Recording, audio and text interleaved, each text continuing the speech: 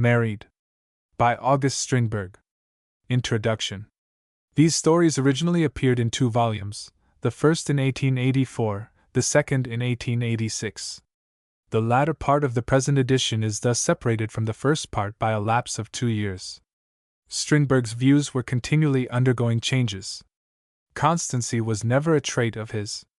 He himself tells us that opinions are but the reflection of a man's experiences, changing as his experiences change.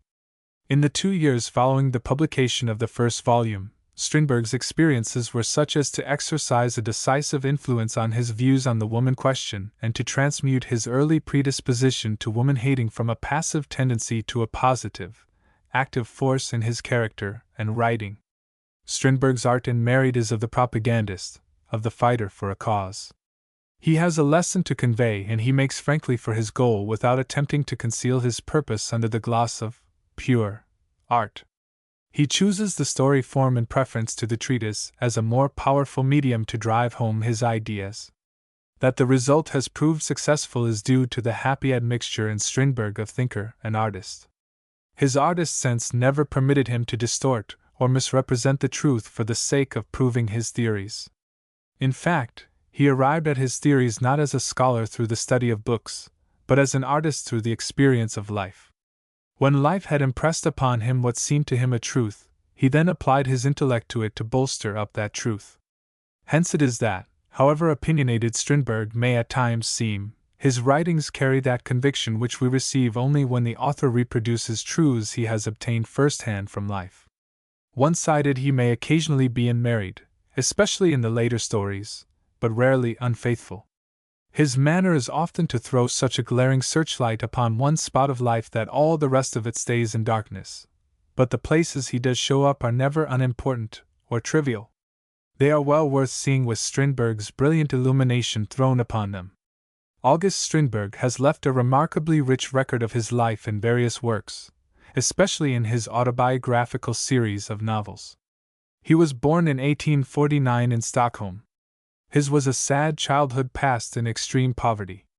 He succeeded in entering the University of UPS in 1867, but was forced for a time on account of lack of means to interrupt his studies. He tried his fortune as schoolmaster, actor, and journalist and made an attempt to study medicine. All the while he was active in a literary way, composing his first plays in 1869.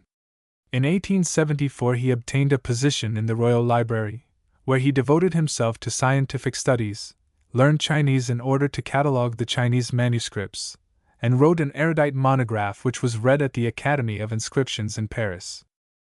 His first important literary productions were the drama Master Olaf, 1878, and the novel The Red Room, 1879.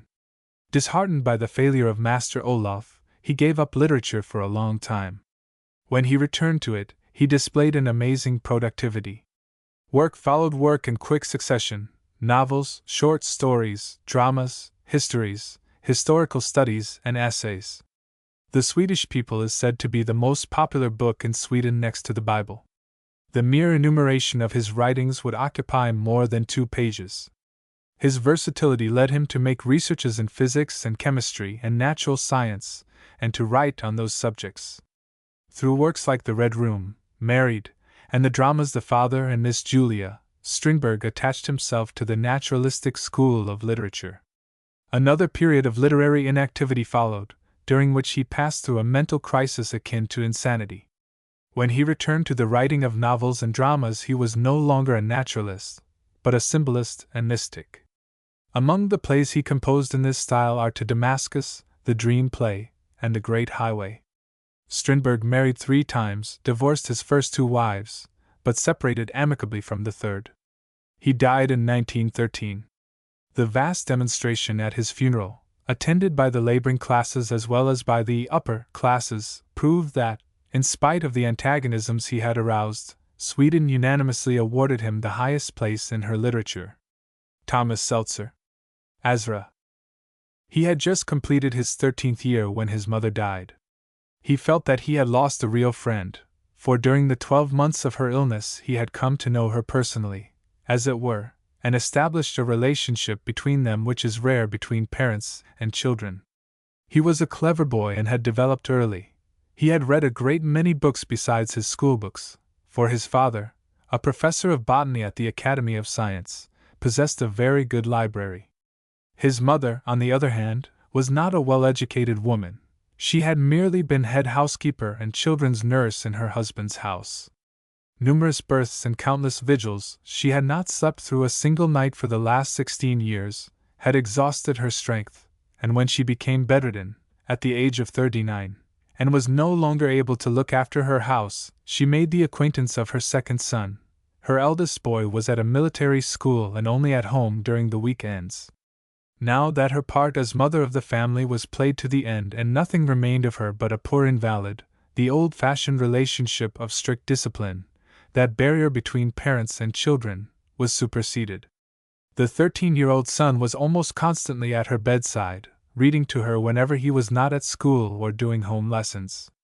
She had many questions to ask and he had a great deal to explain, and therefore all those distinguishing marks erected by age and position vanished, one after the other. If there was a superior at all, it was the son.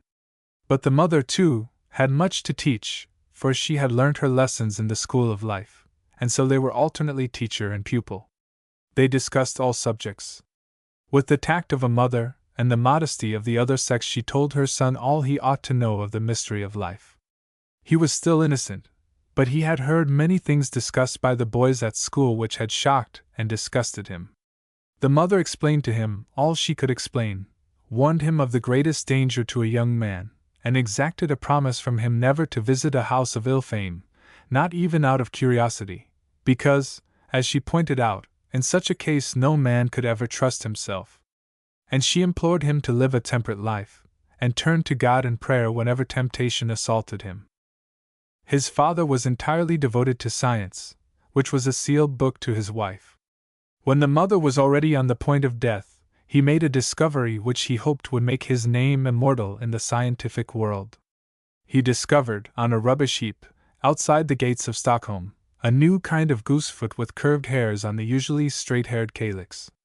He was in communication with the Berlin Academy of Sciences, and the latter was even now considering the advisability of including the new variety in the Flora Germanica. He was daily expecting to hear whether or not the Academy had decided to immortalize his name by calling the plant Chenopodium Wenestroemianum. At his wife's deathbed he was absent-minded, almost unkind, for he had just received an answer in the affirmative, and he fretted because neither he nor his wife could enjoy the great news. She thought only of heaven and her children. He could not help realizing that to talk to her now of a calyx with curved hairs would be the height of absurdity. But, he justified himself, it was not so much a question of a calyx with straight or curved hairs, as of a scientific discovery. And more than that, it was a question of his future and the future of his children, for their father's distinction meant bread for them. When his wife died on the following evening, he cried bitterly. He had not shed a tear for many years. He was tortured by remorse, remembered even the tiniest wrong he had ever done her, for he had been, on the whole, an exemplary husband.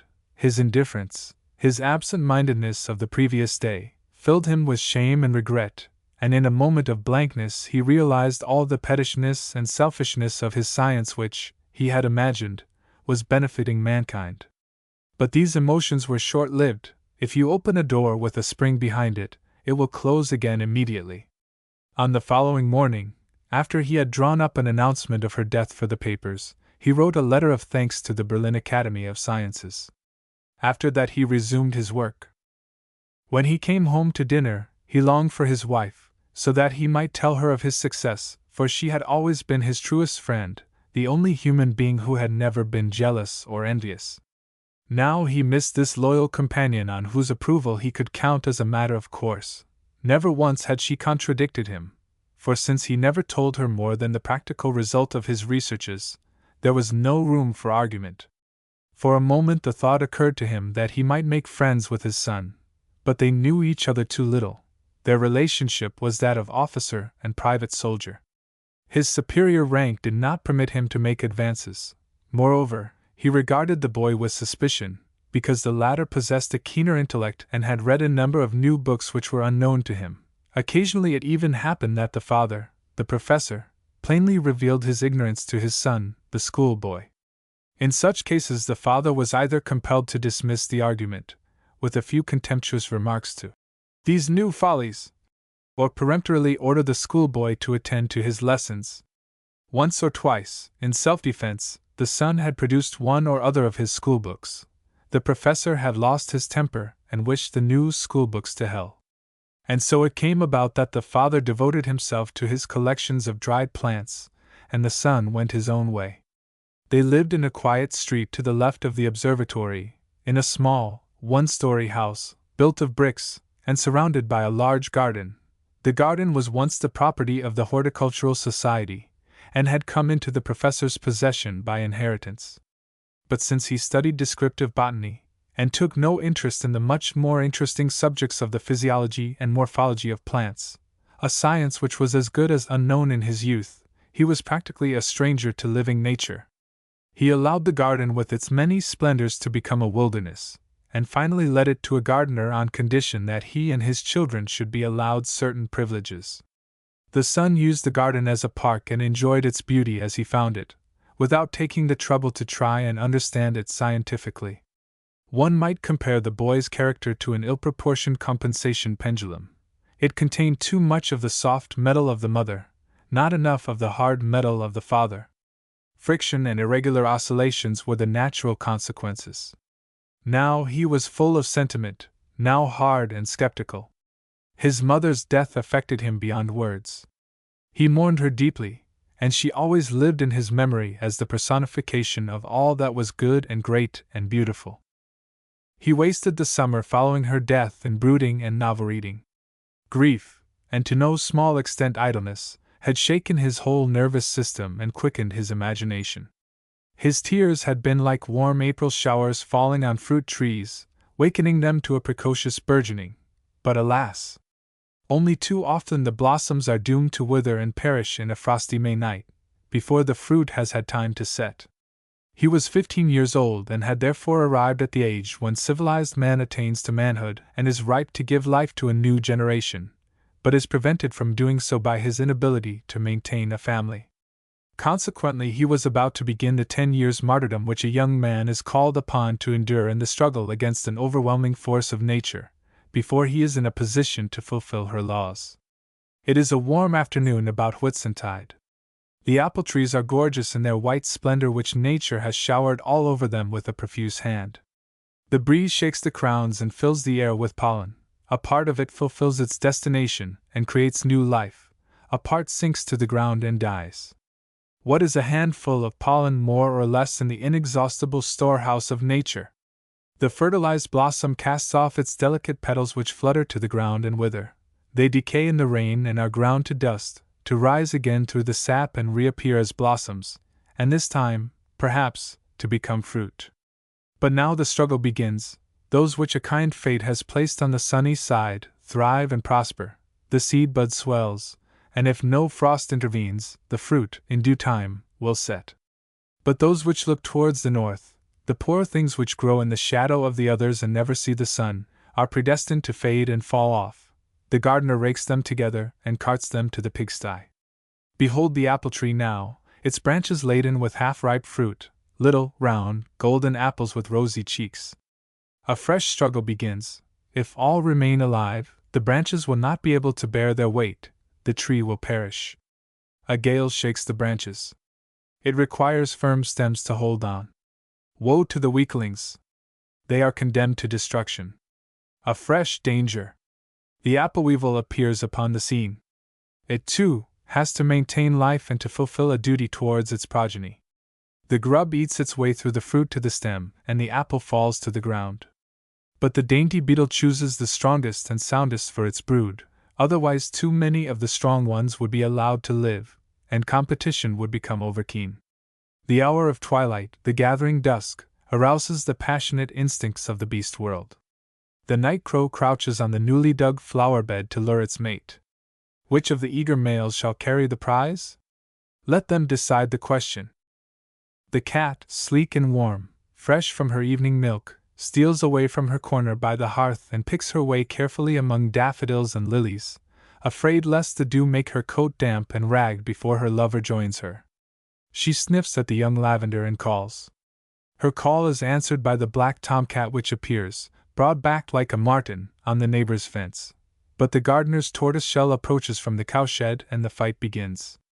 Handfuls of the rich, black soil are flying about in all directions, and the newly planted radishes and spinach plants are roughly awakened from their quiet sleep and dreams of the future. The stronger of the two remains in possession of the field, and the female awaits complacently the frenetic embraces of the victor. The vanquished flies to engage in a new struggle in which, perhaps, victory will smile on him. Nature smiles, content, for she knows of no other sin than the sin against her law. She is on the side of the strong, for her desire is for strong children, even though she should have to kill the eternal ego of the insignificant individual.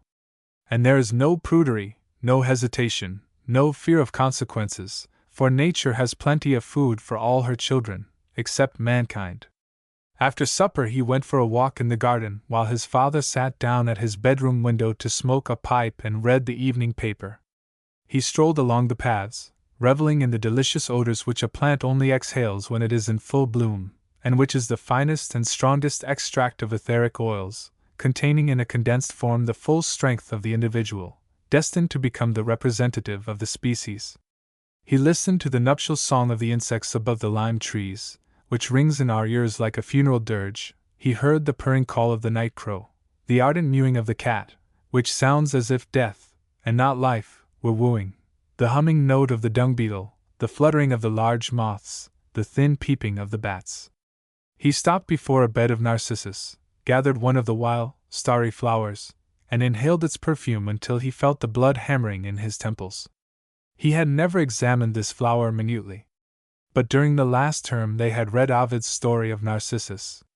He had not discovered a deeper meaning in the legend. What did it mean, this story of a youth who, from unrequited love, turned his ardor upon himself, and was consumed by the flame when he fell in love with his own likeness seen in a well? As he stood, examining the white, cup-shaped petals, pale as the cheeks of an invalid with fine red lines such as one may see in the faces of consumptives when a pitiless cough forces the blood into the extremest and tiniest blood vessels, he thought of a schoolfellow, a young aristocrat, who was a midshipman now. He looked like that. When he had inhaled the scent of the flower for some time, the strong odor of cloves disappeared and left but a disagreeable, soapy smell which made him feel sick. He sauntered on to where the path turned to the right, and finally lost itself in an avenue planted on both sides with elm trees whose branches had grown together and formed an arch overhead.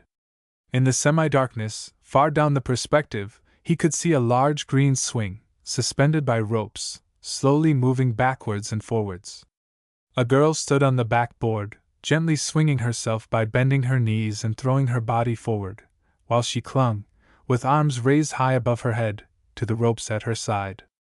He recognized the gardener's daughter, a girl who had been confirmed last Easter and had just begun to wear long skirts. Tonight, however, she was dressed in one of her old dresses which barely reached to her ankles. The sight of the young man embarrassed her, for she remembered the shortness of her skirt, but she nevertheless remained on the swing. He advanced and looked at her. "Go away, Mr. Theodore," said the girl, giving the swing a vigorous push. "Why should I?" answered the youth, who felt the draft of her fluttering skirts on his throbbing temples. "Because I want you to," said the girl. "Let me come up, too, and I'll swing you, Gussie," pleaded Theodore, springing on to the board. Now he was standing on the swing, facing her. And when they rose into the air, he felt her skirts flapping against his legs, and when they descended, he bent over her and looked into her eyes, which were brilliant with fear and enjoyment. Her thin cotton blouse fitted tightly and showed every line of her young figure. Her smiling lips were half open, displaying 2 rows of sound white teeth, which looked as if they would like to bite or kiss him. Higher and higher rose the swing, until it struck the topmost branches of the maple. The girl screamed and fell forward into his arms. He was pushed over, on to the seat. The trembling of the soft, warm body which nestled closely in his arms sent an electric shock through his whole nervous system. A black veil descended before his eyes, and he would have let her go if her left shoulder had not been tightly pressed against his right arm. The speed of the swing slackened. She rose and sat on the seat facing him. And thus they remained with downcast eyes, not daring to look one another in the face. When the swing stopped, the girl slipped off the seat and ran away as if she were answering a call. Theodore was left alone. He felt the blood surging in his veins. It seemed to him that his strength was redoubled. But he could not grasp what had happened. He vaguely conceived himself as an electrophore whose positive electricity, in discharging, had combined with the negative. It had happened during a quite ordinary, to all appearances chaste, contact with a young woman. He had never felt the same emotion in wrestling, for instance, with his schoolfellows in the playground. He had come into contact with the opposite polarity of the female sex, and now he knew what it meant to be a man. For he was a man, not a precocious boy, kicking over the traces. He was a strong, hardy, healthy youth. As he strolled along, up and down the garden paths, new thoughts formed in his brain. Life looked at him with graver eyes. He felt conscious of a sense of duty. But he was only 15 years old. He was not yet confirmed, and many years would have to elapse before he would be considered an independent member of the community, before he would be able to earn a living for himself, let alone maintain a wife and family. He took life seriously. The thought of light adventures never occurred to him. Women were to him something sacred, his opposite pole, the supplement and completion of himself. He was mature now, bodily and mentally, fit to enter the arena of life and fight his way. What prevented him from doing so? His education, which had taught him nothing useful, his social position, which stood between him and a trade he might have learned. The Church, which had not yet received his vow of loyalty to her priests, the State, which was still waiting for his oath of allegiance to Bernadotte and Nassau, the school, which had not yet trained him sufficiently to consider him ripe for the university, the secret alliance of the upper against the lower classes. A whole mountain of follies lay on him and his young strength. Now that he knew himself to be a man, the whole system of education seemed to him an institution for the mutilation of body and soul. They must both be mutilated before he could be allowed to enter the harem of the world, where manhood is considered a danger. He could find no other excuse for it. And thus he sank back into his former state of immaturity. He compared himself to a celery plant, tied up and put under a flower pot so as to make it as white and soft as possible, unable to put forth green leaves in the sunshine, flower, and bear seed. Wrapped in these thoughts, he remained in the garden until the clock on the nearest church tower struck 10. Then he turned towards the house, for it was bedtime. But the front door was locked. The housemaid, a petticoat thrown over her nightgown, let him in. A glimpse of her bare shoulders roused him from his sentimental reveries. He tried to put his arm round her and kiss her, for at the moment he was conscious of nothing but her sex. But the maid had already disappeared, shutting the door with a bang. Overwhelmed with shame, he opened his window, cooled his head in a basin of cold water, and lighted his lamp. When he had got into bed, he took up a volume of Arndt's Spiritual Voices of the Morning, a book which had belonged to his mother. He read a chapter of it every evening to be on the safe side, for in the morning his time was short. The book reminded him of the promise of chastity given to his mother on her deathbed, and he felt a twinge of conscience. A fly which had singed its wings on his lamp, and was now buzzing round the little table by his bedside, turned his thoughts into another channel. He closed the book and lit a cigarette. He heard his father take off his boots in the room below, knock out his pipe against the stove, pour out a glass of water, and get ready to go to bed. He thought how lonely he must be since he had become a widower. In days gone by he had often heard the subdued voices of his parents through the thin partition, in intimate conversation on matters on which they always agreed, but now no voice was audible, nothing but the dead sounds which a man makes in waiting upon himself, sounds which one must put side by side, like the figures in a rebus, before one can understand their meaning. He finished his cigarette, blew out the lamp, and said the Lord's Prayer in an undertone, but he got no farther than the fifth petition. Then he fell asleep. He awoke from a dream in the middle of the night. He had dreamt that he held the gardener's daughter in his arms. He could not remember the circumstances, for he was quite dazed, and fell asleep again directly. On the following morning he was depressed and had a headache. He brooded over the future which loomed before him threateningly, and filled him with dread. He realized with a pang how quickly the summer was passing, for the end of the summer meant the degradation of school life. Every thought of his own would be stifled by the thoughts of others. There was no advantage in being able to think independently. It required a fixed number of years before one could reach one's goal. It was like a journey on a goods train. The engine was bound to remain for a certain time in the stations, and when the pressure of the steam became too strong, from want of consumption of energy, a waste pipe had to be opened. The board had drawn up the timetable, and the train was not permitted to arrive at the stations before its appointed time. That was the principal thing which mattered. The father noticed the boy's pallor, but he put it down to grief over his mother's death. Autumn came, and with it the return to school. Theodore, by dint of much novel reading during the summer, and coming in this way, as it were, in constant contact with grown-up people and their problems and struggles, had come to look upon himself as a grown-up member of society. Now the masters treated him with familiarity, the boys took liberties which compelled him to repay them in kind. And this educational institution, which was to ennoble him and make him fit to take his place in the community, what did it teach him? How did it ennoble him? The compendiums, one and all, were written under the control of the upper classes, for the sole purpose of forcing the lower classes to look up to their betters. The schoolmasters frequently reproached their pupils with ingratitude and impressed on them their utter inability to realize, even faintly, the advantage they enjoyed in receiving an education which so many of their poorer fellow creatures would always lack.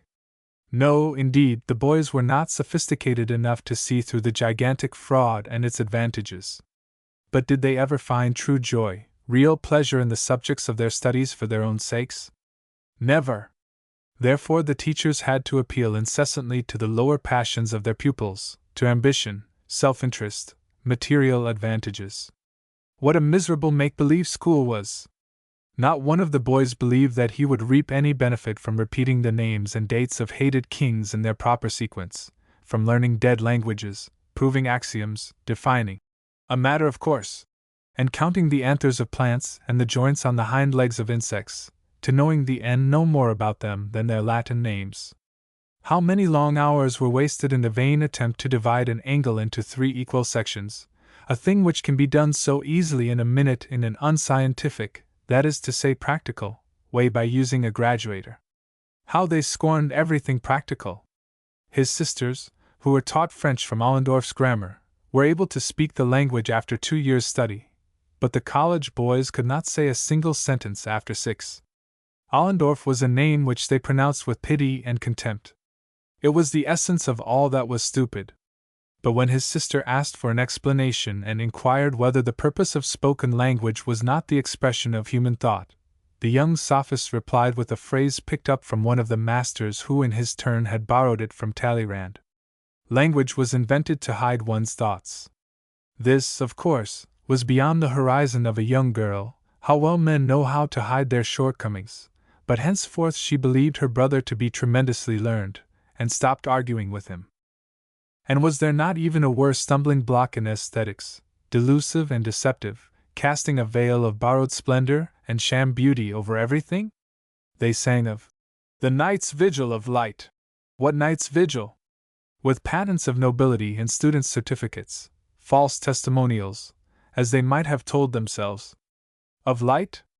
That was to say of the upper classes who had the greatest interest in keeping the lower classes in darkness, a task in which they were ably assisted by church and school.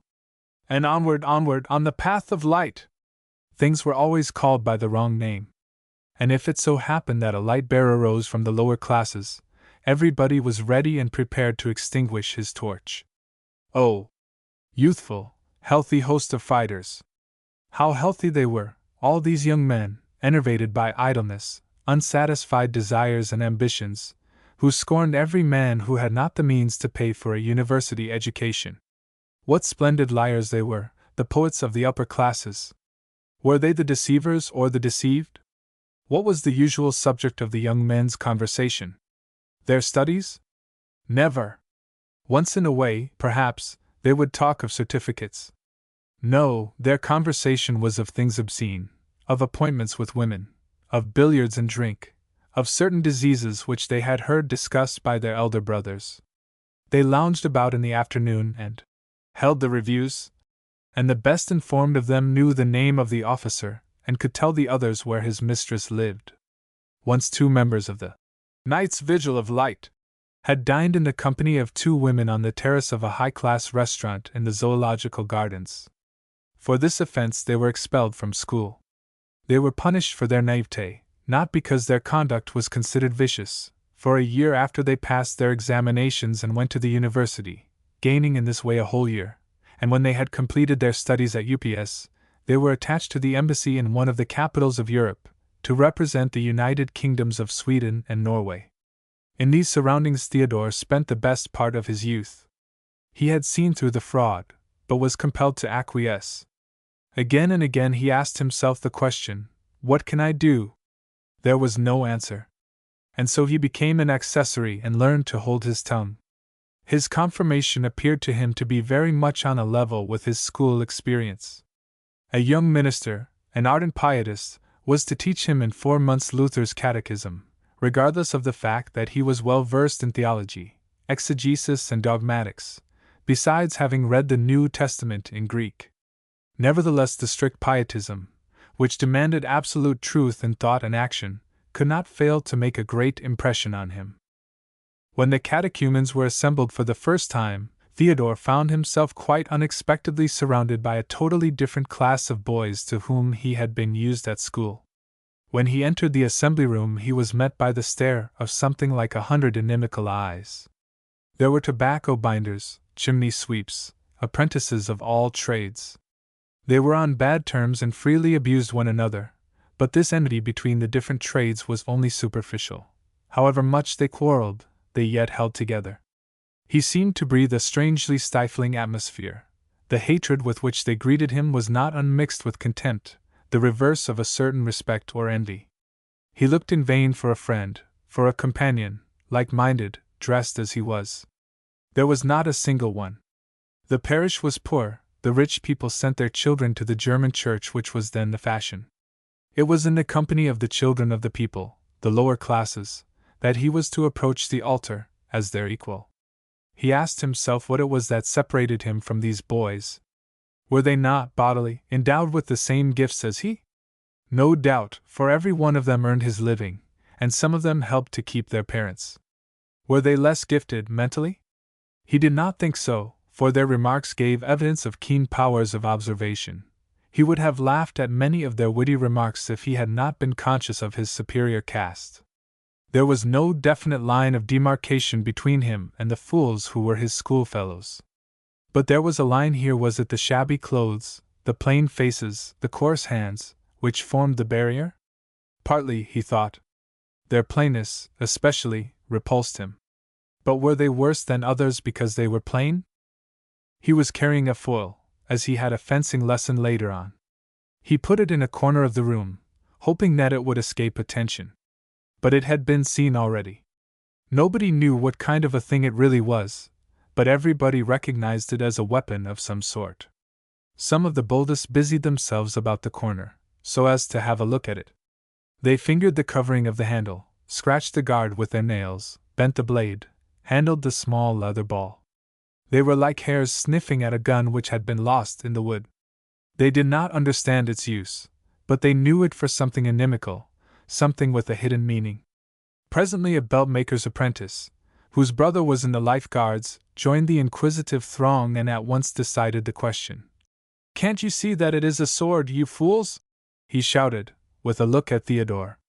It was a respectful look, but a look which also hinted at a secret understanding between them, which, correctly interpreted, meant, "You and I understand these things." But a young rope-maker, who had once been a trumpeter in a military band, considered this giving of a verdict without consulting him a personal slight, and declared that he would be hanged if it wasn't a rapier. The consequence was a fight which transformed the place into a bear garden, dense with dust and re-echoing with screams and yells. The door opened and the minister stood on the threshold. He was a pale young man, very thin, with watery blue eyes and a face disfigured by a rash. He shouted at the boys. The wild beast ceased fighting. He began talking of the precious blood of Christ and the power of the evil one over the human heart. After a little while he succeeded in inducing the 100 boys to sit down on the forms and chairs. But now he was quite out of breath, and the atmosphere was thick with dust. He glanced at the window and said in a faint voice, "Open the sash!" This request reawakened the only half-subdued passions. 25 boys made a rush for the window and tried to seize the window cord. "Go to your places at once!" screamed the minister, stretching out his hand for his cane. There was a momentary silence during which the minister tried to think of a way of having the sash raised without a fight. "You," he said at last to a timid little fellow, "go and open the window." The small boy went to the window and tried to disentangle the window cord. The others looked on in breathless silence, when suddenly a big lad, in sailor's clothes, who had just come home on the brig Karl Johann, lost patience. "The devil take me if I don't show you what a lad can do!" he shouted, throwing off his coat and jumping on the window-sill. There was a flash from his cutlass, and the rope was cut. "Cable's cut!" he laughed, as the minister, with a hysterical cry, literally drove him to his seat. "The rope was so entangled that there was nothing for it but to cut it," he assured him, as he sat down. The minister was furious. He had come from a small town in the provinces and had never conceived the possibility of so much sin, so much wickedness and immorality. He had never come into contact with lads so far advanced on the road to damnation. And he talked at great length of the precious blood of Christ. Not one of them understood what he said, for they did not realize that they had fallen, since they had never been different. The boys received his words with coldness and indifference. The minister rambled on and spoke of Christ's precious wounds, but not one of them took his words to heart, for not one of them was conscious of having wounded Christ. He changed the subject and spoke of the devil, but that was a topic so familiar to them that it made no impression. At last he hit on the right thing. He began to talk of their confirmation, which was to take place in the coming spring. He reminded them of their parents, anxious that their children should play a part in the life of the community. When he went on to speak of employers who refused to employ lads who had not been confirmed, his listeners became deeply interested at once, and every one of them understood the great importance of the coming ceremony. Now he was sincere, and the young minds grasped what he was talking about. The noisiest among them became quiet. The registration began. What a number of marriage certificates were missing! How could the children come to Christ when their parents had not been legally married? How could they approach the altar when their fathers had been in prison? Oh, what sinners they were! Theodore was deeply moved by the exhibition of so much shame and disgrace. He longed to tear his thoughts away from the subject, but was unable to do so. Now it was his turn to hand in his certificates, and the minister read out, "Son, Theodore, born on such and such a date, parents, professor and knight." A faint smile flickered like a feeble sunbeam over his face. He gave him a friendly nod and asked, "And how is your dear father?" But when he saw that the mother was dead, a fact of which he was perfectly well aware, his face clouded over. "She was a child of God," he said, as if he were talking to himself, in a gushing, sympathetic, whining voice, but the remark conveyed at the same time a certain reproach against the dear father, who was only a professor and knight. After that Theodore could go. When he left the assembly room he felt that he had gone through an almost impossible experience. Were all those lads really depraved because they used oaths and coarse language, as his companions, his father, his uncle, and all the upper classes did at times? What did the minister mean when he talked of immorality? They were more savage than the spoilt children of the wealthy, but that was because they were more fully alive. It was unfair to blame them for missing marriage certificates. True, his father had never committed a theft, but there was no necessity for a man to steal if he had an income of 6,000 crowns and could please himself. The act would be absurd or abnormal in such a case. Theodore went back to school realizing what it meant to have received an education. Here nobody was badgered for small faults. As little notice as possible was taken of one's own or one's parents' weaknesses. One was among equals and understood one another. After school one held the reviews, sneaked into a cafe and drank a liqueur, and finally went to the fencing room. He looked at the young officers who treated him as their equal, observed all those young bloods with their supple limbs, pleasant manners and smiling faces, every one of them certain that a good dinner was awaiting him at home, and became conscious of the existence of two worlds, an upper and an underworld. He remembered the gloomy assembly room and the wretched assembly he had just left with a pang. All their wounds and hidden defects were mercilessly exposed and examined through a magnifying glass, so that the lower classes might acquire that true humility failing which the upper classes cannot enjoy their amiable weaknesses in peace. And for the first time something jarring had come into this life. However much Theodore was tossed about between his natural yearning for the only half-realized temptations of the world, and his newly formed desire to turn his back on this world and his mind heavenwards, he did not break the promise given to his mother. The religious teaching which he and the other catechumens received from the minister in the church did not fail to impress him deeply. He was often gloomy and wrapped in thought and felt that life was not what it ought to be. He had a dim notion that once upon a time a terrible crime had been committed, which it was now everybody's business to hide by practicing countless deceptions. He compared himself to a fly caught in a spider's web. The more it struggled to regain its freedom, the more it entangled itself, until at last it died miserably, strangled by the cruel threads. One evening, the minister scorned no trick likely to produce an effect on his hard-headed pupils. They were having a lesson in the choir. It was in January. 2 gas jets lighted up the choir, illuminating and distorting the marble figures on the altar. The whole of the large church with its 2 barrel vaults, which crossed one another, lay in semi-darkness. In the background the shining organ pipes faintly reflected the gas flames, above it the angels blowing their trumpets to summon the sleepers before the judgment seat of their Maker, looked merely like sinister, threatening human figures above life's size. The cloisters were lost in complete darkness. The minister had explained the 7th commandment. He had spoken of immorality between married and unmarried people. He could not explain to his pupils what immorality between husband and wife meant, although he was a married man himself, but on the subject of immorality in all its other aspects he was well informed. He went on to the subject of self-abuse. As he pronounced the word a rustling sound passed through the rows of young men. They stared at him, with white cheeks and hollow eyes, as if a phantom had appeared in their midst. As long as he kept to the tortures of hellfire, they remained fairly indifferent. But when he took up a book and read to them accounts of youths who had died at the age of 25 of consumption of the spine, they collapsed in their seats, and felt as if the floor were giving way beneath them. He told them the story of a young boy who was committed to an asylum at the age of 12, and died at the age of 14, having found peace in the faith of his Redeemer. They saw before their shrinking eyes 100 corpses, washed and shrouded. "There is but one remedy against this evil," went on the minister, "the precious wounds of Christ." But how this remedy was to be used against sexual precocity, he did not tell them. He admonished them not to go to dances, to shun theaters and gaming houses, and above all things, to avoid women, that is to say, to act in exact contradiction to their inclinations. That this vice contradicts and utterly confounds the pronouncement of the community that a man is not mature until he is 21, was passed over in silence. Whether it could be prevented by early marriages, supposing a means of providing food for all instead of banquets for a few could be found, remained an open question. The final issue was that one should throw oneself into the arms of Christ, that is to say, go to church, and leave the care of temporal things to the upper classes.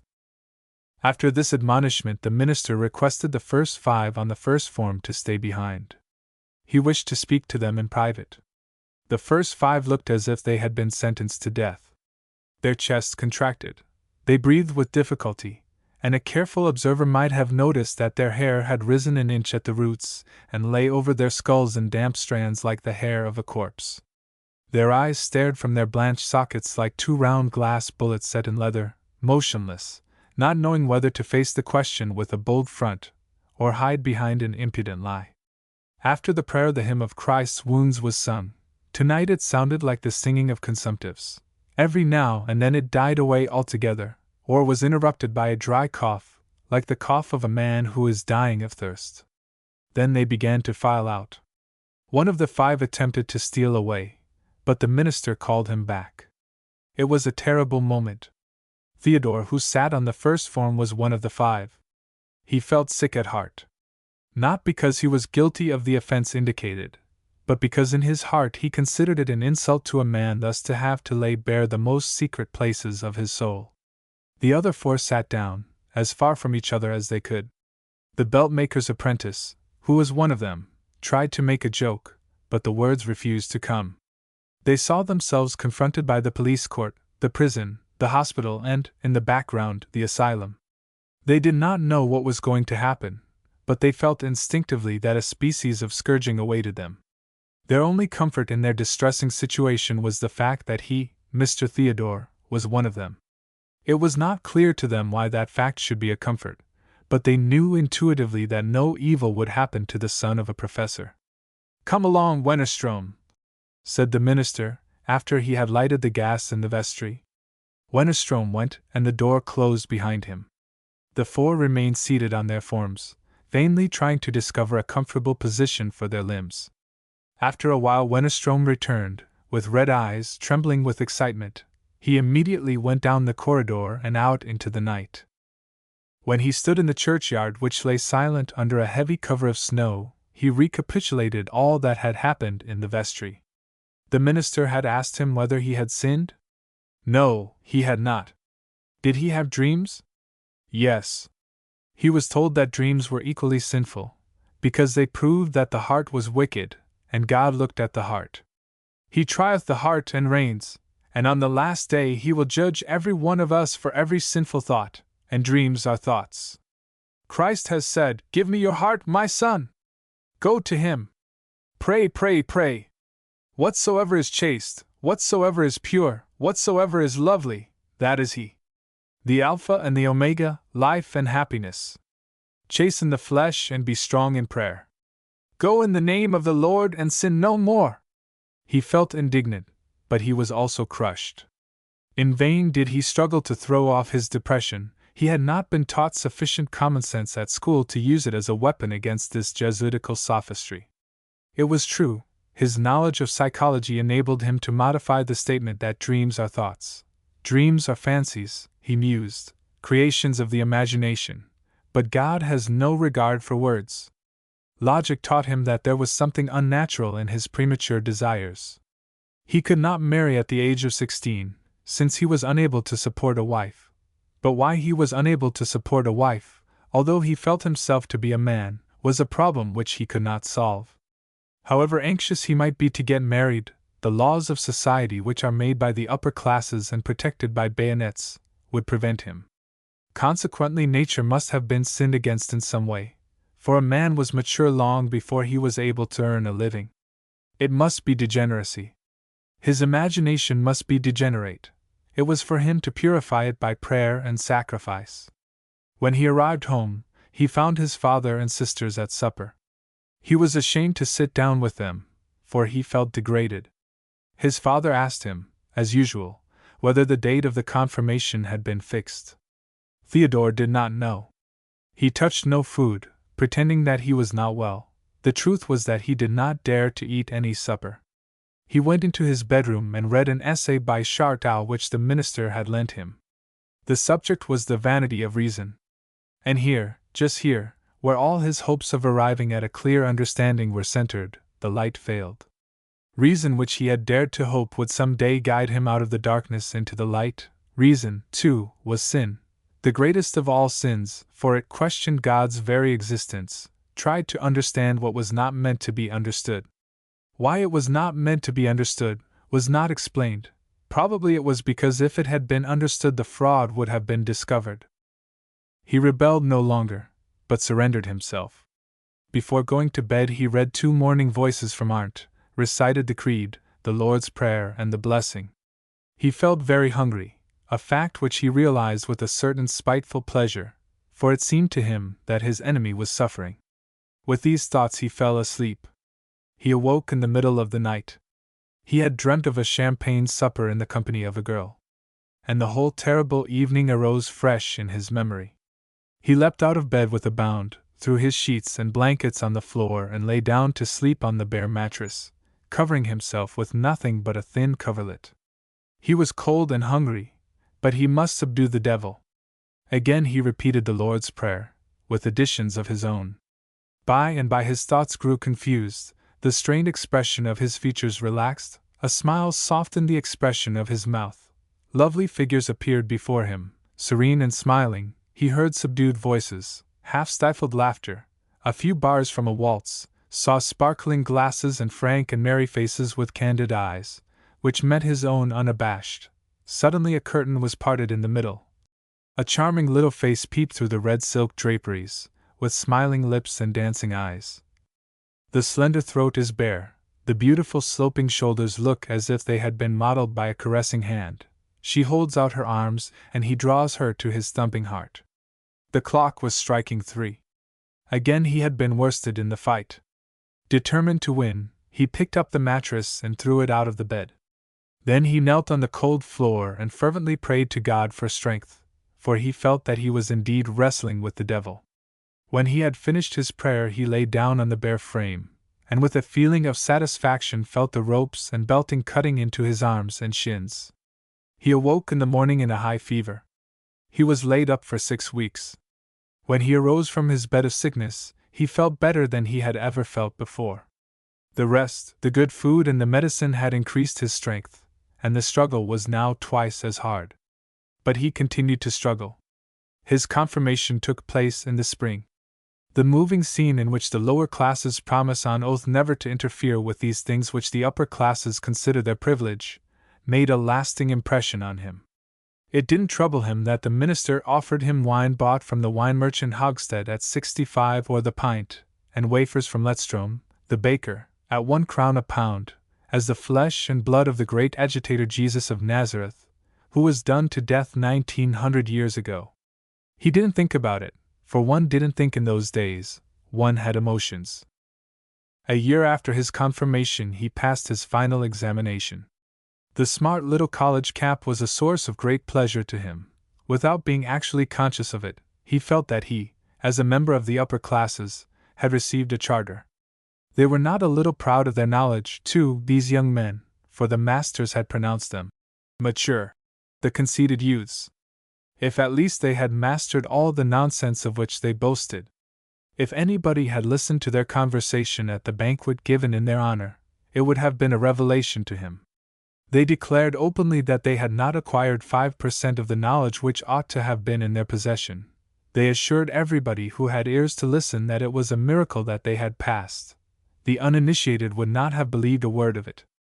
And some of the young masters, now that the barrier between pupil and teacher was removed, and simulation was no longer necessary, swore solemnly, with half-intoxicated gestures, that there was not a single master in the whole school who would not have been plucked.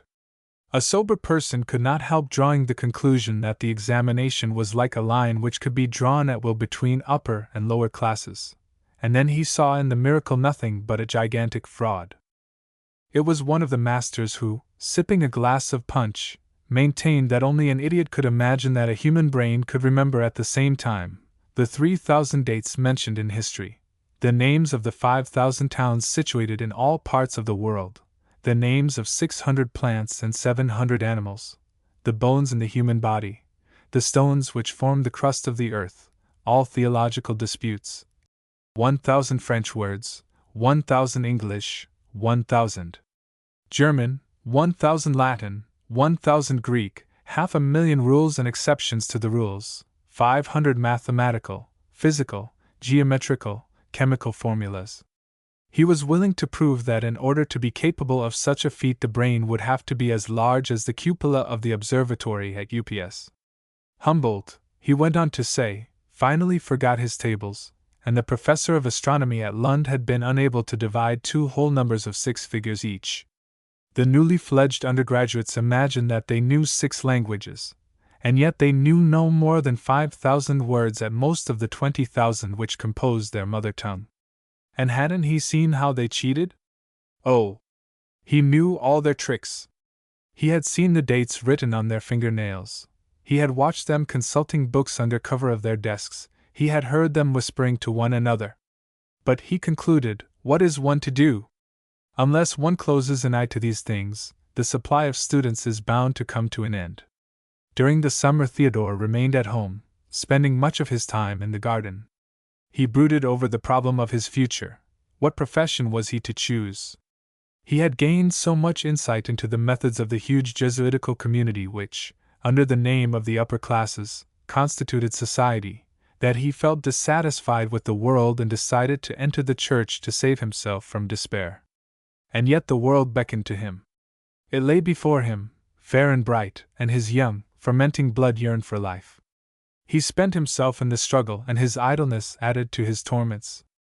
Theodore's increasing melancholy and waning health began to alarm his father. He had no doubt about the cause, but he could not bring himself to talk to his son on such a delicate subject. One Sunday afternoon, the professor's brother, who was an officer in the Pioneers, called. They were sitting in the garden, sipping their coffee. "Have you noticed the change in Theodore?" asked the professor. "Yes, his time has come," answered the captain. "I believe it has come long ago. I wish you'd talk to him. I can't do it. If I were a bachelor, I should play the part of the uncle," said the captain. "As it is, I'll ask Gustave to do it. The boy must see something of life, or he'll go wrong. Hot stuff, these Wennerstroms, what?" "Yes," said the professor. "I was a man at 15, but I had a school friend who was never confirmed because he was a father at 13. Look at Gustave. Isn't he a fine fellow? I'm hanged if he isn't as broad across the back as an old captain. He's a handful." "Yes," answered the professor. "He costs me a lot, but after all, I'd rather pay than see the boy running any risks. I wish you'd ask Gustave to take Theodore about with him a little, just to rouse him." "Oh, with pleasure," answered the captain. And so the matter was settled. One evening in July, when the summer is in its prime and all the blossoms which the spring has fertilized ripen into fruit, Theodore was sitting in his bedroom, waiting. He had pinned a text against his wall. "Come to Jesus," it said, and it was intended as a hint to the lieutenant not to argue with him when he occasionally came home from barracks for a few minutes. Gustave was of a lively disposition. A handful, as his uncle had said. He wasted no time in brooding. He had promised to call for Theodore at 7 o'clock. They were going to make arrangements for the celebration of the professor's birthday. Theodore's secret plan was to convert his brother, and Gustave's equally secret intention was to make his younger brother take a more reasonable view of life. Punctually at 7 o'clock, a cab stopped before the house. The lieutenant invariably arrived in a cab, and immediately after Theodore heard the ringing of his spurs and the rattling of his sword on the stairs. "Good evening, you old mole," said the elder brother with a laugh. He was the picture of health and youth. His highly polished Hessian boots revealed a pair of fine legs, his tunic outlined the loins of a cart horse. The golden bandolier of his cartridge box made his chest appear broader, and his sword belt showed off a pair of enormous thighs. He glanced at the text and grinned, but said nothing. "Come along, old man, let's be off to Bellevue. We'll call on the gardener there and make arrangements for the old man's birthday. Put on your hat, and come, old chap." Theodore tried to think of an excuse, but the brother took him by the arm, put a hat on his head, back to front, pushed a cigarette between his lips and opened the door. Theodore felt like a fish out of water, but he went with his brother. "To Bellevue," said the lieutenant to the cab driver. "And mind you make your thoroughbreds fly." Theodore could not help being amused. It would never have occurred to him to address an elderly married man, like the cabman, with so much familiarity. On the way, the lieutenant talked of everything under the sun and stared at every pretty girl they passed. They met a funeral procession on its return from the cemetery. "Did you notice that devilish pretty girl in the last coach?" asked Gustave. Theodore had not seen her, and did not want to see her. They passed an omnibus full of girls of the barmaid type. The lieutenant stood up, unconcernedly, in the public thoroughfare, and kissed his hands to them. He really behaved like a madman. The business at Bellevue was soon settled. On their return, the cab driver drove them, without waiting for an order, to the Equerry, a restaurant where Gustave was evidently well known. "Let's go and have something to eat," said the lieutenant, pushing his brother out of the cab. Theodore was fascinated. He was no abstainer and saw nothing wrong in entering a public house, although it never occurred to him to do so. He followed, though not without a slight feeling of uneasiness. They were received in the hall by two girls. "Good evening, little doves," said the lieutenant, and kissed them both on the lips. "Let me introduce you to my learned brother. He's very young and innocent, not at all like me. What do you say, Jossa?" The girls looked shyly at Theodore, who did not know which way to turn. His brother's language appeared to him unutterably impudent. On their way upstairs they met a dark-haired little girl, who had evidently been crying. She looked quiet and modest and made a good impression on Theodore. The lieutenant did not kiss her, but he pulled out his handkerchief and dried her eyes. Then he ordered an extravagant supper. They were in a bright and pretty room, hung with mirrors and containing a piano, a perfect room for banqueting. The lieutenant opened the piano with his sword, and before Theodore knew where he was sitting on the music stool, and his hands were resting on the keyboard. "Play us a waltz," commanded the lieutenant, and Theodore played a waltz. The lieutenant took off his sword and danced with Jossa. Theodore heard his spurs knocking against the legs of the chairs and tables. Then he threw himself on the sofa and shouted, "Come here, ye slaves, and fan me!" Theodore began to play softly, and presently he was absorbed in the music of Gounod's Faust. He did not dare to turn round. "Go and kiss him," whispered the brother. But the girls felt shy. They were almost afraid of him and his melancholy music. The boldest of them, however, went up to the piano. "You are playing from the Freischütz, aren't you?" she asked. "No," said Theodore, politely. "I'm playing Gounod's Faust." "Your brother looks frightfully respectable," said the little dark one, whose name was Rika. "He's different to you, you old villain." "Oh! Well, he's going into the church," whispered the lieutenant. These words made a great impression on the girls, and henceforth they only kissed the lieutenant when Theodore's back was turned, and looked at Theodore shyly and apprehensively, like fowls at a chained mastiff. Supper appeared, a great number of courses. There were 18 dishes, not counting the hot ones. Gustave poured out the liqueurs. "Your health, you old hypocrite!" he laughed. Theodore swallowed the liqueur. A delicious warmth ran through his limbs, a thin, warm veil fell over his eyes, he felt ravenous like a starving beast. What a banquet it was! The fresh salmon with its peculiar flavor, and the dill with its narcotic aroma, the radishes which seemed to scrape the throat and call for beer, the small beefsteaks and sweet Portuguese onions, which made him think of dancing girls, the fried lobster which smelt of the sea, the chicken stuffed with parsley which reminded him of the gardener, and the first gherkins with their poisonous flavor of verdigris which made such a jolly, crackling sound between his crunching teeth. The porter flowed through his veins like hot streams of lava. They drank champagne after the strawberries. A waitress brought the foaming drink which bubbled in the glasses like a fountain. They poured out a glass for her. And then they talked of all sorts of things. Theodore sat there like a tree in which the sap is rising. He had eaten a good supper and felt as if a whole volcano was seething in his inside. New thoughts, new emotions, new ideas, new points of view fluttered round his brow like butterflies. He went to the piano and played, he himself knew not what. The ivory keys under his hands were like a heap of bones from which his spirit drew life and melody. He did not know how long he had been playing, but when he turned round he saw his brother entering the room. He looked like a god, radiating life and strength. Behind him came Rika with a bowl of punch, and immediately after all the girls came upstairs. The lieutenant drank to each one of them separately. Theodore found that everything was as it should be and finally became so bold that he kissed Rika on the shoulder. But she looked annoyed and drew away from him, and he felt ashamed. When Theodore found himself alone in his room, he had a feeling as if the whole world were turned upside down. He tore the text from the wall, not because he no longer believed in Jesus, but because its being pinned against the wall struck him as a species of bragging. He was amazed to find that religion sat on him as loosely as a Sunday suit, and he asked himself whether it was not unseemly to go about during the whole week in Sunday clothes. After all, he was but an ordinary, commonplace person with whom he was well content, and he came to the conclusion that he had a better chance of living in peace with himself if he lived a simple, unpretentious, unassuming life. He slept soundly during the night, undisturbed by dreams. When he arose on the following morning, his pale cheeks looked fuller, and there was a new gladness in his heart. He went out for a walk and suddenly found himself in the country. The thought struck him that he might go to the restaurant and look up the girls. He went into the large room. There he found Rika and Jossa alone, in morning dresses, snubbing gooseberries.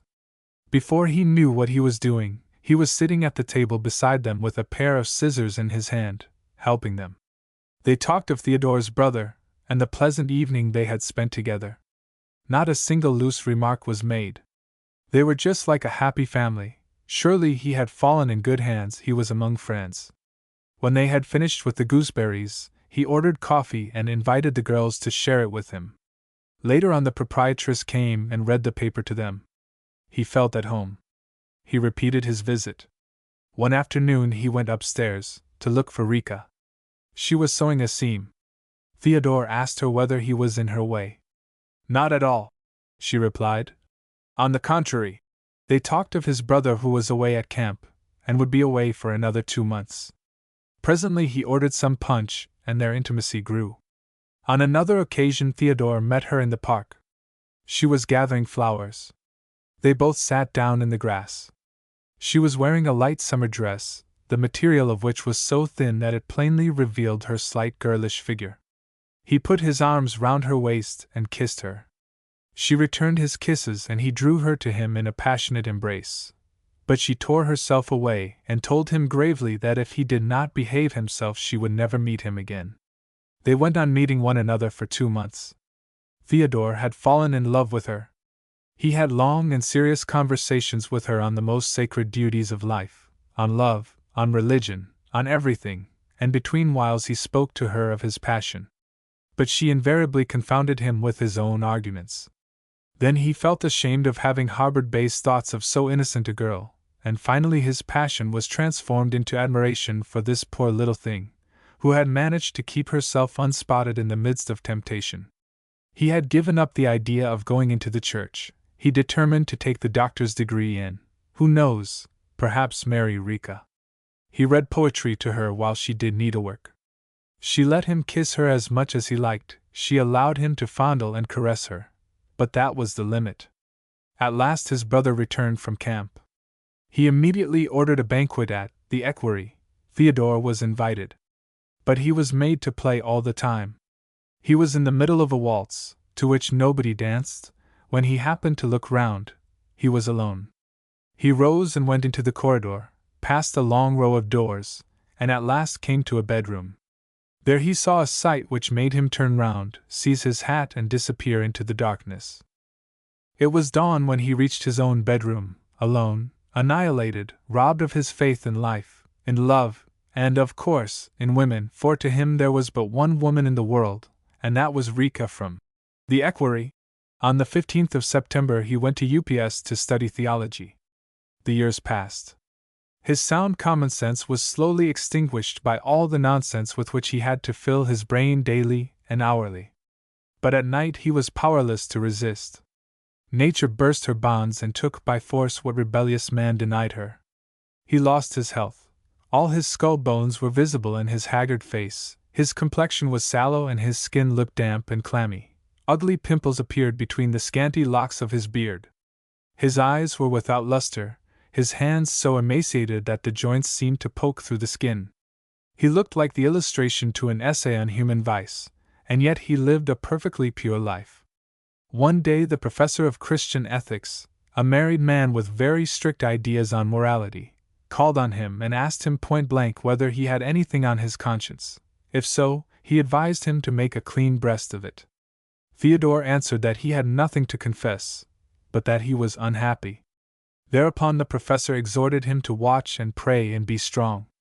His brother had written him a long letter, begging him not to take a certain stupid matter too much to heart. He told him that it was absurd to take a girl seriously. His philosophy, and he had always found it answering admirably, was to pay debts incurred and go, to play while one was young, for the gravity of life made itself felt quite soon enough. Marriage was nothing but a civil institution for the protection of the children. There was plenty of time for it. Theodore replied at some length in a letter imbued with true Christian sentiment, which the lieutenant left unanswered. After passing his first examination in the spring, Theodore was obliged to spend a summer at Scoft, in order to undergo the cold water cure. In the autumn he returned to UPS. His newly regained strength was merely so much fresh fuel to the fire. Matters grew worse and worse. His hair had grown so thin that the scalp was plainly visible. He walked with dragging footsteps, and whenever his fellow students met him in the street, they cut him as if he were possessed of all the vices. He noticed it, and shunned them in his turn. He only left his rooms in the evening. He did not dare to go to bed at night. The iron which he had taken to excess had ruined his digestion, and in the following summer the doctors sent him to Carlsbad. On his return to UPS, in the autumn, a rumor got abroad, an ugly rumor, which hung over the town like a black cloud. It was as if a drain had been left open and men were suddenly reminded that the town, that splendid creation of civilization, was built over a sea of corruption, which might at any moment burst its bonds and poison the inhabitants. It was said that Theodore Wennerstrom, in a paroxysm of passion, had assaulted one of his friends, and the rumor did not lie. His father went to UPS and had an interview with the dean of the theological faculty. The professor of pathology was present. What was to be done? The doctor remained silent. They pressed him for his opinion. "Since you asked me," he said, "I must give you an answer, but you know as well as I do that there is but one remedy." "And that is?" asked the theologian. "Need you ask?" replied the doctor. "Yes," said the theologian, who was a married man. "Surely, nature does not require immorality from a man?" The father said that he quite understood the case, but that he was afraid of making recommendations to his son, on account of the risks the latter would run. "If he can't take care of himself, he must be a fool," said the doctor. The dean requested them to continue such an agitating conversation in a more suitable place. He himself had nothing more to add. This ended the matter. Since Theodore was a member of the upper classes, the scandal was hushed up. A few years later he passed his final, and was sent by the doctor to Spa. The amount of quinine which he had taken had affected his knees, and he walked with 2 sticks. At Spa he looked so ill that he was a conspicuous figure even in a crowd of invalids. But an unmarried woman of 35, a German, took compassion on the unhappy man. She spent many hours with him in a lonely summer arbor in the park, discussing the problems of life. She was a member of a big evangelical society, whose object was the raising of the moral standard. She showed him prospectuses for newspapers and magazines, the principal mission of which was the suppression of prostitution. "Look at me," she said. "I am 35 years old and enjoy excellent health. What fool's talk it is to say that immorality is a necessary evil. I have watched and fought a good fight for Christ's sake." The young clergyman silently compared her well-developed figure, her large hips, with his own wasted body. "What a difference there is between human beings in this world," was his unspoken comment. In the autumn the Rev. Theodore Wennerstrom and Sophia Leidschutz, spinster, were engaged to be married. "Saved!" sighed the father, when the news reached him in his house at Stockholm. "I wonder how it will end," thought the brother in his barracks. "I'm afraid that my poor Theodore is one of those Azra who die when they love." Theodore Wennerstrom was married. 9 months after the wedding his wife presented him with a boy who suffered from rickets. Another 13 months and Theodore Wennerstrom had breathed his last. The doctor who filled up the certificate of death looked at the fine healthy woman, who stood weeping by the small coffin which contained the skeleton of her young husband of not much over 20 years. The plus was too great, the minus too small, he thought, and therefore the plus devoured the minus. But the father, who received the news of his son's death on a Sunday, sat down to read a sermon. When he had finished, he fell into a brown study. There must be something very wrong with a world where virtue is rewarded with death, he thought. And the virtuous widow, née Leitschutz, had 2 more husbands and 8 children, wrote pamphlets on overpopulation and immorality. But her brother-in-law called her a cursed woman who killed her husbands. The anything but virtuous lieutenant married and was father of 6 children. He got promotion and lived happily to the end of his life. Love and bread. The assistant had not thought of studying the price of wheat before he called on the major to ask him for the hand of his daughter, but the major had studied it. I love her, said the assistant. What's your salary? Said the old man. Well, 1,200 crowns at present, but we love one another. That has nothing to do with me, 1,200 crowns is not enough. And then I make a little in addition to my salary, and Louisa knows that my heart. Don't talk nonsense! How much in addition to your salary? He seized paper and pencil. And my feelings. How much in addition to your salary? And he drew hieroglyphics on the blotting paper. Oh! We'll get on well enough if only. Are you going to answer my question or not? How much in addition to your salary? Figures. Figures, my boy. Facts. I do translations at 10 crowns a sheet. I give French lessons. I am promise proof correcting. Promises aren't facts. Figures, my boy. Figures. Look here now, I'll put it down. What are you translating? What am I translating? I can't tell you straight off. You can't tell me straight off? You are engaged on a translation, you say. Can't you tell me what it is? Don't talk such rubbish. I am translating Guizot's History of Civilization, 25 sheets. At 10 crowns a sheet makes 250 crowns. And then? And then? How can I tell beforehand? Indeed, can't you tell beforehand? But you ought to know. You seem to imagine that being married simply means living together and amusing yourselves. No, my dear boy, there will be children, and children require feeding and clothing. There needn't be babies directly, if one loves as we love one another. How the dickens do you love one another? As we love one another. He put his hand on his waistcoat. And won't there be any children if people love as you love? You must be mad. But you are a decent, respectable member of society, and therefore I'll give my consent, but make good use of the time, my boy, and increase your income, for hard times are coming.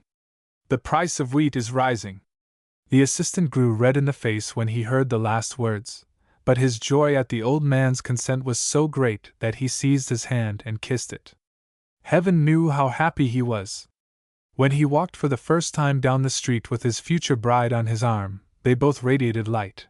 It seemed to them that the passers-by stood still and lined the road in honor of their triumphal march, and they walked along with proud eyes, squared shoulders, and elastic steps. In the evening he called at her house.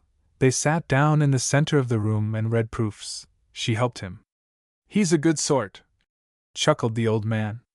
When they had finished, he took her in his arms and said, Now we have earned 3 crowns. And then he kissed her. On the following evening they went to the theater, and he took her home in a cab, and that cost 12 crowns. Sometimes, when he ought to have given a lesson in the evening, is there anything a man will not do for love's sake, cancelled his lesson and took her out for a walk instead. But the wedding day approached. They were very busy. They had to choose the furniture. They began with the most important purchases. Louisa had not intended to be present when he bought the bedroom furniture, but when it came to the point she went with him. They bought 2 beds, which were, of course, to stand side by side. The furniture had to be walnut, every single piece real walnut. And they must have spring mattresses covered with red and white striped tick, and bolsters filled with down, and 2 eiderdown quilts, exactly alike. Louisa chose blue, because she was very fair. They went to the best stores. They could not do without a red hanging lamp and a Venus made of plaster of Paris. Then they bought a dinner service, and 6 dozen differently shaped glasses with cut edges, and knives and forks, grooved and engraved with their initials. And then the kitchen utensils. Mamma had to accompany them to see to those. And what a lot he had to do besides! There were bills to accept, journeys to the banks and interviews with tradespeople and artisans.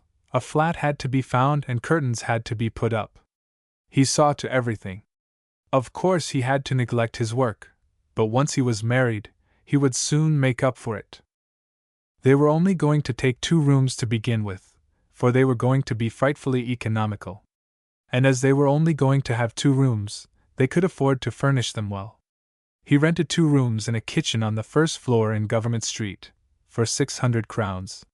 When Louisa remarked that they might just as well have taken 3 rooms and a kitchen on the 4th floor for 500 crowns, he was a little embarrassed. But what did it matter if only they loved one another? Yes, of course, Louisa agreed, but couldn't they have loved one another just as well in 4 rooms at a lower rent, as in 3 at a higher? Yes, he admitted that he had been foolish, but what did it matter so long as they loved one another? The rooms were furnished. The bedroom looked like a little temple. The 2 beds stood side by side, like 2 carriages. The rays of the sun fell on the blue eiderdown quilt, the white sheets, and the little pillow slips which an elderly maiden aunt had embroidered with their monogram. The latter consisted of 2 huge letters, formed of flowers, joined together in one single embrace, and kissing here and there, wherever they touched, at the corners. The bride had her own little alcove, which was screened off by a Japanese screen.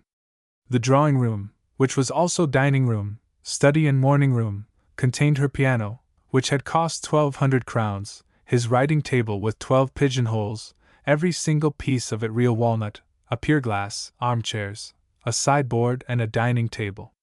It looks as if nice people lived here, they said, and they could not understand why people wanted a separate dining room, which always looked so cheerless with its cane chairs. The wedding took place on a Saturday. Sunday dawned, the first day of their married life. Oh, what a life it was! Wasn't it lovely to be married? Wasn't marriage a splendid institution? One was allowed one's own way in everything, and parents and relations came and congratulated one into the bargain. At 9 o'clock in the morning their bedroom was still dark.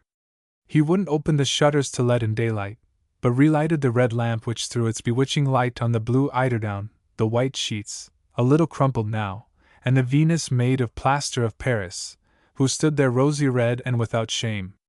And the red light also fell on his little wife, who nestled in her pillows with a look of contrition, and yet so refreshed as if she had never slept so well in all her life.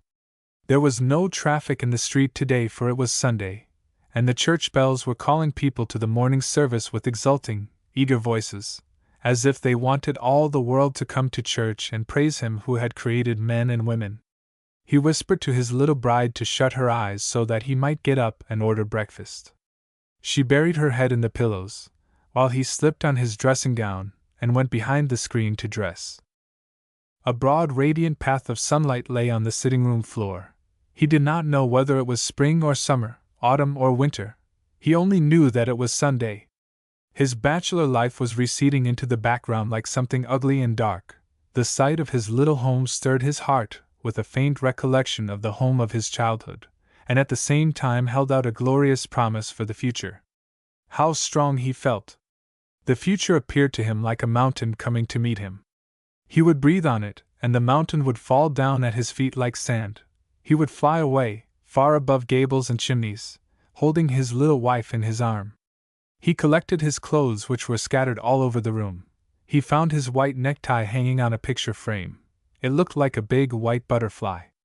He went into the kitchen. How the new copper vessels sparkled, the new tin kettles shone. And all this belonged to him and to her. He called the maid who came out of her room in her petticoat. But he did not notice it, nor did he notice that her shoulders were bare. For him there was but one woman in all the world. He spoke to the girl as a father would to his daughter. He told her to go to the restaurant and order breakfast, at once, a first-rate breakfast. Porter and Burgundy. The manager knew his taste. She was to give him his regards. He went out of the kitchen and knocked at the bedroom door. "May I come in?" There was a little startled scream. "Oh, no, darling, wait a bit." He laid the breakfast table himself. When the breakfast was brought from the restaurant, he served it on her new breakfast set. He folded the dinner napkins according to all the rules of art. He wiped the wine glasses, and finally took her bridal bouquet and put it in a vase before her place. When she emerged from her bedroom in her embroidered morning gown and stepped into the brilliant sunlight, she felt just a tiny bit faint. He helped her into the armchair, made her drink a little liqueur out of a liqueur glass and eat a caviar sandwich. What fun it all was! One could please oneself when one was married. What would Mamma have said if she had seen her daughter drinking liqueurs at this hour of the morning? He waited on her as if she were still his fiancée. What a breakfast they were having on the first morning after their wedding! And nobody had a right to say a word. Everything was perfectly right and proper. One could enjoy oneself with the very best of consciences, and that was the most delightful part of it all. It was not for the first time that he was eating such a breakfast, but what a difference between then and now! He had been restless and dissatisfied then. He could not bear to think of it, now. And as he drank a glass of genuine Swedish porter after the oysters, he felt the deepest contempt for all bachelors. How stupid of people not to get married! Such selfishness! They ought to be taxed like dogs. I'm sorry for those poor men who haven't the means to get married, replied his demure little wife kindly. For I am sure, if they had the means they would all get married. A little pang shot through the assistant's heart. For a moment he felt afraid, lest he had been a little too venturesome. All his happiness rested on the solution of a financial problem, and if... Pooh! A glass of Burgundy. Now he would work. They should see. Game? With cranberries and cucumbers. The young wife was a little startled, but it was really delicious. Louis, darling. She put a trembling little hand on his arm. Can we afford it? Fortunately, she said. We. Pooh! It doesn't matter for once. Later on we can dine on potatoes and herrings. Can you eat potatoes and herrings? I should think so. When you have been drinking more than is good for you, and expect a beefsteak after the herring? Nonsense! Nothing of the kind. Your health, sweetheart. The game is excellent. So are these artichokes. No, but you are mad, darling. Artichokes at this time of the year. What a bill you will have to pay. Bill! Aren't they good? Don't you think that it is glorious to be alive? Oh! It's splendid, splendid! At 6 o'clock in the afternoon a carriage drove up to the front door. The young wife would have been angry if it had not been so pleasant to loll luxuriously on the soft cushions, while they were being slowly driven to the deer park. It's just like lying on a couch, whispered Louis. She playfully hit his fingers with her sunshade. Mutual acquaintances bowed to them from the footpath. Friends waved their hands to him as if they were saying, Hello! You rascal, you have come into a fortune! How small the passers-by looked, how smooth the street was, how pleasant their ride on springs and cushions. Life should always be like that. It went on for a whole month. Balls, visits, dinners, theaters. Sometimes, of course, they remained at home. And at home it was more pleasant than anywhere else.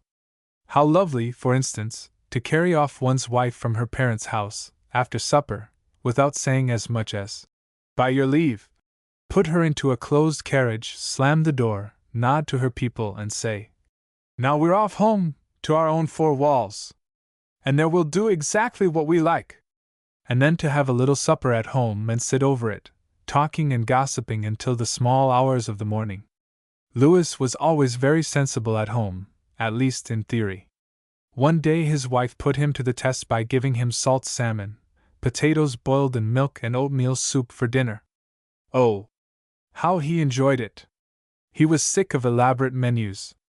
On the following Friday, when she again suggested salt salmon for dinner, Louis came home, carrying 2 ptarmigans. He called to her from the threshold. Just imagine, Lou, a most extraordinary thing happened. A most extraordinary thing. Well, what is it? You'll hardly believe me when I tell you that I bought a brace of ptarmigans, bought them myself at the market for, guess. His little wife seemed more annoyed than curious. Just think! 1 crown the 2. I have bought ptarmigans at 8 pence the brace, but she added in a more conciliatory tone, so as not to upset him altogether. That was in a very cold winter. Well, but you must admit that I bought them very cheaply. Was there anything she would not admit in order to see him happy? She had ordered boiled groats for dinner, as an experiment. But after Louis had eaten a ptarmigan, he regretted that he could not eat as much of the groats as he would have liked, in order to show her that he was really very fond of groats. He liked groats very much indeed. Milk did not agree with him after his attack of ague. He couldn't take milk, but groats he would like to see on his table every evening, every blessed evening of his life, if only she wouldn't be angry with him. And groats never again appeared on his table. When they had been married for 6 weeks, the young wife fell ill. She suffered from headaches and sickness. It could not be anything serious, just a little cold. But this sickness? Had she eaten anything which had disagreed with her? Hadn't all the copper vessels new coatings of tin? He sent for the doctor. The doctor smiled and said it was all right. What was all right? Oh, nonsense! It wasn't possible. How could it have been possible? No, surely, the bedroom paper was to blame. It must contain arsenic. Let us send a piece to the chemist's at once and have it tested. Entirely free from arsenic, reported the chemist. How strange! No arsenic in the wallpapers? The young wife was still ill. He consulted a medical book and whispered a question in her ear. There now! A hot bath! For weeks later the midwife declared that everything was as it should be. As it should be? Well, of course. Only it was somewhat premature. But as it could not be helped, they were delighted. Fancy, a baby! There would be Papa and Mama. What should they call him? For, of course, it would be a boy. No doubt it would. But now she had a serious conversation with her husband. There had been no translating or proof correcting since their marriage. And his salary alone was not sufficient. Yes, they had given no thought to the morrow. But dear me, one was young only once. Now, however, there would be a change. On the following morning the assistant called on an old school friend, a registrar, to ask him to stand security for a loan. You see, my dear fellow, when one is about to become a father, one has to consider how to meet increasing expenses. Quite so, old man, answered the registrar. Therefore I have been unable to get married. But you are fortunate in having the means. The assistant hesitated to make his request. How could he have the audacity to ask this poor bachelor to help him to provide the expenses for the coming event? This bachelor, who had not the means to found a family of his own. He could not bring himself to do it. When he came home to dinner, his wife told him that 2 gentlemen had called to see him. What did they look like? Were they young?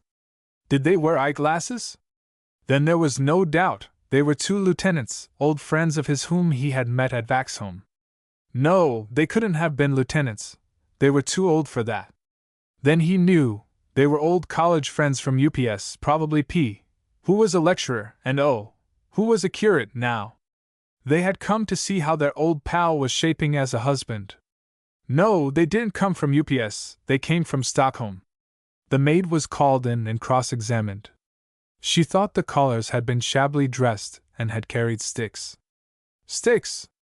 I can't make out what sort of people they can have been. Well, we'll know soon enough, as they said they would call again.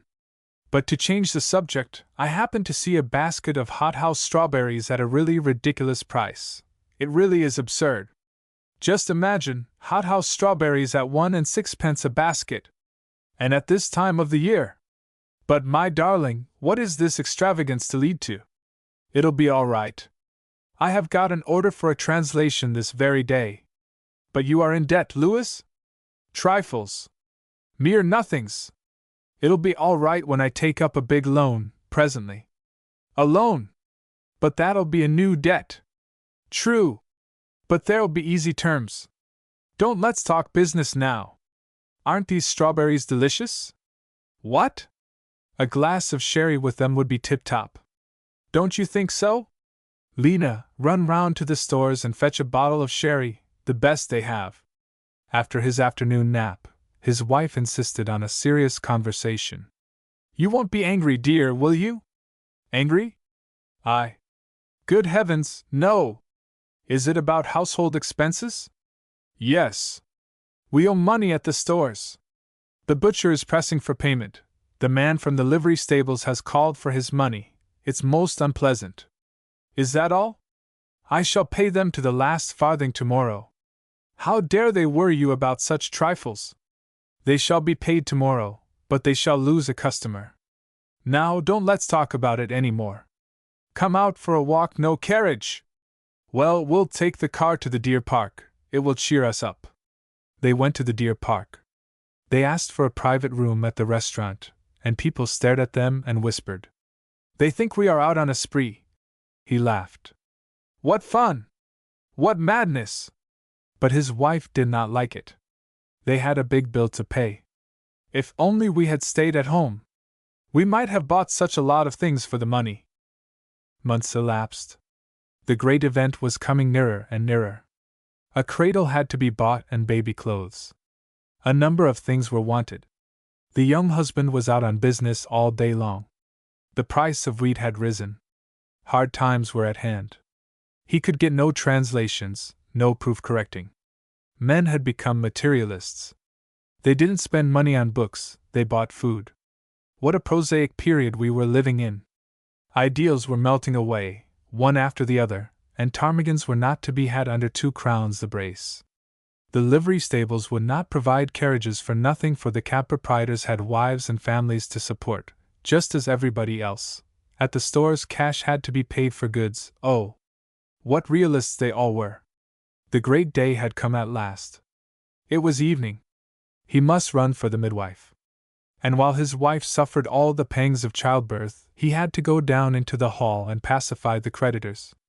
At last he held a daughter in his arms.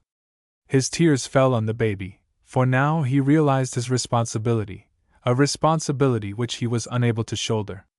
He made new resolutions. But his nerves were unstrung. He was working at a translation which he seemed unable to finish, for he had to be constantly out on business. He rushed to his father-in-law, who was staying in town, to bring him the glad news. We have a little daughter! Well and good, replied his father-in-law. Can you support a child? Not at present. For heaven's sake, help us, father! I'll tide you over your present difficulties. I can't do more. My means are only sufficient to support my own family. The patient required chickens which he bought himself at the market, and wine at 6 crowns the bottle. It had to be the very best. The midwife expected 100 crowns. Why should we pay her less than others? Hasn't she just received a check for 100 crowns from the captain? Very soon the young wife was up again. She looked like a girl, as slender as a willow, a little pale, it was true, but the pallor suited her.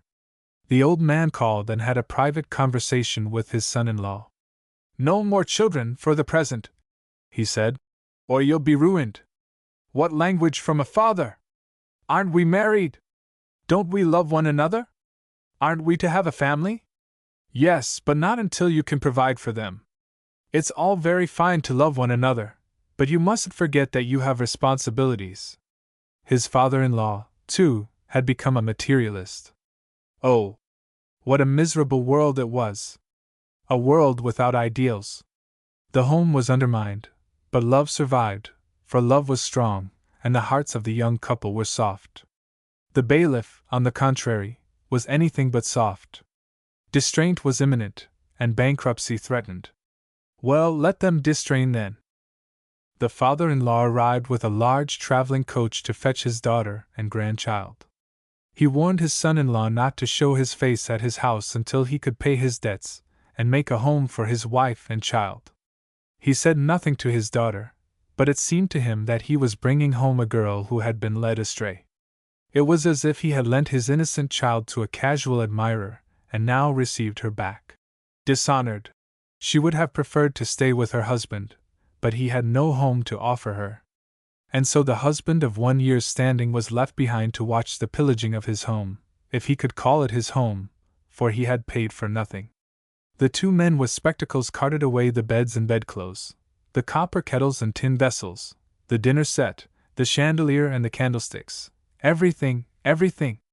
He was left alone in the 2 empty, wretched rooms. If only she had been left to him. But what should she do here, in these empty rooms? No, she was better off where she was. She was being taken care of. Now the struggle for a livelihood began in bitter earnest. He found work at a daily paper as a proof corrector. He had to be at the office at midnight. At 3 in the morning his work was done. He did not lose his berth, for bankruptcy had been avoided, but he had lost all chance of promotion.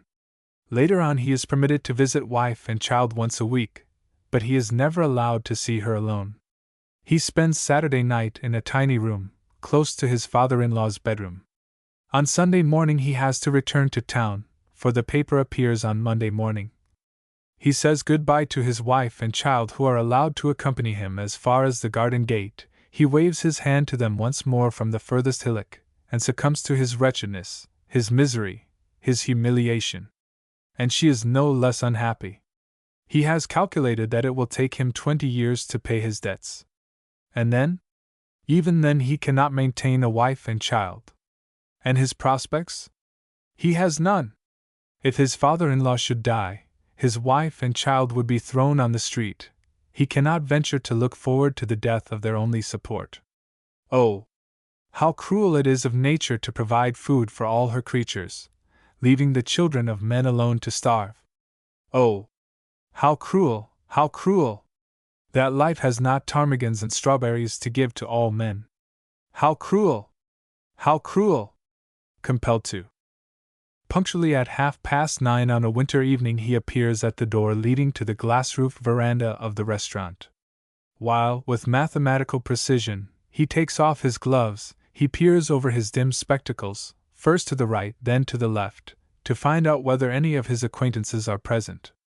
Then he hangs up his overcoat on its special hook, the one to the right of the fireplace. Gustav, the waiter, an old pupil of his, flies to his table and, without waiting for an order, brushes the crumbs off the tablecloth, stirs up the mustard, smooths the salt in the salt cellar, and turns over the dinner napkin. Then he fetches, still without any order, a bottle of Medhamra, opens half a bottle of Union beer and, merely for appearance sake, hands the schoolmaster the bill of fare. "Crabs?" he asks, more as a matter of form than because there is any need of the question. "Female crabs," answers the schoolmaster. "Large female crabs," repeats Gustav, walks to the speaking tube which communicates with the kitchen, and shouts, "Large female crabs for Mr. Blom, and plenty of dill." He fetches butter and cheese, cuts 2 very thin slices of rye bread, and places them on the schoolmaster's table. The latter has in the meantime searched the veranda for the evening papers, but has only found the official Post. To make up for this very poor success, he takes the Daily Journal, which he had not had time to finish at lunch, and after first opening and refolding the Post, and putting it on the top of the bread basket on his left, sits down to read it. He ornaments the rye bread with geometrical butter hieroglyphics, cuts off a piece of cheese in the shape of a rectangle, fills his liqueur glass 3/4 full and raises it to his lips, hesitates, as if the little glass contained physic, throws back his head and says, "Ugh!" He has done this for 12 years and will continue doing it until the day of his death.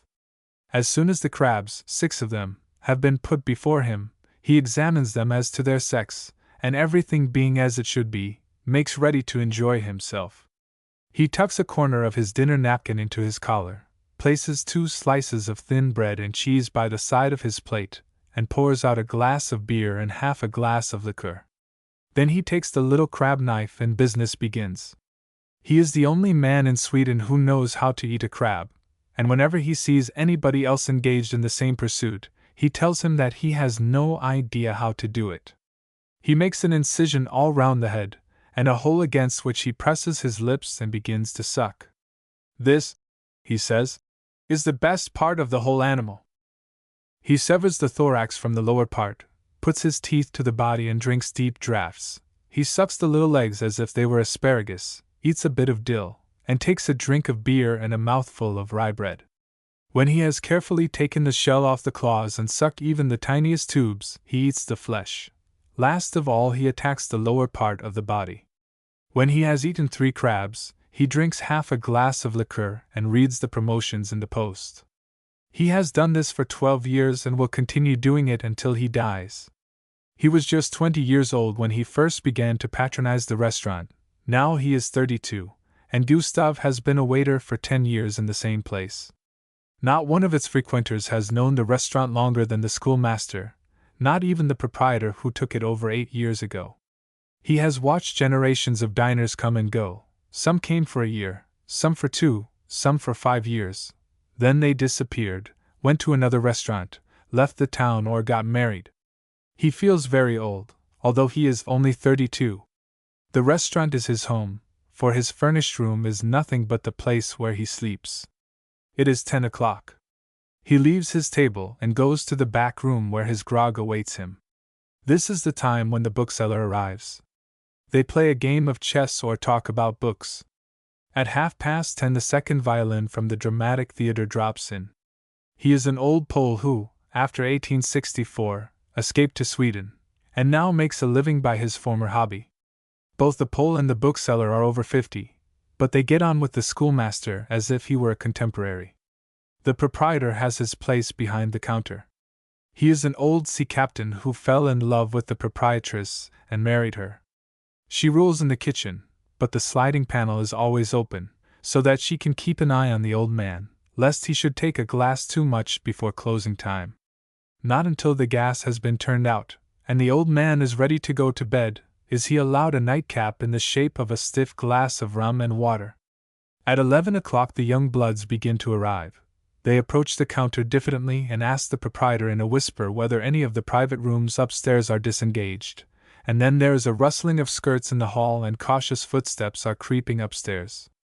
"Well," says the bookseller, who has suddenly found a topic of conversation.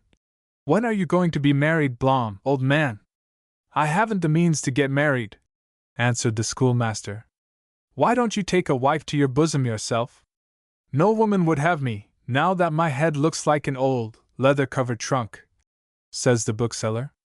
"And moreover, there's my old Staffa, you know." Staffa was a legendary person in whom nobody believed. She was the incarnation of the bookseller's unrealized dreams. "But you, Mr. Potocki?" suggested the schoolmaster. "He's been married once, that's enough," replies the bookseller. The Pole nods his head like a metrometer. "Yes, I was married very happily." "Ugh," he says and finishes his grog. "Well," continues the schoolmaster, "if women weren't such fools, one might consider the matter, but they are infernal fools." The Pole nods again and smiles.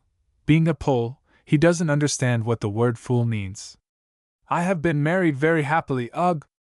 And then there is the noise of the children, and children's clothes always drying near the stove, and servants, and all day long the smells from the kitchen. No, thank you! And perhaps sleepless nights into the bargain. Ugh!" added the Pole, completing the sentence. "Mr. Potocki says ugh with the malice of the bachelor who listens to the complaints of the married man," remarked the bookseller. "What did I say?" asks the astonished widower. "Ugh!" says the bookseller, mimicking him, and the conversation degenerates into a universal grinning and a cloud of tobacco smoke. It is midnight. The piano upstairs, which has accompanied a mixed choir of male and female voices, is silent. The waiter has finished his countless journeys from the speaking tube to the veranda. The proprietor enters into his daybook the last few bottles of champagne which have been ordered upstairs. The 3 friends rise from their chairs and go home, 2 to their virgin couches, and the bookseller to his Staffa.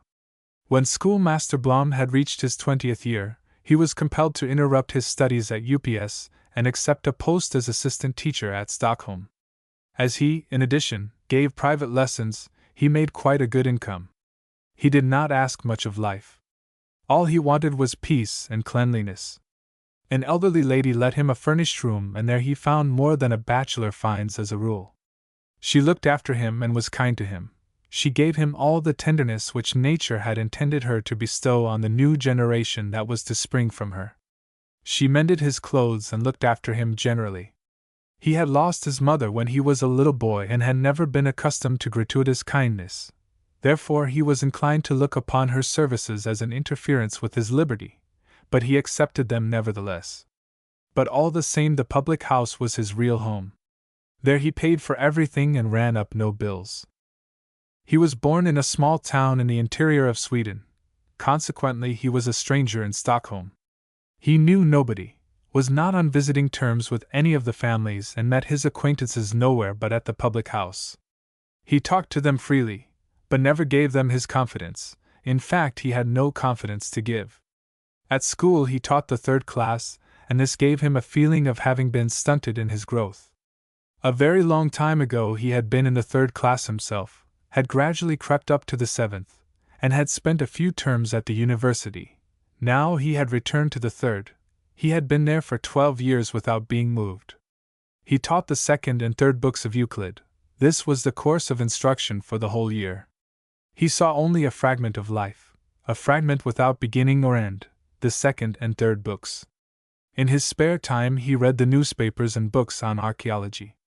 Archaeology is a modern science, one might almost say a disease of the time. And there is danger in it, for it proves over and over again that human folly has pretty nearly always been the same. And thus his days passed. Midsummer morning dawned, radiant and sunny as midsummer morning should be. The schoolmaster was still in bed, reading a book on the art of warfare in ancient Egypt, when Miss Augusta came into his room with his breakfast. She had put on his tray some slices of saffron bread, in honor of the festival, and on his dinner napkin lay a spray of elder blossoms. On the previous night she had decorated his room with branches of the birch tree, put clean sand and some cowslips in the spittoon, and a bunch of lilies of the valley on the dressing table. "Aren't you going to make an excursion today, sir?"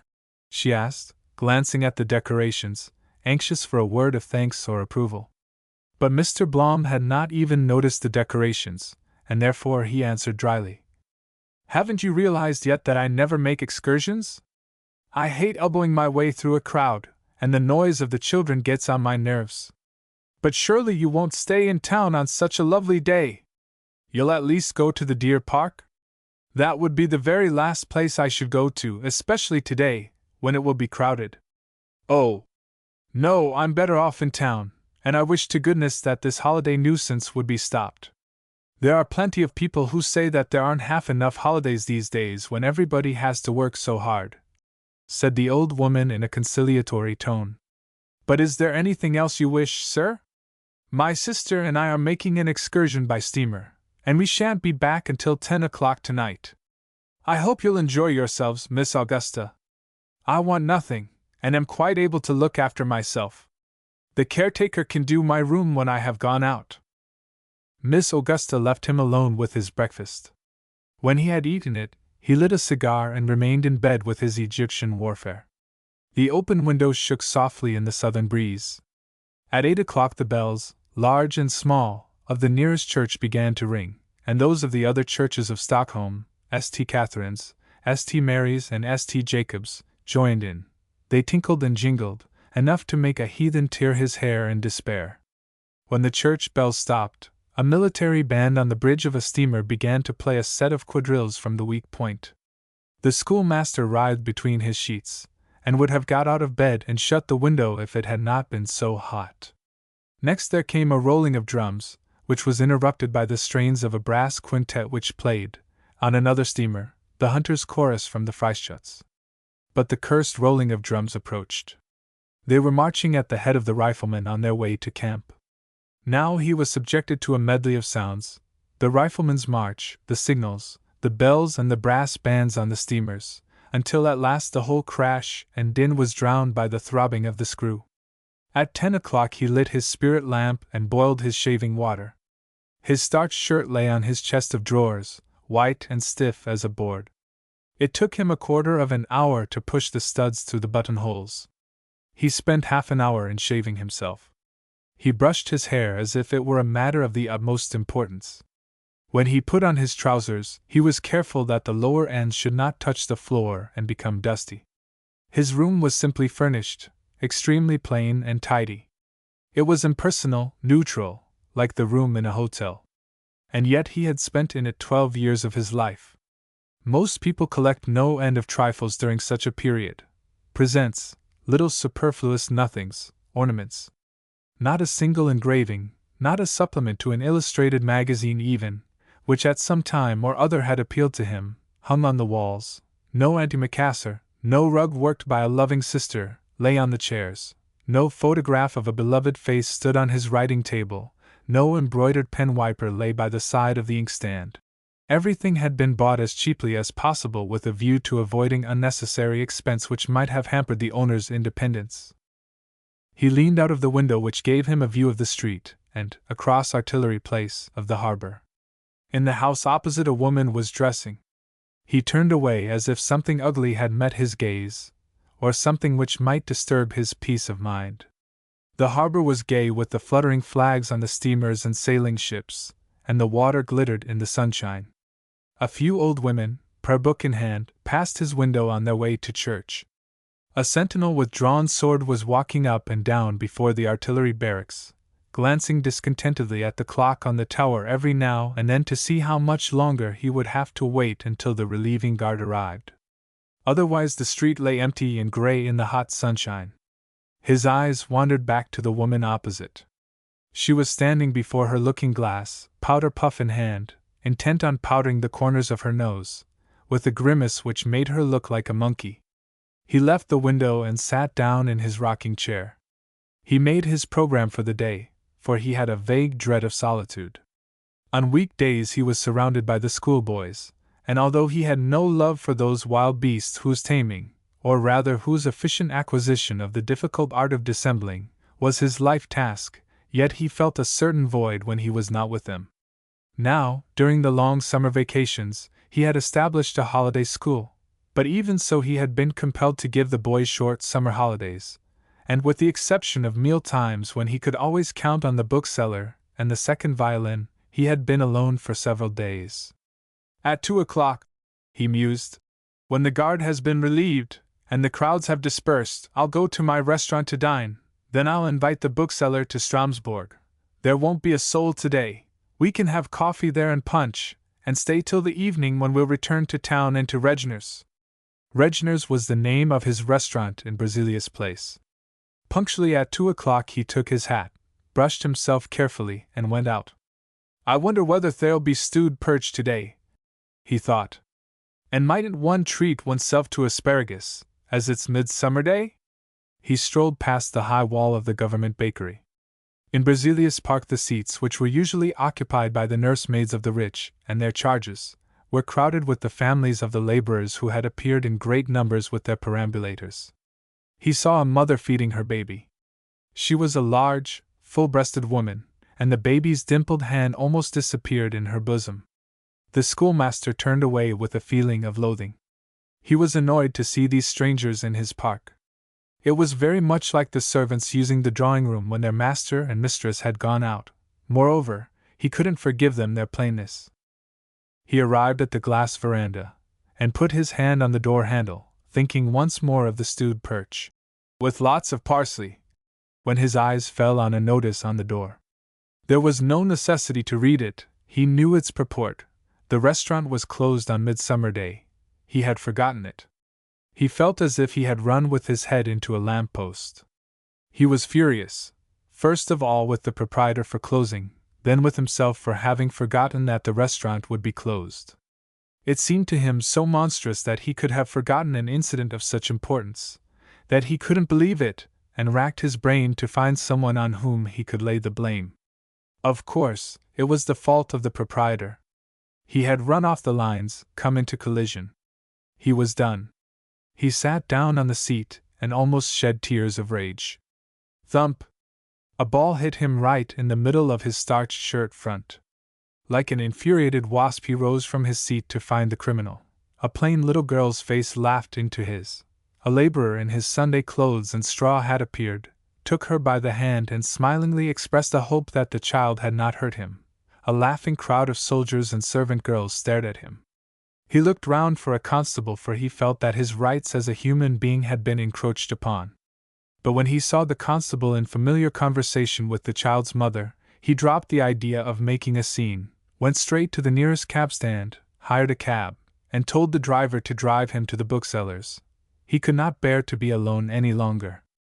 In the safe shelter of the cab, he took out his handkerchief and flicked the dust from his shirt front. He dismissed the cab in Golden Street, for he felt sure that he would find his friend at home. But as he walked upstairs, his assurance left him. Supposing he were out after all? He was out. Not one of the tenants was at home. His knock sounded through an empty house. His footsteps re-echoed on the deserted stairs. When he was again in the street, he was at a loss to know what to do. He did not know Potocki's address, and where was he to find an address book on a day when all the shops were closed? Without knowing where he was going, he went down the street, past the harbor, across the bridge. He did not meet a single man he knew. The presence of the crowd which occupied the town during the absence of their betters annoyed him, for, like the rest of us, the education which he had received at school had made an aristocrat of him. In his first anger he had forgotten his hunger, but now it reasserted itself. A new, terrible thought occurred to him, a thought which up to now he had put away from him out of sheer cowardice. Where was he to dine? He had started out with plenty of vouchers in his pocket, but only 1 crown and 50 or in coin. The vouchers were only used at Reginer's, for convenience sake, and he had spent 1 crown on his cab fare. He found himself again in Berzelius Park. Everywhere he met laborers and their families, eating what they had brought with them in baskets: hard-boiled eggs, crabs, pancakes. And the police did not interfere. On the contrary, he saw a policeman with a sandwich in one hand and a glass of beer in the other. But what irritated him more than anything else was the fact that these people whom he despised had the advantage of him. But why couldn't he go into a dairy and appease his hunger? Yes, why not? The very thought of it made him shudder. After some little reflection, he went down to the harbor, intending to cross over to the Deer Park. He was bound to find acquaintances there from whom he could borrow money, hateful thought, for his dinner. And if so, he would dine at Hazelmount, the best restaurant. The steamer was so crowded that Schoolmaster Blom had to stand close to the engine. The heat at his back was intolerable. His morning coat was being covered with grease spots, while he stood, with his gaze rivet on the untidy head of a servant girl, and endured the rancid smell of the hair oil. But he did not see a single face he knew. When he entered the restaurant in the Deer Park, he squared his shoulders and tried to look as distinguished as possible. The space before the restaurant was like the auditorium of a theater, and seemed to serve the same purpose. That is to say, it was a place where one met one's friends and showed off. The veranda was occupied by officers, blue in the face with eating and drinking. With them were representatives of the foreign powers, grown old and gray in their strenuous efforts to protect fellow countrymen who had got mixed up with sailors and fishermen in drunken brawls, or assist at gala performances, christenings, weddings, and funerals. So much for the aristocracy. In the center of a large space, Mr. Blom suddenly discovered the chimney sweep of his quarter, the proprietor of a small inn, the chemist's assistant, and others of the same standing.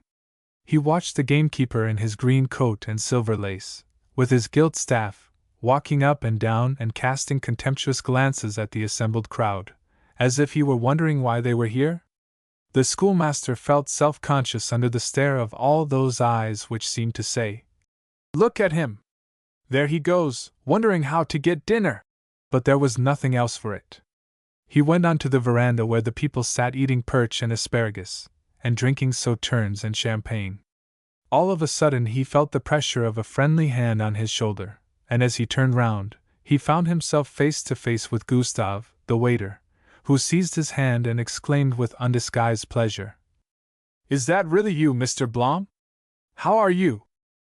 But Gustave, the waiter, who was so pleased to find himself for a few moments the equal of his master, held a piece of wood in his warm hand and met a pair of eyes which pierced his soul like gimlets. And yet this same hand had given him 10 crowns only yesterday, and the owner of it had thanked him for 6 months' service and attention in the way one thanks a friend. The waiter went back to his companions and sat down amongst them, embarrassed and snubbed. But Mr. Blom left the veranda with bitter thoughts and pushed his way through the crowd.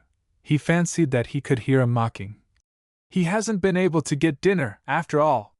He came to a large open space. There was a puppet show, and Jasper was being beaten by his wife. A little further off, a sailor was showing servant girls, soldiers, and apprentices their future husband or wife in a wheel of fortune. They all had had dinner and were enjoying themselves. For a moment he believed himself their inferior, but only for a moment. Then he remembered that they had not the vaguest idea of how an Egyptian camp was fortified. The thought gave him back his self-respect, and he wondered how it was possible that people could be so degraded as to find pleasure in such childishness. In the meantime, he had lost all inclination to try the other restaurants. He passed the Tivoli and went further into the heart of the park. Young men and women were dancing on the grass to the strains of a violin. A little further off, a whole family was camping under an old oak. The head of the family was kneeling down, in his shirt sleeves, with bare head, a glass of beer in one hand, a sandwich in the other. His fat, jolly, clean-shaven face beamed with pleasure and good nature as he invited his guests, who were evidently his wife, parents-in-law, brothers, shop assistants and servants, to eat, drink and be merry, for today was Midsummer Day, all day long. And the jovial fellow made such droll remarks that the whole party writhed on the grass with amusement.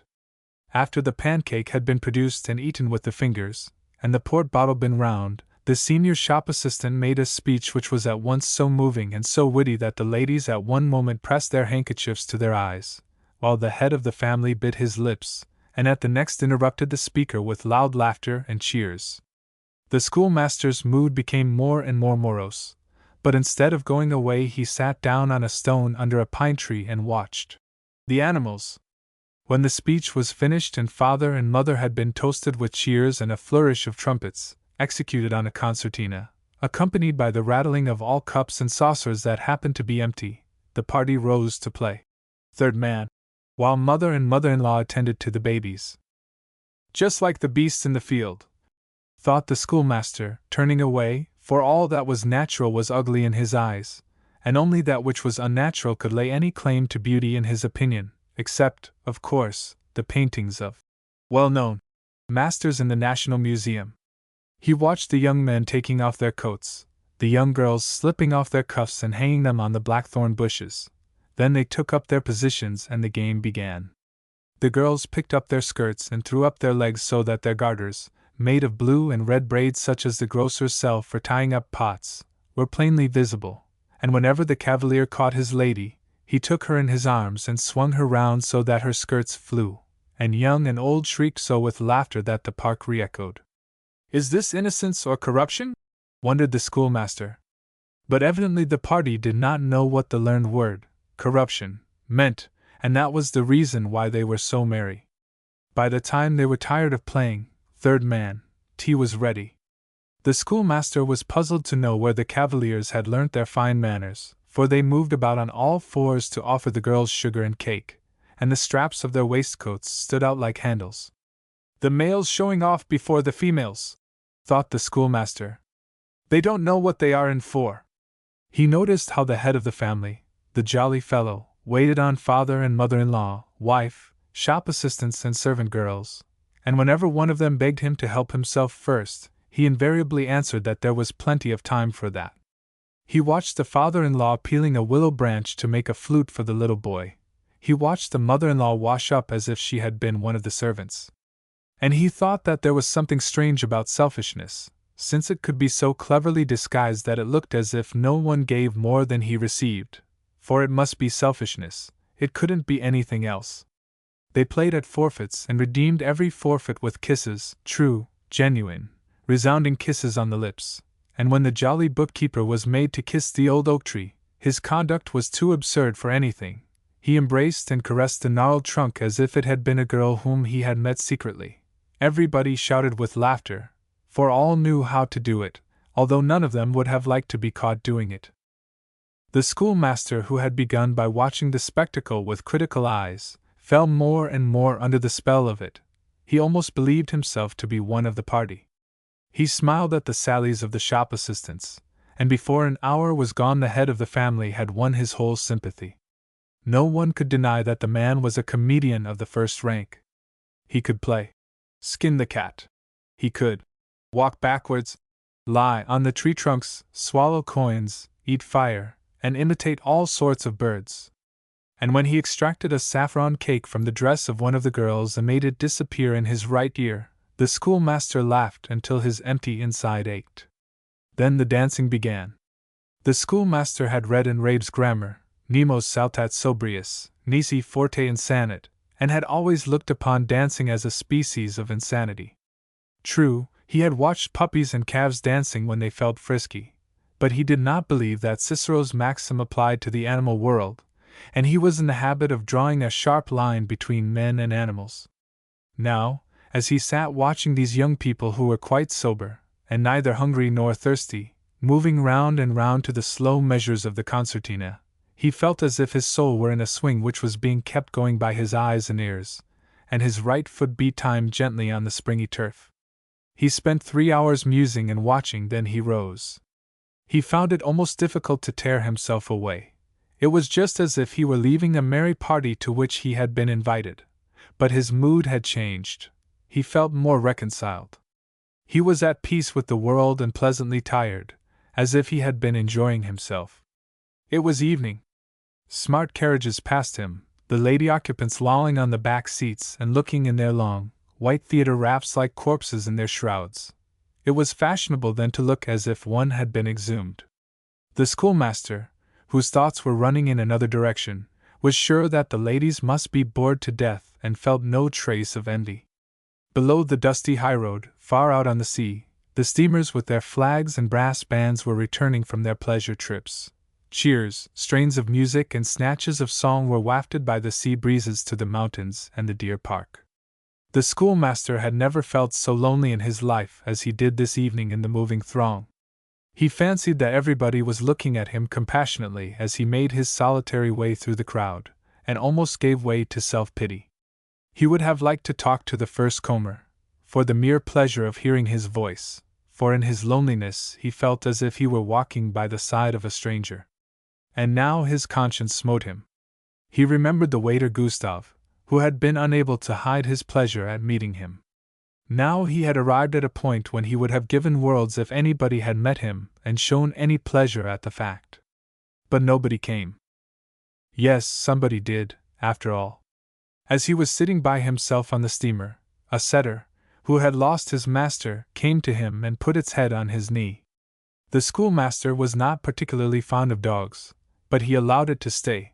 He felt it pressing its soft, warm body against his leg. He saw the eyes of the forsaken brute looking at him in dumb appeal, as if it were asking him to find its master.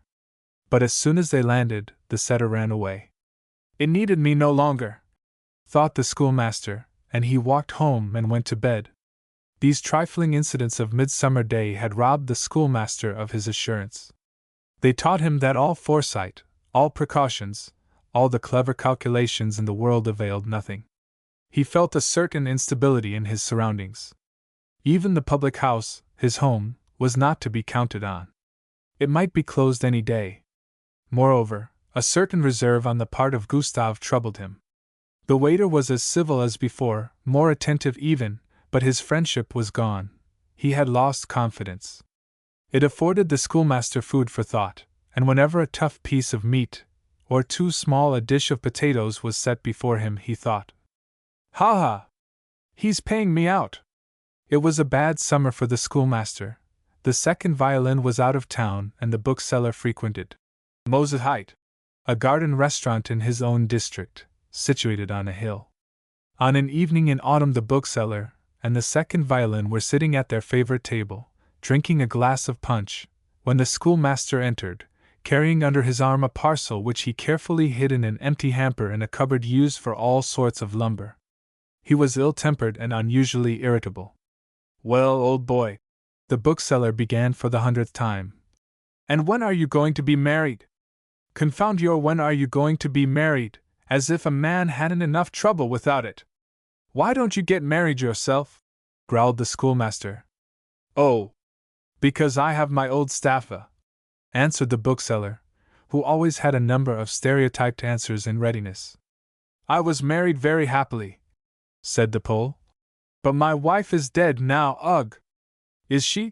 mimicked the schoolmaster. "And the gentleman is a widower?" How am I to reconcile these facts? The Pole nodded, for he did not in the least understand what the schoolmaster was driving at. The latter felt bored by his friends.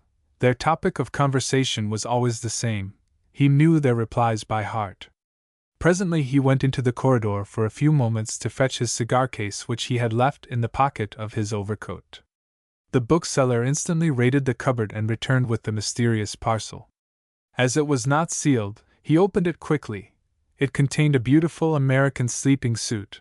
He hung it carefully over the back of the schoolmaster's chair. "Ugh!" said the Pole, grinning, as if he were looking at something unsightly. The proprietor of the restaurant, who loved a practical joke, bent over the counter, laughing loudly. The waiter stood rooted to the spot, and one of the cooks peeped through the door which communicated with the kitchen. When the schoolmaster came back and realized the trick played on him, he grew pale with anger. He immediately suspected the bookseller, but when his eyes fell on Gustav, who was standing in a corner of the room, laughing, his old obsession returned to him. "He's paying me out!" Without a word he seized his property, threw a few coins on the counter and left the restaurant. Henceforth the schoolmaster avoided Regners.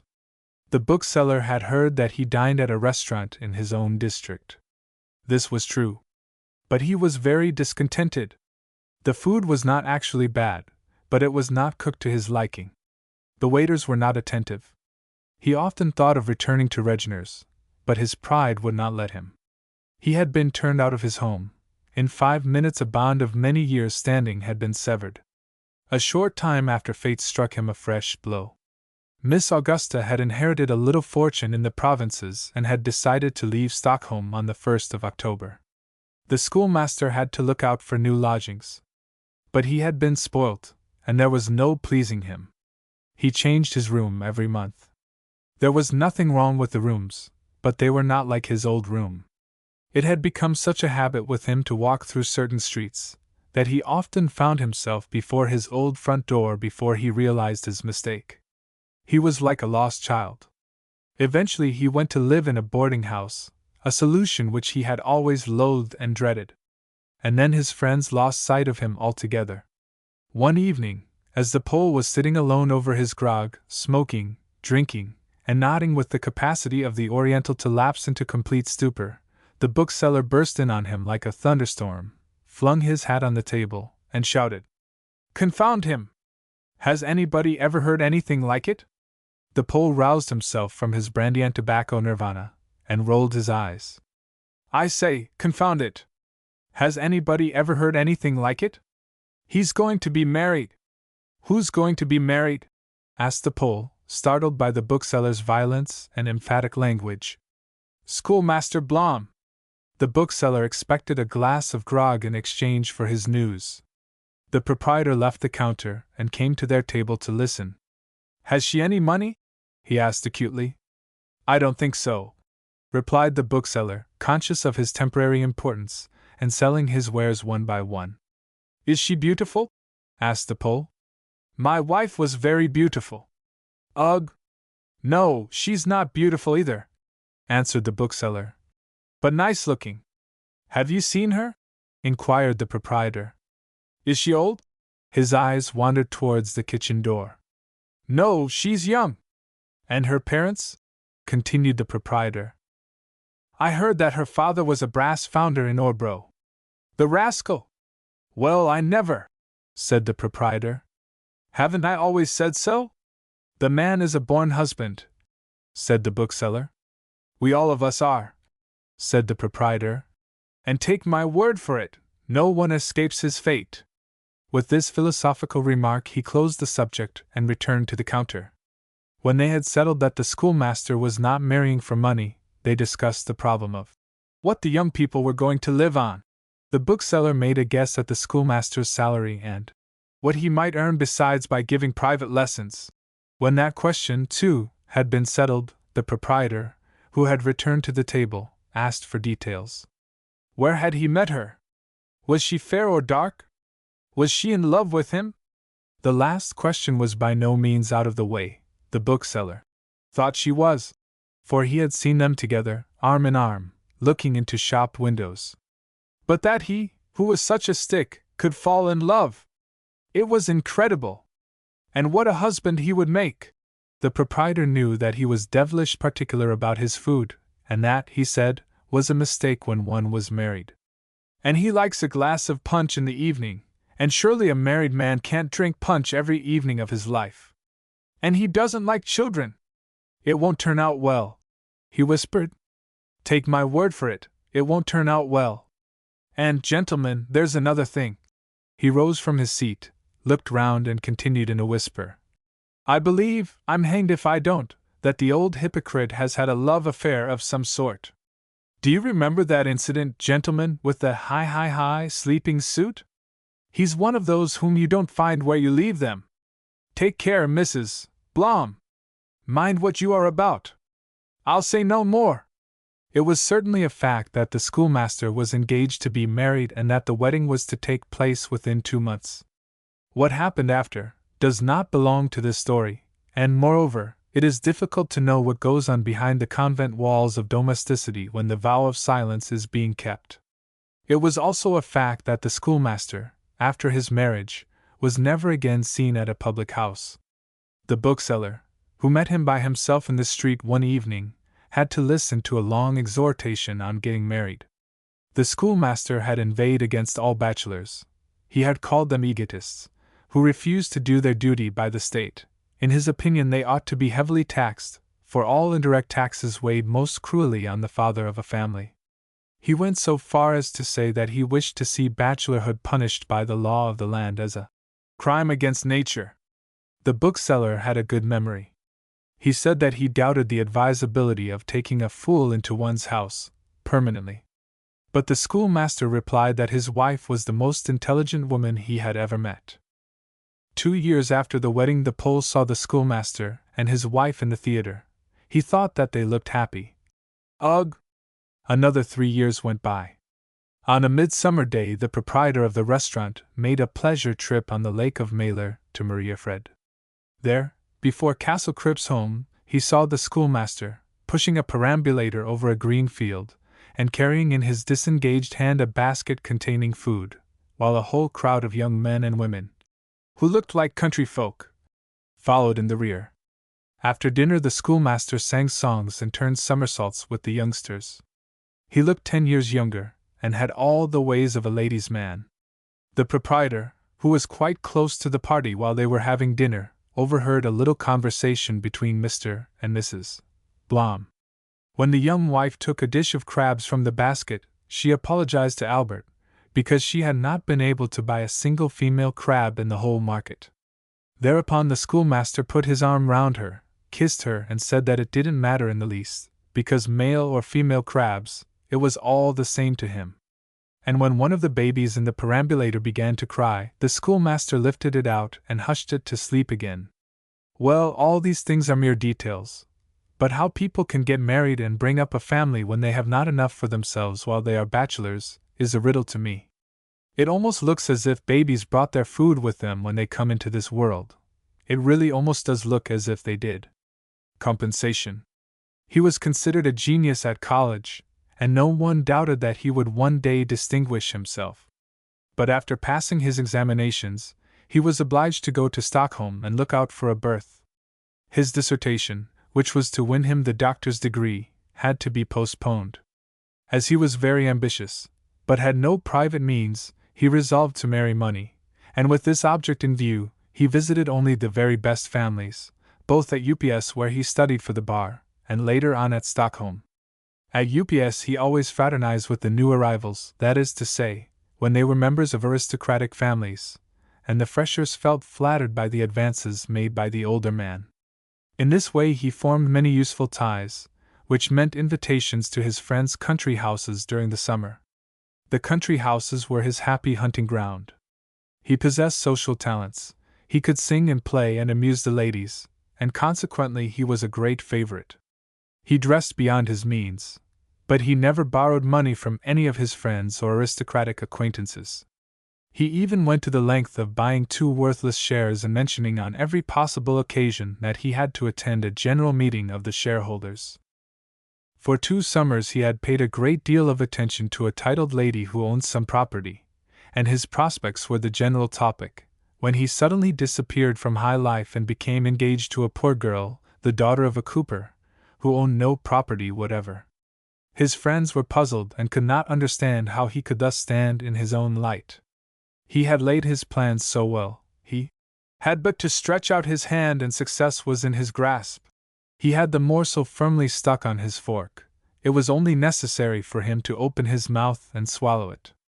He himself was at a loss to understand how it was that the face of a little girl whom he had met but once on a steamer could have upset all his plans of many years' standing.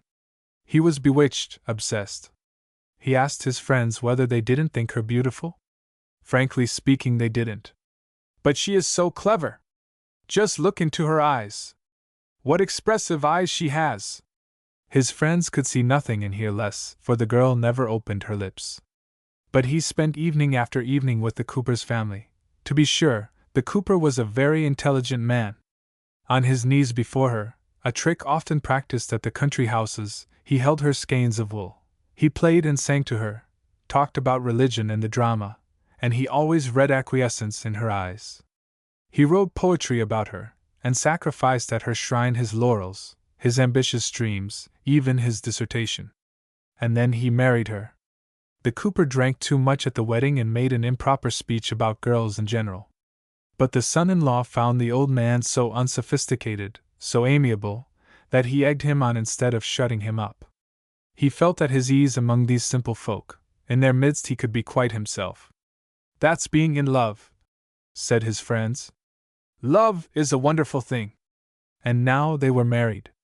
1 month, 2 months. He was unspeakably happy. Every evening they spent together, and he sang a song to her about the rose in the wood, her favorite song. And he talked about religion and the drama, and she sat and listened eagerly. But she never expressed an opinion. She listened in silence and went on with her crochet work. In the 3rd month he relapsed into his old habit of taking an afternoon nap. His wife, who hated being by herself, insisted on sitting by him. It irritated him, for he felt an overwhelming need to be alone with his thoughts. Sometimes she met him on his way home from his office, and her heart swelled with pride when he left his colleagues and crossed the street to join her. She took him home in triumph. He was her husband. In the 4th month he grew tired of her favorite song. It was stale now. He took up a book and read, and neither of them spoke. One evening he had to attend a meeting which was followed by a banquet. It was his first night away from home. He had persuaded his wife to invite a friend to spend the evening with her, and to go to bed early, for he did not expect to be home until late. The friend came and stayed until 9 o'clock. The young wife sat in the drawing room, waiting, for she was determined not to go to bed until her husband had returned. She felt too restless to go to sleep. She sat alone in the drawing room. What could she do to make the time pass more quickly? The maid had gone to bed, the grandfather's clock ticked and ticked. But it was only 10 o'clock when she put away her crochet work. She fidgeted, moved the furniture about, and felt a little unstrung. So that was what being married meant. One was torn from one's early surroundings, and shut up in 3 solitary rooms to wait until one's husband came home, half intoxicated. Nonsense! He loved her, and he was out on business. She was a fool to forget that. But did he love her still? Hadn't he refused a day or 2 ago to hold a skein of wool for her, a thing he loved to do before they were married? Didn't he look rather annoyed yesterday when she met him before lunch? And after all, if he had to attend a business meeting tonight, there was no necessity for him to be present at the banquet. It was 10:30 when her musing had reached this point. She was surprised that she hadn't thought of these things before. She relapsed into her dark mood and the dismal thoughts again passed through her mind, one by one. But now reinforcements had arrived. He never talked to her now. He never sang to her, never opened the piano. He had told her a lie when he had said that he couldn't do without his afternoon nap, for he was reading French novels all the time. He had told her a lie. It was only 11:30. The silence was oppressive. She opened the window and looked out into the street. 2 men were standing down below, bargaining with 2 women. That was men's way. If he should ever do anything like that. She should drown herself if he did. She shut the window and lighted the chandelier in the bedroom. One ought to be able to see what one is about, he had once said to her on a certain occasion. Everything was still so bright and new. The green coverlet looked like a mown lawn, and the little pillows reminded her of two white kittens curled up on the grass. The polish of her dressing table reflected the light. The mirror had as yet none of those ugly stains which are made by the splashing of water. The silver on the back of her hairbrush, her powder box, her toothbrush, all shone and sparkled. Her bedroom slippers were still so new and pretty that it was impossible to picture them down at heel. Everything looked new, and yet everything seemed to have lost some of its freshness.